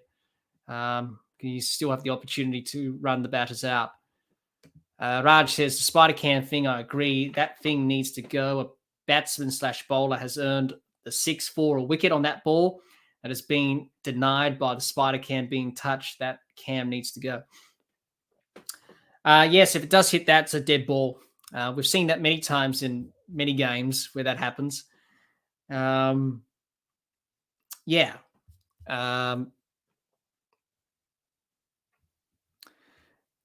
It'd be interesting to see what the ICC do there with that. But for tournaments and that, you're just going to have those spider cams. So we just have to put up with it there. John says, all things aside, I'll wear a loss on the chin. It's the matter of the loss that hoinks me off. And I survived the Kim Hughes era, where surviving the follow-on was cheered, still standing. Well, it wasn't good back then. Back in the 80s for Australian cricket, it was quite poor, especially in the Kim Hughes era. Obviously, he had a tough time of it. I can see why he gave up the captaincy and gave it to Alan Border. Up against that great West Indian team at that time, it was always going to hard to beat them. So, thanks for that, John. Han says, is Gabe's mush curse shifting to Australia? Well, it probably is, Han. I don't think he'll be happy, Gabe. If he was here now, I don't think he'll be happy by that. Maybe. Obviously, the West Indies didn't do well, so Australia didn't do well, so it probably moved over there. But Han, you say again, Ireland and Afghanistan matches should have Australia on a positive 0.5 net run rate at least. Yeah, should have. But look, this is the thing with net run rate. Nothing's certain. You can't really bank on winning by a big margin or doing the exact thing that you need to do. It does play in your head. And I think tonight it did for Australia. And they just thought about it too much instead of just winning the game first. So they'll be disappointed by how they've performed today. So, yeah. But, it should have been positive. It should have been at least positive at this stage. But, oh, well, it is what it is. John says, sometimes you just have to call a spade and a shovel.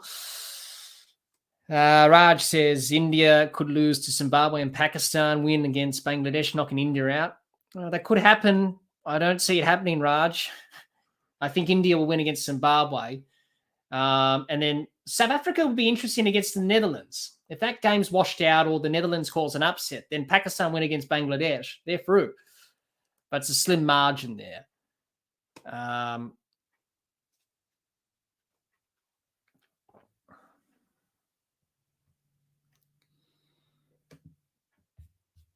Renell says, you feel better when Australia beats West Indies in tests. Well, it'll be interesting when the test summer comes along, Renell. Obviously, the West Indies have announced their squad, and that's going to be an interesting test summer. Of course, West Indies, South Africa, and that's the next thing for Australia to worry about. Obviously, the T20 World Cup may have not gone to plan, but you think about the World Test Championship. Australia are a good chance to go to the final in that. And also, you've got a 50-over World Cup later on next year, around about this time in India. So there's plenty to play for still. Even though it doesn't go your way one year, you can always bounce back. But Australia do need to rethink about their T20 going forward. It hasn't been a great T20 World Cup. Raj says Spider Cam thing was from CFA video. Apart from pretty angles, it doesn't really add anything, and normal cams provide pretty enough images, videos that really needs to go, in my opinion. Oh, was it? I haven't seen that video yet from Cricket for Americans, Raj. I haven't seen that video yet. I'll be hoping to watch that after this because I was meaning to watch it this afternoon, but I was getting ready for today's stream. So didn't have time to watch it. I did see it pop up. Nick and Gabe reacting to some of the weird and unusual cricket laws and things that happen in a game of cricket. So Han says India were 5 down for a very low score. Ireland, sorry. We're 5 down for a very low score. To lose that net run rate was criminal. It was. Even when you're processing it, I think Australia they'll be happy with the win. But net run rate was a problem. It needed to be bigger, and it wasn't. It was just, I have no words to describe Australia's tournament. To try and put it up into a paragraph or something, I can't really describe it because it's just been up and down. It's been a shambles. I just can't really put my words into practice there. I can't really say anything to describe it. It's been poor, but tonight's game it was a massive game, and it was a big letdown in the end. Yes, Australia won. Well, Australia won by 4 runs, but in the way that they went about it, they needed to win by a big margin, and they couldn't do it. And that could cost them, really. But look, at the end of the day, most people say, who cares about T20 cricket? Let's care about the WTC, the Test Championship, and Australia a good chance to go through to that. And also 50-over World Cup next year in India. So it's not all lost. It's just when you support a team like Australia and you support any cricket team, you want them to do well. And unfortunately, that wasn't the case for Australia tonight. So I am disappointed a little bit there. Raj says both Pakistan and South Africa games are happening at the same venues, so it would be hard for it to rain in the early game and then completely stop for the Pakistan game. Where are they playing, Raj? Is it in Melbourne?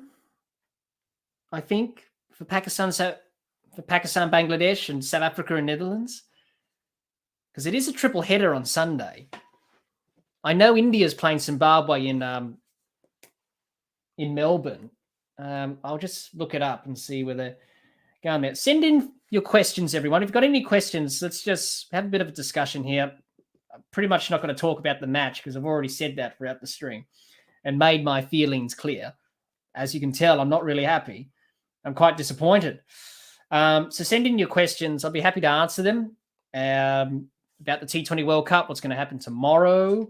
Interesting. Any other cricketing questions, umpiring questions, I'll be happy to answer them. Because I know a lot of people have commented.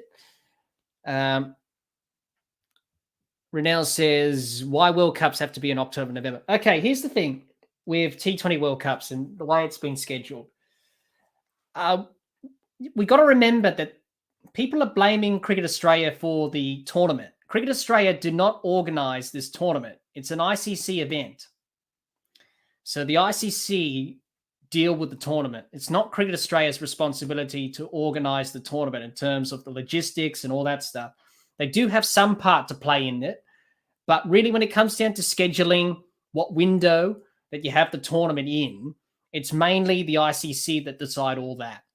So the ICC slated the tournament to be in October, November, and that's what's happened.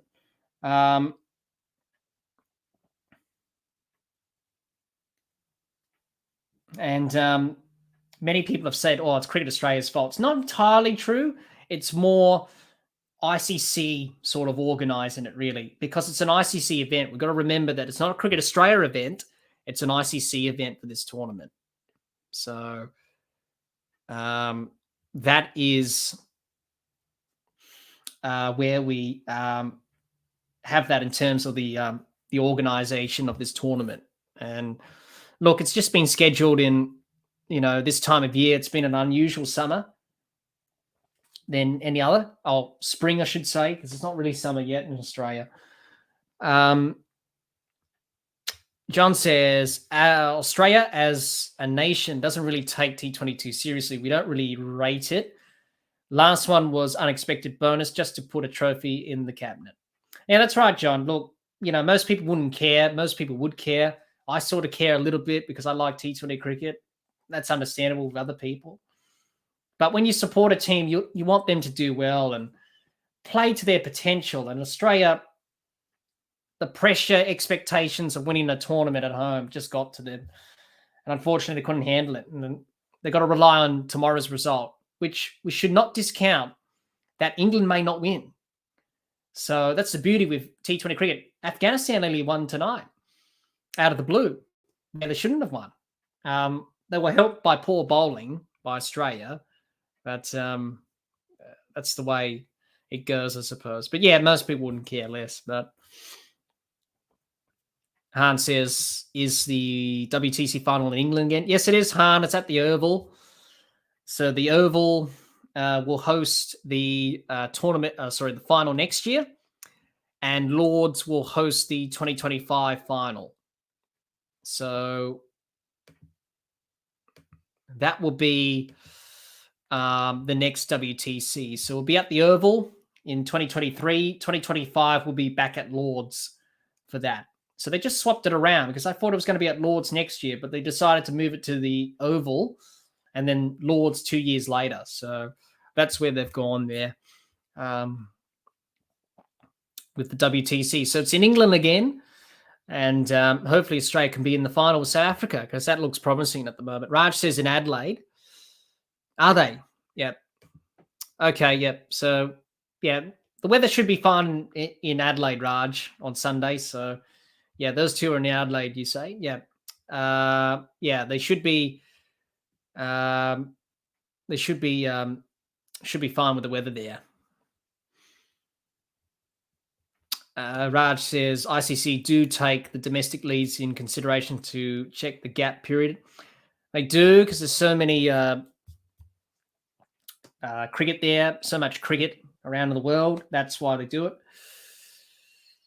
Raj says the home of cricket. Not for this final, Raj. Final in 2 years' time. 2025 will be the final at Lords. 2023 would be at the Oval. Raj says, oh, okay. Yeah. Yeah, they moved it. Renell says England again and again. Well, I'm quite surprised that it's actually in England again. I would have thought it would have been at a different venue, but they've decided to have it in England again, which is the ICC's choice and their decision. So we only have to respect that. But, yeah, it should be interesting, WTC. That's for sure. So, yeah. All right. Australia won by 4 runs. And I can't really put this game into words. I can't really describe this game today. I don't know what to make of it. I thought it was an opportunity for Australia to really push their case for the semi-finals. Unfortunately, that hasn't happened.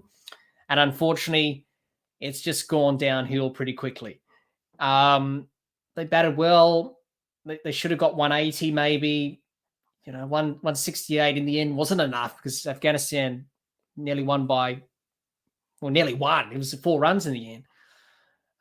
Australia's bowling was poor again. I was quite frustrated throughout the stream. I do apologize for my frustration. I should have been a lot better there, keeping my emotions in check. I don't tend to do that all often on the podcast, but when you're invested as I am, you get a little bit frustrated at times. And I do apologize for that, everyone. Wasn't at my game today, personally. I should have known better, keep my emotions in check, and not really express them as the way I did. So I do apologize for that, everyone. We'll be better for the next stream, which will be the semi-final on Wednesday. So I can't really put it into words, really. I don't know how to sum it up, really. I'm lost for words, actually. I can't really think of any words because I'm just disappointed, that's all. You feel a bit down. You feel a bit disappointed when a team doesn't really do well and you expect them to do well. So Australia will be happy with the win, but they have to rely on tomorrow's result. And, Raj says MCG Boxing Day test is WTC final. Just imagine. Well, what happens if Australia go through to the final, Raj? You can't play it at home. It's got to be at a neutral venue. So, that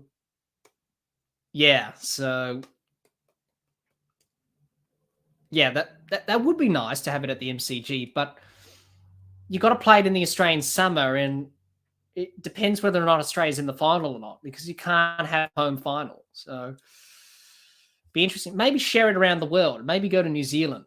Maybe go to South Africa. Maybe go to India. Share it around a bit, rather than just England all the time, because that's just the default setting, I think. Raj says would be underwhelming if Australia doesn't play that. So I understand if that doesn't happen. Yeah, because you got to have that neutral venue. Renell says words are not good enough. Yeah, Renell, you could say that. I know you've said that many times for the West Indies over the past few years. Not good enough, all that stuff. I just can't really sum it up, really. It's been a bit of a mixed performance. I can't really sum it up. I can't really sum it up, really. I'm disappointed. I'm happy that Australia won, but I'm disappointed at the same time. And when you're doing a podcast covering Australian cricket, it's even worse because that's your main sort of talking point, really. So it's going to be hard to sum it up, that's for sure, when we do the review of this game. And that will be coming out on Sunday after this last game. So that England and Sri Lanka play. So depending on that result, then I'll judge it from that. So John says, what everyone forgets is the last T20 World Cup was meant to be in Australia, but COVID got in and it got shifted. So this one got shortened to Australia out of season to make up the dollars. Pretty much. A lot of people forget that this tournament was meant to be in 2020, postponed until this year, 2 years later. And that's why it's at this time. Look, in 2020, it was going to be in October, November anyway, and it would have been nice weather. But unfortunately, this weather system's come in and it's affected everyone. So, so that's why they had to do it in this time slot than they did. Raj says, it's fine, Jack. For the rain, I stopped watching India-Bangladesh because of my frustration as well as my superstition. Yes, cricket is a superstitious game. A lot of players do weird things to avoid bad luck. Renell says, it's okay. It happens to us with frustration. Yeah, Renell, look, I should have been more professional, really. You know, you're not meant to show your emotions all that much. And I don't tend to like ranting and being frustrated, but sort of a little bit got frustrated a little bit tonight because it was a big game and Australia should really do better. So I do apologize for that, everyone, about that. Let the emotions get the better of me in tonight's stream. But I suppose that's cricket and that's the passion that we have when you support a team. And if it doesn't go well, then you get a little bit frustrated. Raj, you say even if England somehow make it to the WTC final anytime, they will still play at Lord's. The home ground won't matter to ICC then. No, it won't. But it's quite interesting the way that they've been scheduling that, really. Because what happens if England, for example, what happens if England qualify for the final in 2 years' time, but it's already at Lord's? Do you have to change the venue then? So that'd be interesting to see what the ICC do there. But they are making it at neutral venues. Renell says, agree, other countries should host WTC. Yes, I think we should share it around, I think. We've already had it in England. Maybe have it in South Africa. Maybe have it in England. Well, we are for this one. But maybe have it in New Zealand, India, different venues. I think it'll be good. John says, scheduling has been mucked up all over the world for the last 3 years. Yeah, it has, because everything's been pushed back. And when you try and reschedule a tournament and try and put it in, it's a bit difficult to do that. So, yeah, very difficult in fitting everything in. Raj says that will get you more views. Well, but I don't like doing it very often, Raj. I like to keep my emotions in check. And sometimes they just boil over. So I do apologize for everyone if you're listening to the stream. Listen to me ranting and carrying on a little bit. I do apologize for that. I should have known better. We'll get back on to it in the next stream, which would be the semi-final on Wednesday. For the first semi-final at the SCG. But I do apologize for that, everyone. I just got a little bit frustrated there. Raj says, Narendra Modi Stadium, MCG, SCG, these are massive grounds, big crowd, and mostly rain-free if organised in a proper time period. Yes. Yes, it should. But it rains everywhere, everyone, and that's the thing that we have to accept, that it will rain. No matter if you had this tournament in England, South Africa, New Zealand, it will rain.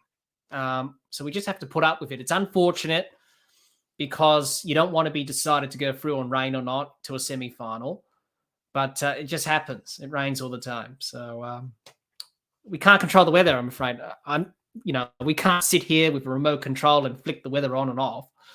It just doesn't happen. Renell says we should keep sharing, etc. Jack deserves more subs. Appreciate that, Renell. Really do. Thank you so much for that, Renell. Means so much to hear that. We're just trying our best. Look, the podcast is growing and we want to keep it growing, and we want to keep doing what we've been doing and having fun and talking cricket like we are tonight. So I'm just hoping I'm doing a good job and everyone's enjoying what I'm doing. So, we're just having fun, and I hope everyone sees that, and hope everyone likes what I'm doing. And I'm just trying my best. I'm just trying to improve the podcast going forward and trying different things and trying to make it better, which is the important thing in cricket, just to make things better. So I hope everyone enjoys what I'm doing, and you're liking the content, and you're liking what we're doing on the podcast, because I appreciate it.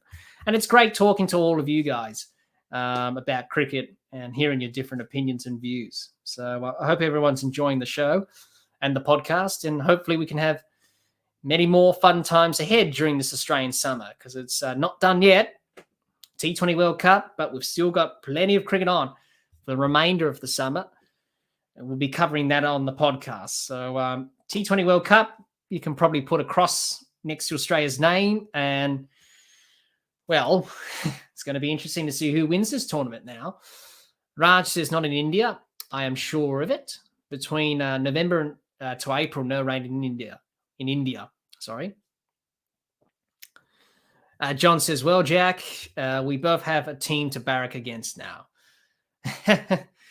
Well, hopefully England can lose tomorrow. Do us a favor, England, and lose against Sri Lanka.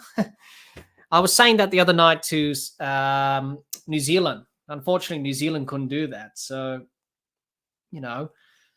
New Zealand couldn't help out, Australia. So we have to rely on Sri Lanka to get the job done. But in saying that game tomorrow is critical for England. If they lose that game, they're out. Australia go through. Simple. If they win, they go through, knock out Australia. So it's pretty much a straightforward decision. The net run rate discussion has been quashed. We don't have to worry about that anymore, which is disappointing. And looking at the table, Australia haven't improved their net run rate slightly, which is disappointing. But let us know in the comments. Let's talk about the remainder of this tournament and talk about that. Seeing that we've already talked about Australia in this game here, let's talk about the remainder of the tournament, guys. And what do you think is going to happen? Tomorrow, England, Sri Lanka from the SCG. Let's talk about that. England coming off a good win against New Zealand by 20 runs. They come into this game as red-hot favourites to go through to the semis. As we know in cricket, nothing's straightforward. Sri Lanka coming off a good win against Afghanistan. That was by 6 wickets at the Gabba. And they're coming off a good win. So both teams have different objectives. England looking to go through to the semis. Sri Lanka looking for pride and honour and looking to qualify for the next tournament in 2024. So it's going to be an interesting game tomorrow. And I know we've talked about that in the stream tonight and saying who's going to win and that. If I put on my cricketing hat on and judging what I've seen thus far, you would think England. If you take that off and I put my Australian cap on, I would say Sri Lanka should win. Because if Sri Lanka win, Australia go through to the semis.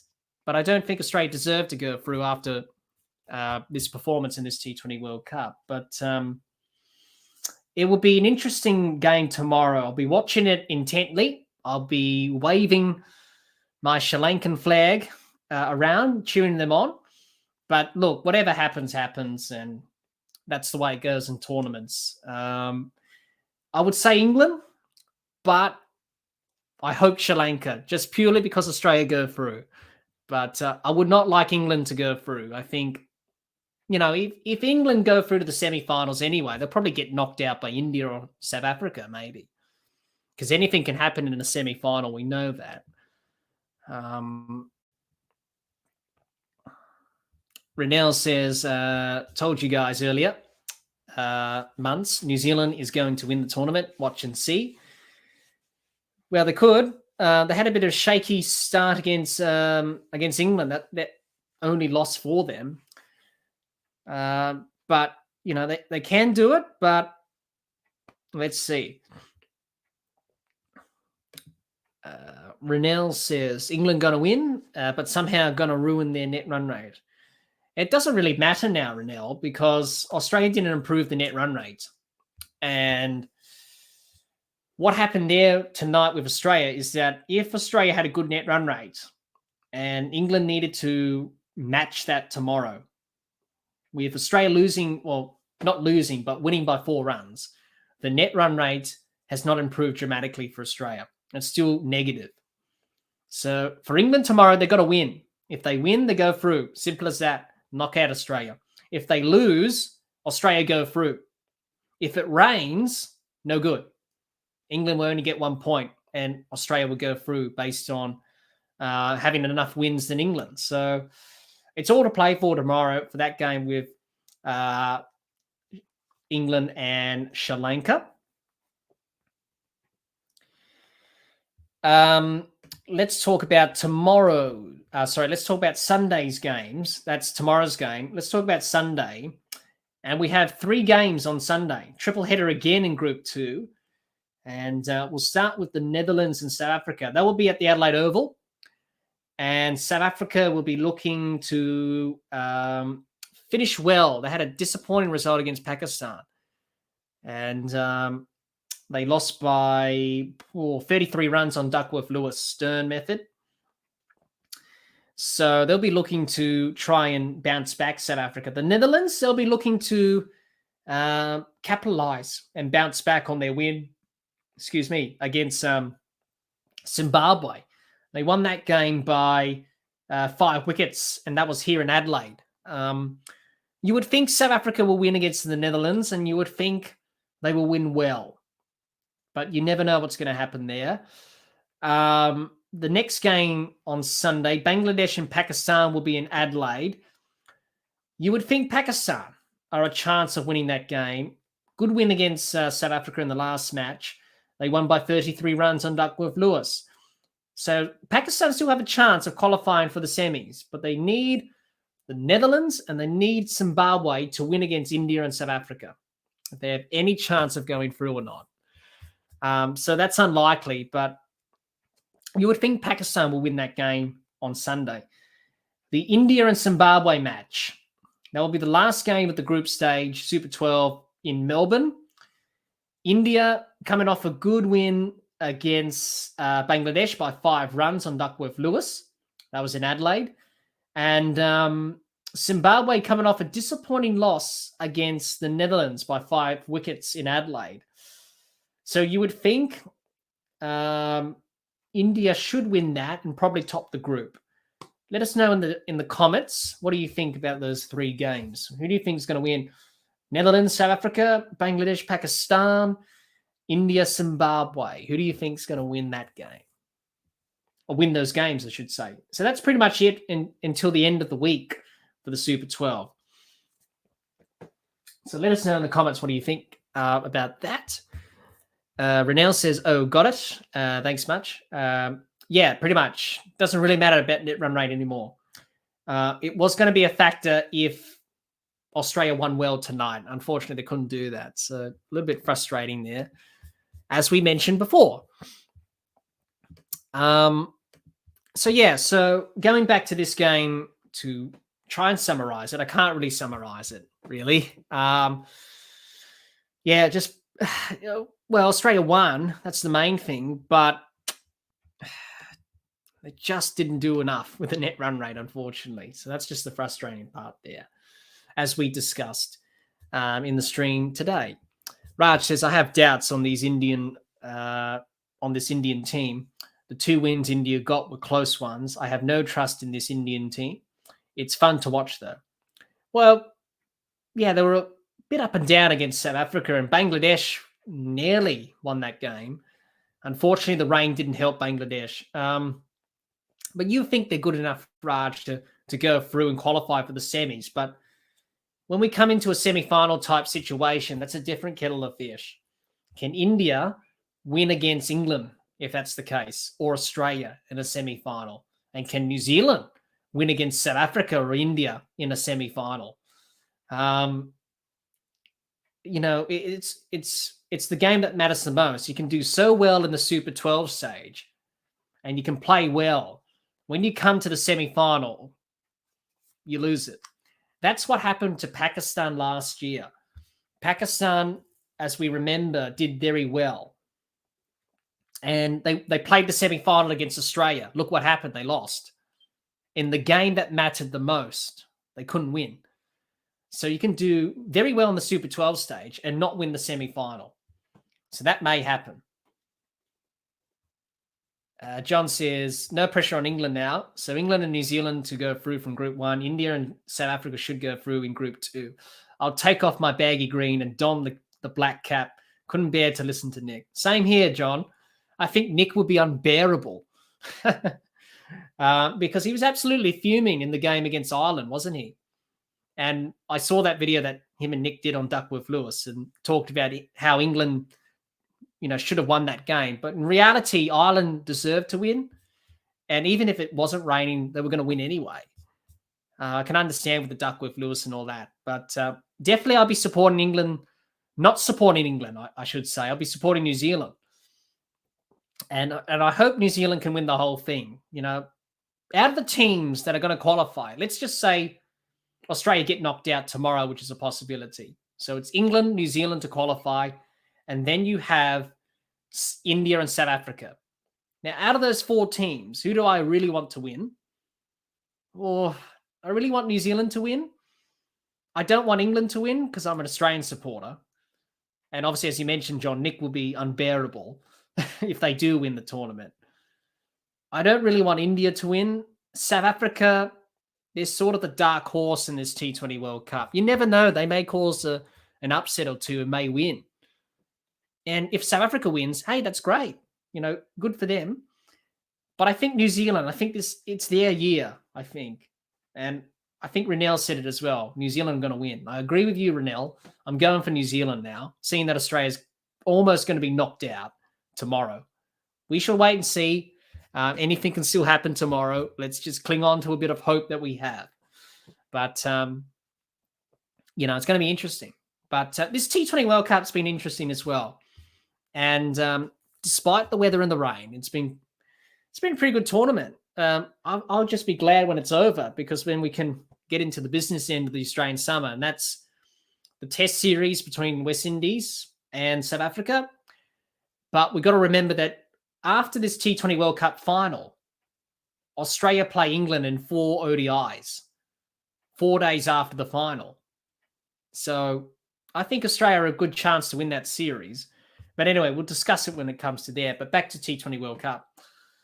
It's going to be interesting. Who's going to win? Who do you think is going to win those semi-finals if they are predicted, the predicted semi-finals, that India, South Africa go through, England, New Zealand? Who do you think is going to win those 2 semi-finals, and who do you think is going to win the whole thing? Let me hear your thoughts in the comments, because it'll be interesting. I think it's going to be an interesting tournament, and we could see a new winner.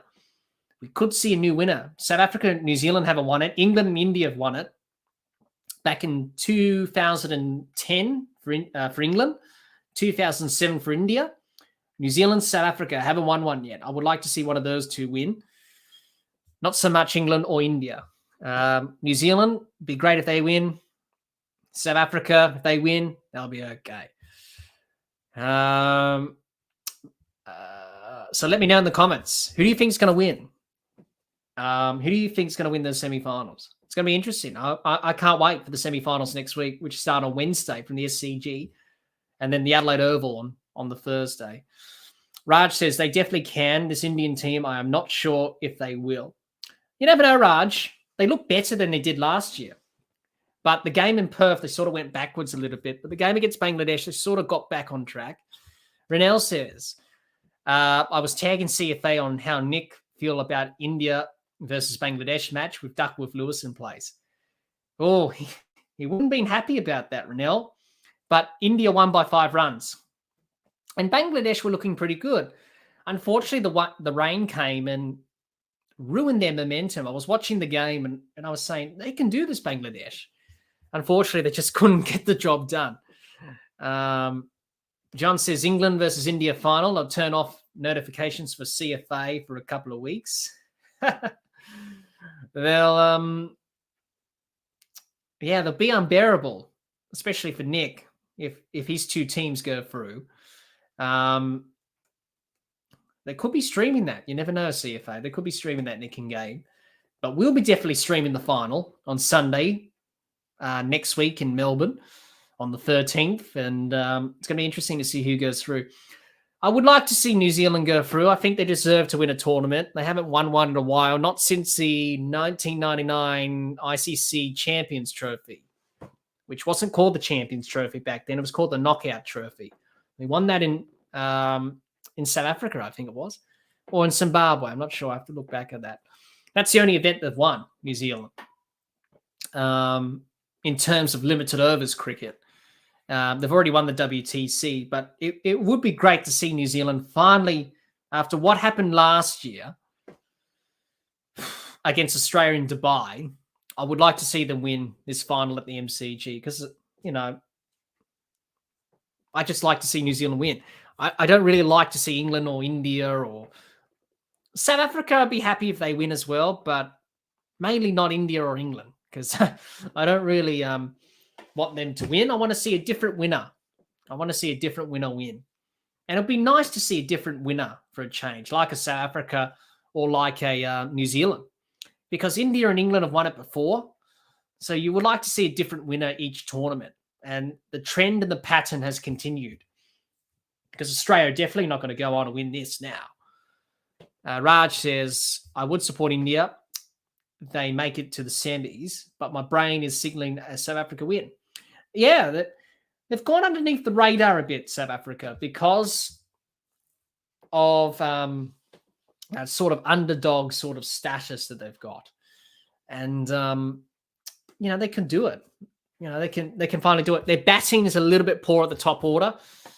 If they lose a few wickets, they sort of collapse a bit. Obviously, they've got vast experience there. So that's the only question mark for them. Their bowling attack's quite good.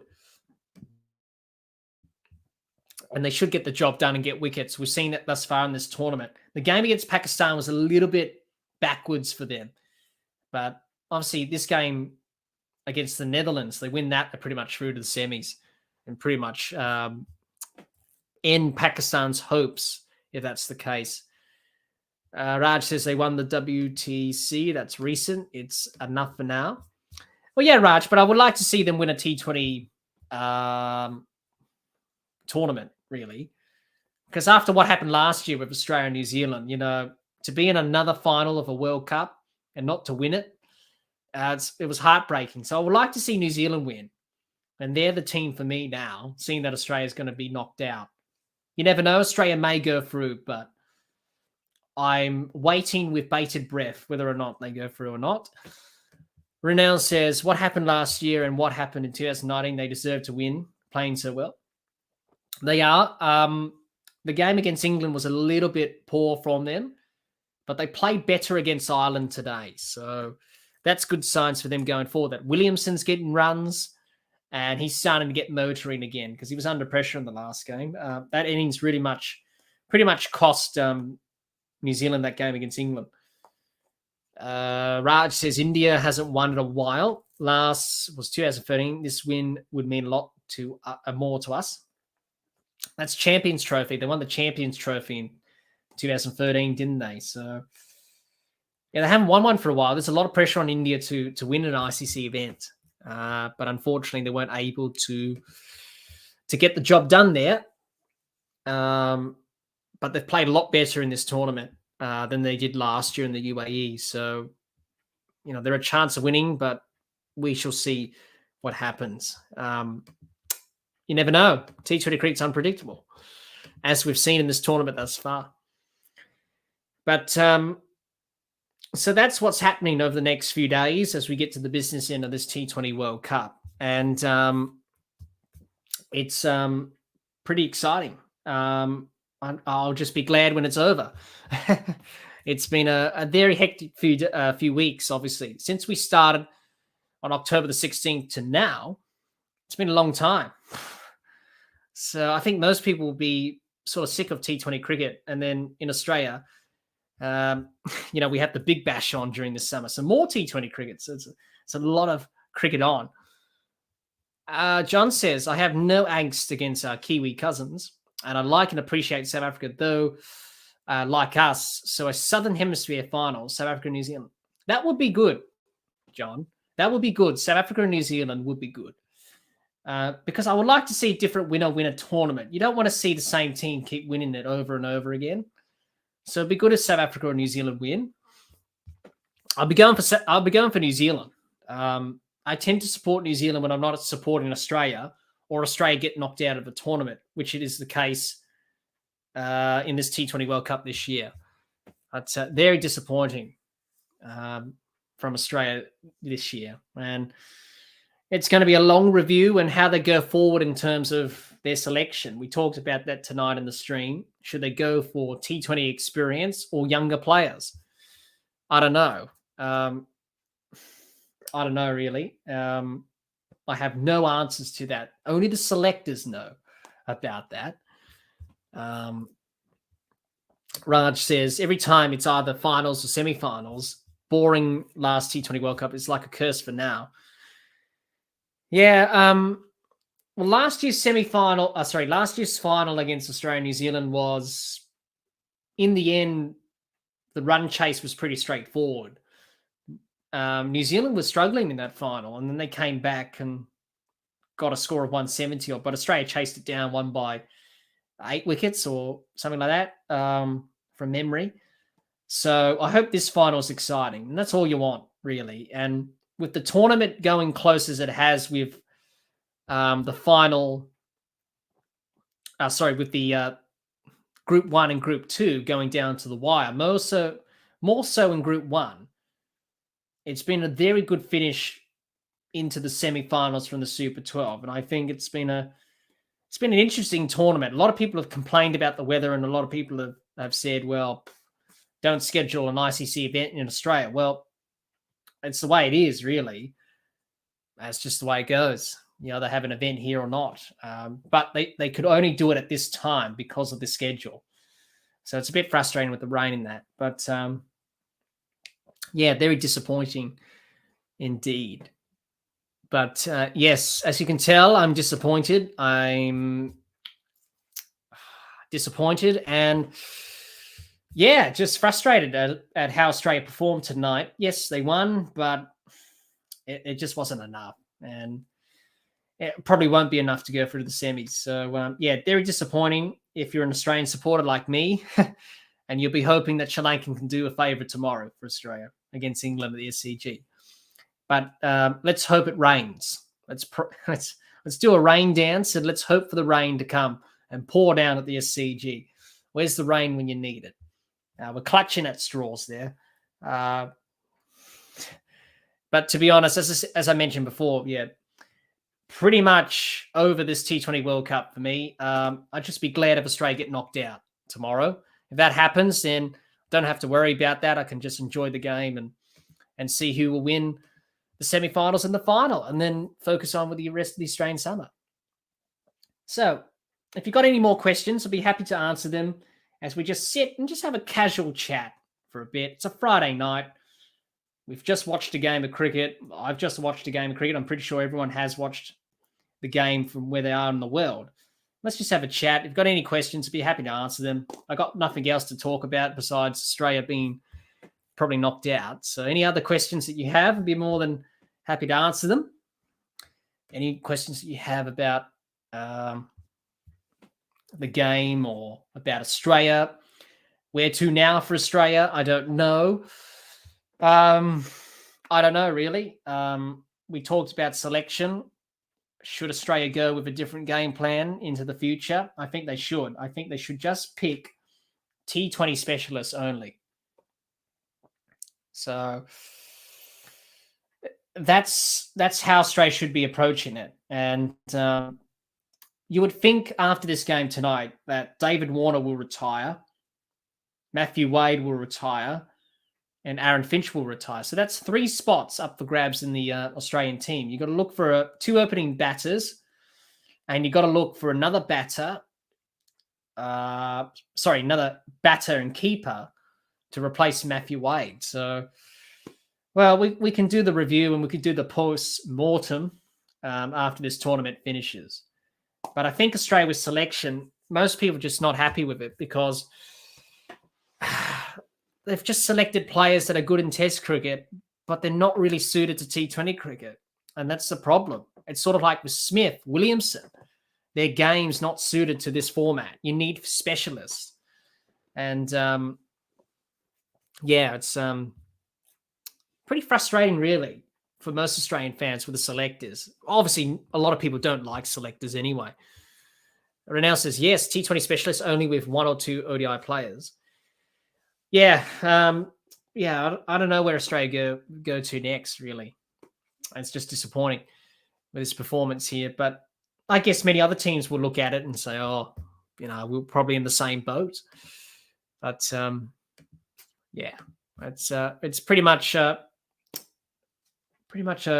sad evening tonight. I thought it was going to be a jubilant, happy evening. Unfortunately, my Friday night has been a little bit soured. Yes, Australia won, but it's not enough. And I was hoping for enough anyway. That's the way it goes. As I mentioned, we got to rely on other results. And really, look, if you're relying on other teams' results, then you probably don't deserve to be in the semi-finals or win it. And I don't think Australia deserve to win because they haven't played well. So anyway, that's cricket. That's the way it goes. But I'm pretty sure everyone who was joining us for the live stream, I hope you had a great day. Afternoon, morning, good evening, wherever you may be. I hope you had a good day or had a good time on the podcast, on the live stream. It's great talking to everyone, and I hope everyone's doing well and hope everyone's enjoying this T20 World Cup. I'd be pretty much glad when it's over. But, oh well, that's the way it goes. A reminder of what's going to happen on the podcast. Our next live stream will be against semi-final. First semi-final from the SCG. That's on November the 9th. So that's on Wednesday from the top of my head. That'll be our next live stream. So we'll be back for that. Our next episode of the podcast will be the review of this match. And I will be offering my views on where did it go wrong for Australia and where did it go right for both teams. More so with Australia for that. John says, seriously, the next commentator that complains about the weather on the East Coast without understanding the current weather conditions, I just want to slap. Well, it's a bit frustrating, isn't it, John? Because I think most people said it's a rainy season in Australia. It's not the rainy season. If you're talking about the rainy season, you're talking about the Northern Territory and Queensland. That's the rainy season, not New South Wales or Victoria. It's not a rainy season. They don't have a rainy season. There's no such thing as a rainy season. So that's a bit frustrating when people don't know the local conditions. But I do understand your frustration there, John. Obviously, it's been a big talking point throughout the tournament. And of course, commentators are going to say that, obviously. But it's not the rainy season. It's just unusual weather patterns at this time of year, which is, caused all this rain, which has been a bit disappointing on the tournament. But, oh well, if it rains, it rains. We've got covers, so we're okay. Not like back in the old days where you used to play test matches on uncovered pitches. It would have, livened up the T20 World Cup if that was the case. Would have had some lively pitches. That's unfortunately, we've got covers now, so it's a bit safer for the players. But yeah, I can understand your frustration there, John. So our next episode, Australia versus Afghanistan, that will be the match review of this match. That'll be coming out on Sunday. I'll be waiting for the England and Sri Lanka game to post that, just to see if either Sri Lanka win or England win or Australia get knocked out. So that's our next episode on the podcast. So please do listen in for that. And also join our fantasy league. If you haven't joined our fantasy league, please do. And have some fun and see who can top the group. I haven't been really taking much attention on the fantasy. I've been sort of being forgetting to select my team, really. But I don't do well at fantasy. So if you do well in fantasy, join our fantasy league for this T20 World Cup. A bit of a reminder there to join that. Link in the description below. And also on our social medias and also in our community tab on our YouTube channel as well. Well, I think that will do it. I'm pretty much tired. My voice is quite sore. My throat. I've been speaking for over 4 and a bit hours. But yeah, it's been a very interesting evening tonight. I hope everyone's enjoyed it. And I hope everyone's had fun. That's what we're trying to do on the podcast. We're just trying to have fun. Having fun. And I do apologize early on, as I mentioned this before. I do apologize for showing my emotions a little bit there. I don't really tend to do that, ranting and that. I don't tend to put myself through that stress. But I was so frustrated with the performance tonight. I know I should have been better with that. I do apologize for that. And I'll keep my emotions in check for the next live stream. I do apologize for that. I should have known better. But when you're following a team that you support all your life and it comes down to this crunch game, you can get a little bit frustrated. So I do apologize for that, everyone. But I hope everyone had a good time. And it's great talking to everyone and talking cricket. And hopefully we'll see a very exciting finish to the tournament in a few days' time. John says, might have some things to say on your review. Can't promise to hold back. Well, you express it all you like, John. But when you get frustrated a little bit. So I do apologize, everyone, early on about that. I was a little bit frustrated tonight, as you can tell.